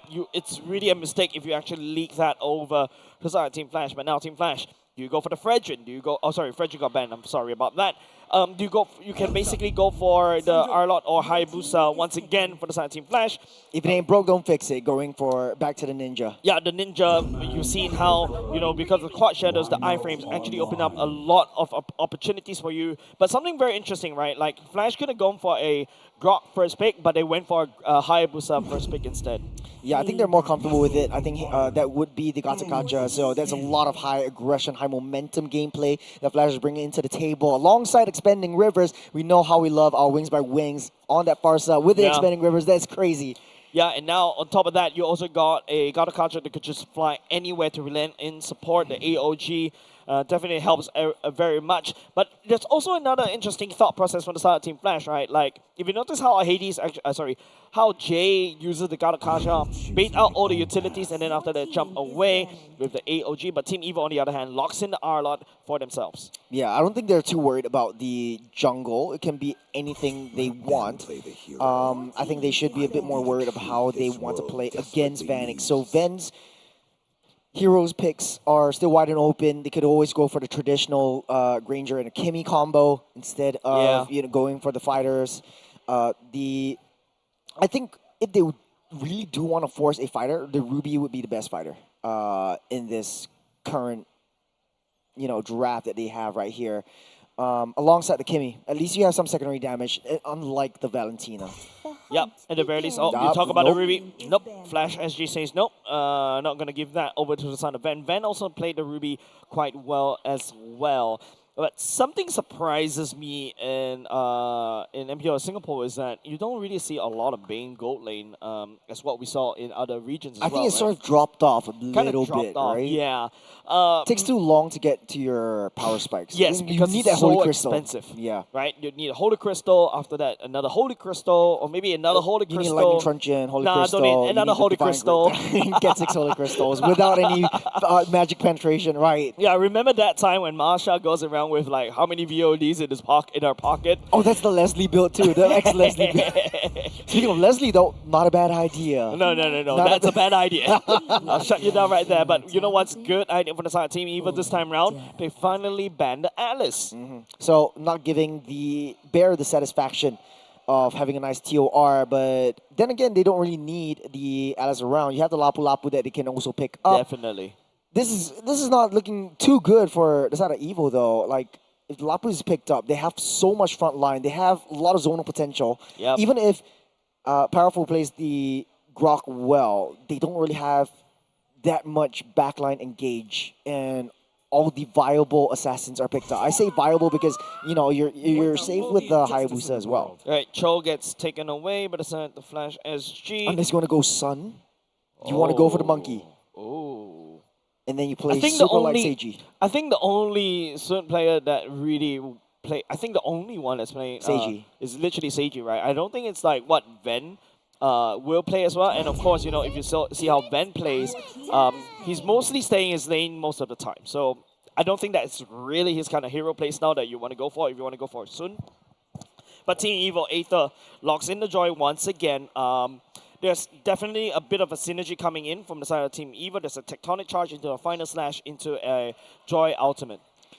They're holding on to that last pick in the gold lane. And I think for the side of Evo, Moskov kind of works for them. Yeah. No, for Flash though, I think Moskov worked well. Moskov looks really good right there. You got more mobility to roam around the map. You got more globals. Or you can always go back into the Harif as well because of the Lapu Lapu potential pick. Bravest Warrior stuns everybody up. Lapu Lapu, Is this the same draft that they had in game number 3? It kind of looks very similar, but just in without the Kimmy, and they swapped it in for the Farsa. That's Esmeralda. Okay, so to deal with the Harith, they draw in the Esmeralda. Oh, okay, this changes things. In the EXP lane. No, you bring it. Wait a second.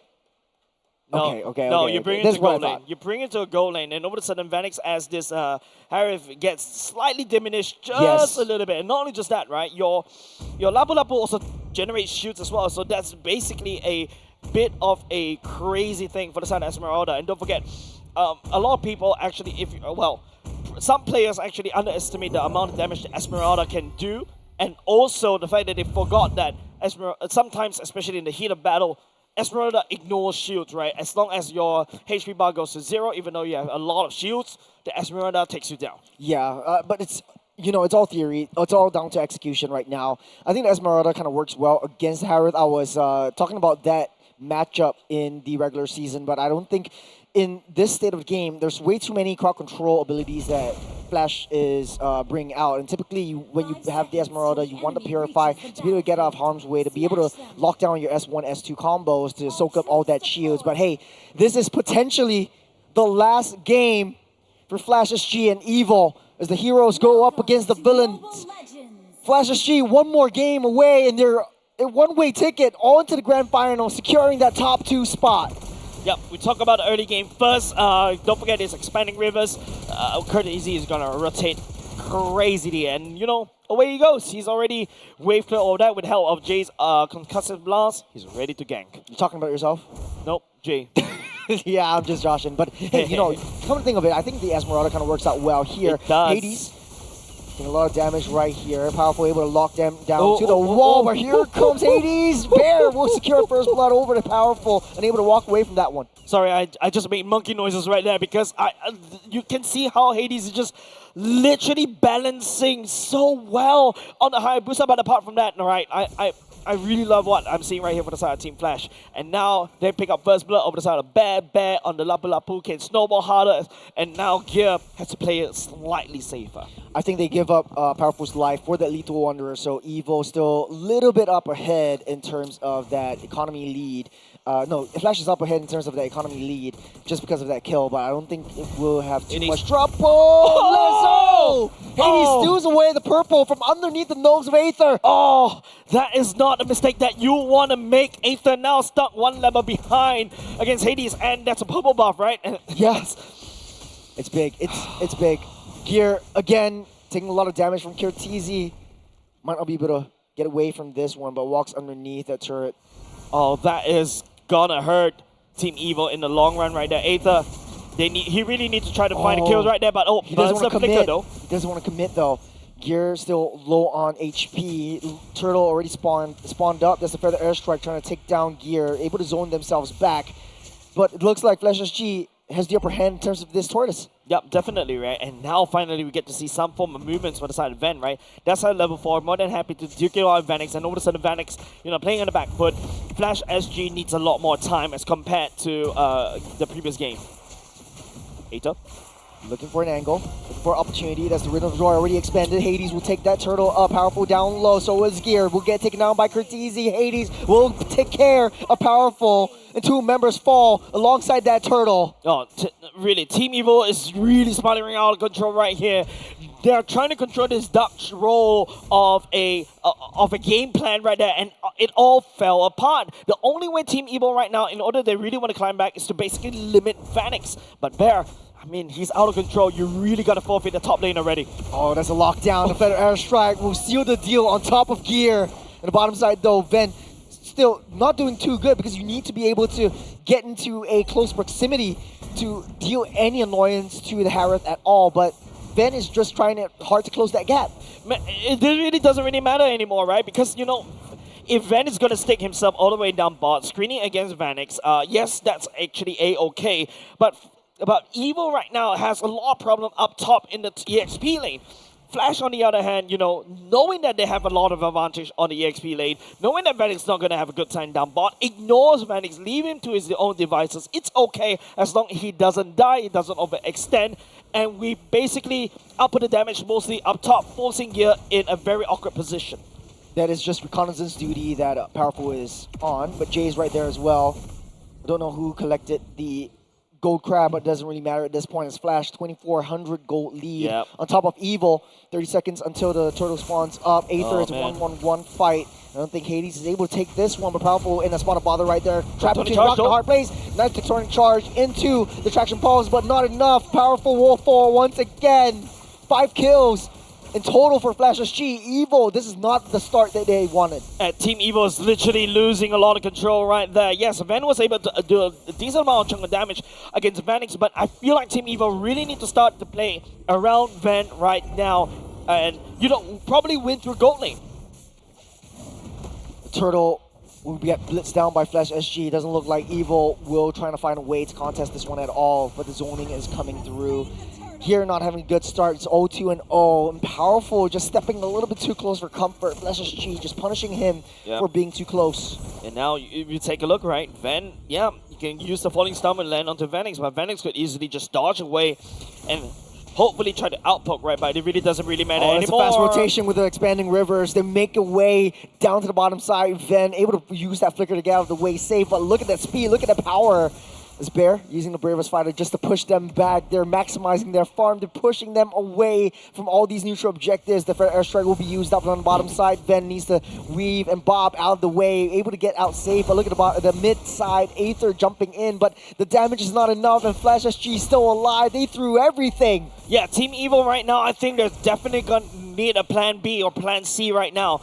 They probably have to play around the macro game right now, but if you note how Team Flash is actually playing, Traction Pulse landing, takes down the bottom lane turret, and they're out of there. Team Evil's just letting Team Flash getting away with all this mid-side, Shadow Kill will take down Gear, and Flash SG, perfect game, 6-0, 3,500 goal lead in the 6-minute mark. It's a massacre, Evil just struggling to find their footing. It's a massacre. And it's not going in a favor for the side of Team Evil. Bravest Warrior already committed or try to catch onto Aether, but that's mostly Team Evil doing damage control, right? They're not ready yet for any form of fights. The 6 minutes in, the Glowing Wand just bought by Sayla. That's how far behind the mid lane is. Curtizi just easily going from that top side down to the bottom side. The expanding river X like a PIE, just taking you from the east to the west super fast. Yeah. And now, you know, Team Flash, knowing that once they identify that they have a lead, they're definitely going to take full advantage out of that. But this time around, you know, Team Evil, they're the one playing on the back foot. I want to see Ven, you know, doing some movements. There you go. You can see him around the mid lane part. And now we're looking at 5v5 right here. This is going to be a very important fight for Team Evil. Slowing things down. Turtle gets a reset. They're looking at the bottom side. They know where Gear is for Airstrike to throw everyone away. The Tectonic Charge into the Flicker. They finally manage to find Curtizi. Both goes down. No more Curtizi and Vanix. No more damage for the side of Flash SG. But they're keeping it strong. It's Bear against the world. But here comes Hades as well. They're taking in one. Gear falls. Next is powerful. And Hades, that's a double kill. Look at Van actually holding down the fort just a little bit. He's actually... Hopefully, if he stays on just a little bit longer, maybe he can actually finish that one. It's a good try. It's a good try, but Curtizi is already back in action. He's using wings by wings. At the bottom line, though, there's a turtle secured by Aether. Saving grace for Evil. Yeah, that's actually very good for the side Team Evil, right? Earlier just now, they're actually 4K behind, and now, take a look, they managed to salvage out some form of gold, and that's because Van starts to join the fight. If you notice how Van is actually also able to face tank against what Flash SG wants to do, and like what I mentioned, I think really they need to pull Team Evil together. They need that magic happening. They need the Avada Kedavra against Flash SG. I think Evil is just very counter-reactive to how Flash SG wants to play, and I think it's to their modus operandi. Let's look at the itemizations to see how far behind Evil actually is. I feel like it's more like how ahead Team Flash is, right? The Glowing One already secured by side Flash SG, and of course, reliable damage from the Harith alone. Yeah, and Vanix also as well. Better Heavens and also Stallion Scythe is already outputted the damage that's required, and you know, Aether I think definitely need that blood, more items. Going for the Holy Crystal instead of the Blood Wings, even though she's slightly behind. Evil doesn't want to make a move, doesn't want to make a sound. Traction Pulse will be committed, but just goes wide. I think Evil is just struggling. They're trying to find any loose scraps that they're trying to pick up. On the bottom side, they take down that T1, but damage is done. That's 25,000 gold lead. Mid-air strike, the Shadow Kill takes out Aether. Ooh, that's not really good for the side of Team Evil, and now there's a fight. Down the mid, you have the Federal Airstrike trying to push Evil all the way back. Hades trying to look for an angle. AOG will block up all escape routes. Down goes Powerful. Sailor's next to fall. Bear will pick that one up. Gear is next to fall as well. No escape. That's 4 members on the side of Evil. That Flash SG is cleared up. Man, Van was trying so hard to basically pull Team Evil together. However, Flash SG was so far ahead. And even though Vanix went down, it doesn't really matter because Bear is also able to output the damage. Hades as well. You know, taking down Aether earlier just now, all of a sudden Team Evil doesn't really have enough damage to continue the fight. A bitter end. Is Evil trying to claw their way back up, tooth and nail. The Lord already spawned up. Evil cannot contest for this one. They're just way too far behind. Hades and Jay, look at Hades, 7-0-1 on this Hayabusa. And just one strike. Okay. Holy Crystal. A lot of damage coming in. Secure by the side of Aether. Van coming in for the flank though. They're coming in with Tectonic Charge. Hades will secure that Lord. They're powerful. It's way too deep in. Huge committal. Taking up that kill. Vanix will sweep that one up. In the back line, you got Ven taking a little bit too much as well. Fair Astro will try to zone him all the way back in. Bear will try to secure that kill. Gets a killing spree. As 2 members fall once again. Flash SG just pummeling them and walking all over. It is so hard to watch if you're side Team Evil, but Team Flash on the other hand, they reign triumph, literally dancing on Team Evil's bodies right there, right? Ven, that was a very good falling star onto 2 to 3 members. However, not enough follow-up. Aether's already down earlier just now, and don't forget, it is just Vanix. You see how Team Flash basically juggle around this team fight. It's actually really beautiful, right? Vanix is, when they see Ven there, Vanix doesn't join the fight. Leave it to Bear to basically slice and dice against Ven. I think this skirmish as well, I think if the Lord even marches down into the T3s, Flash SG has everything in their power to push Evil back. You have the Feather Airstrike, they have Hades who's able to get in and out. He's already. Oh, that's the Queen's Wings. Queen's Wings, sorry. For Bear. So he's able to get in, try to control a 1v5 battle. Yeah, I think you can 1v5 everybody, but Ben, if you notice, as an Esmeralda, he's able to 1v3 to basically hold down Flash SG just a little bit to buy some more time. But right now, Sailor needs to step up just a little bit more, stepping forward and also output the damage. We also need to see Aether, right, outputting the damage, busting down Vanix or even Cortese, and then get away. Evo's holding on to thin ice. They're playing defense, but you need to understand where Flash SG is moving. But then again, every single one of the minions and creeps, they're being blocked and blockaded by Flash SG. So Evo, there's nothing they can do to maximize and optimize their speed. Yeah, and if you notice how Team Evo is actually building quite a few oracles for themselves. Core items for the side of Gear and also Ven. But, you know, as the far side for the side of Cortese, he's more than ready. He bum rushed the Divine Glaive right off the bat and now should be going into a Lightning Trunkin as well to just output more bursts. But don't forget, Flash SG, look at Bear's items. Also ready to fight. Oracle for himself, Queen's Wing as well, and also the War Axe. He's, as long as he slice and dice and everybody's stuck in one club, he's healing everything back up. Yeah, Ven's on reconnaissance duty, trying to find a little bit more information onto where every one of the members is. Evo needs to find a way to break down and take Vanix down. But then again, they don't know where Hades is. I like He's just sitting. Okay, conceal plate. Bear stepping forward. On the backside, you got a shadow onto Gear. There's a shadow kill already initiated. Gear goes down, and it's 4 members back on that defense. For the airstrike will be enough. The tectonic charge, good read by Cortese to get out of the way. But Ven already committed everything, and Hades will take full control of that one. One falls after another. Ven next to fall. There's a flicker already committed as well. 3 members fall. The Splash SG. They're going to cycle it down. They're going to use these minions. They're going to push it in. And they're going to go all the way in towards the mid. They're going to force it. And they crack open mid. And now with Bob, the only siege minion for the side, Team Flash and Evo still struggling to come back for the defense. Here comes up with the throne. Is being targeted. They don't really have a lot of minions though. They are getting pushed back. They are able to survive this one. Evo lives to fight the tail another day. Man, that was so close for the side of Team Flash to be able to end that game earlier just now. At the very least this time around, Team Flash more disciplined. They identified they don't have the minutes and they pulled back. So good call for the side of Team Flash, but Team Evo, they need to find a solution. There's nothing ventured, nothing gained, but Flash SG, they're way too up ahead in terms of everything. Hades already 8-0-6. He's legendary at this point. He's always finding the right angles, right flanks. He's just throwing everything onto Gear, making Gear just being a non-factor in this game. 1-7-2 on this Arlott, definitely not feeling good this time around. Yeah, and remember we talk about how, you know, Papa Bear or Bear Cup, this is definitely Papa Bear right there. Gear on the other hand is a small Gear, not a big Gear. Yeah, difficult to take down this Lapu as well. Yeah. The Lapu Lapu is scaled uncontrollably. You give him 1 kill, 2 kills in the early game, it's just gonna escalate out of control. And don't forget, right now, if you notice how Flash SG sends the right member to deal with Ven, Ven was the only threat for the side of Flash, but if Ven actually gets isolated by the side of Team Flash, Team Evo, the whole roster will crumble. Yeah, Lord marching in from the mid side, concealed play by Jay, trying to find any target whatsoever. That's a shadow kill, but will get sniped down by the mystical fire from the sky. Cortese will take it out with the Feather Airstrike. The Demon Force will come into play.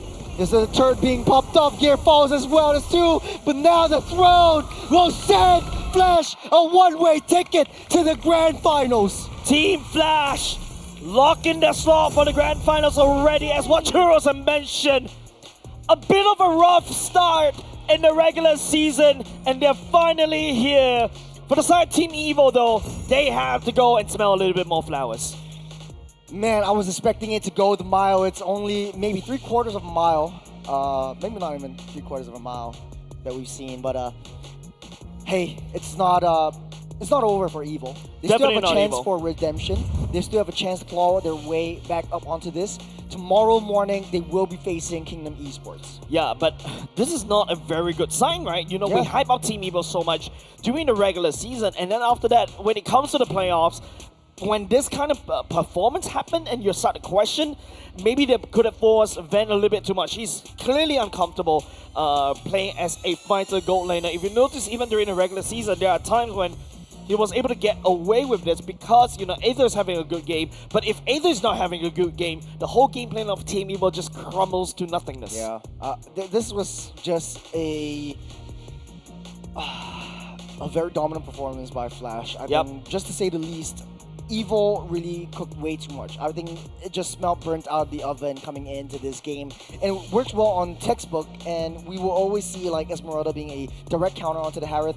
But in the end of the day, look how things played out. Execution from Vanix, he knows how to play around this Esmeralda. He knows how to jump around this little dancing fairy of a thing, but it all boils down to Hades on the Hayabusa, the Lord of the Underworld himself really showing up the entirety of the series. Yeah, it's just, you know, he's getting this MVP back-to-back, right? Game number 3, he was an MVP. Even on Hayabusa, he knows the limits of this Hayabusa, and he's played it to a certain T.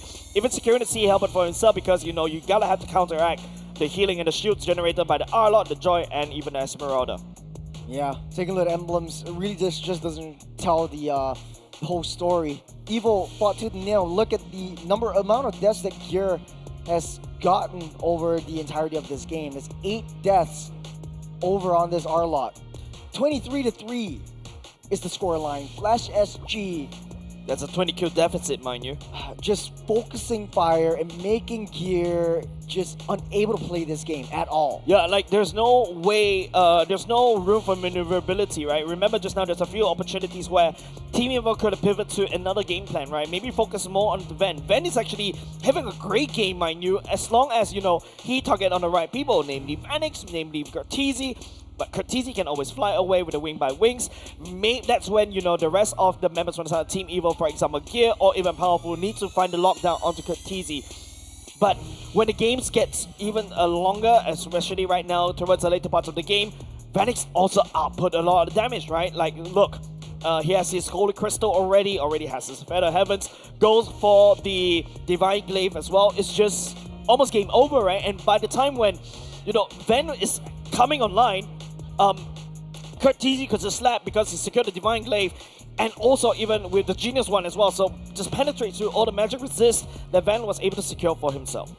It's what a play that Flash has done up. I think this was just, you know, the perfect layering of crowd controls, perfect layering of damages that Vanix, Cortese, and Jay has brought onto the table that enabled Bear and Hades to just charge through onto the back line and take every one of Evil out of the way. And you're expecting, you know, Team Evo to basically tortoise up, right? Hiding in its shell to really wait for Ven to come online, and maybe perhaps Sailor to come online, but it is just very difficult for them to really return to this one, especially when Flash SG just escalate out of control. Yeah, I do want to point out something. I think Aether on this Joy just really doesn't provide a lot of value for Evo. I know it's a very tough pill to swallow, and it's tough to say as well, but the Joy just doesn't really provide too much in the lineup against Flash SG. They tried it twice, it didn't work out.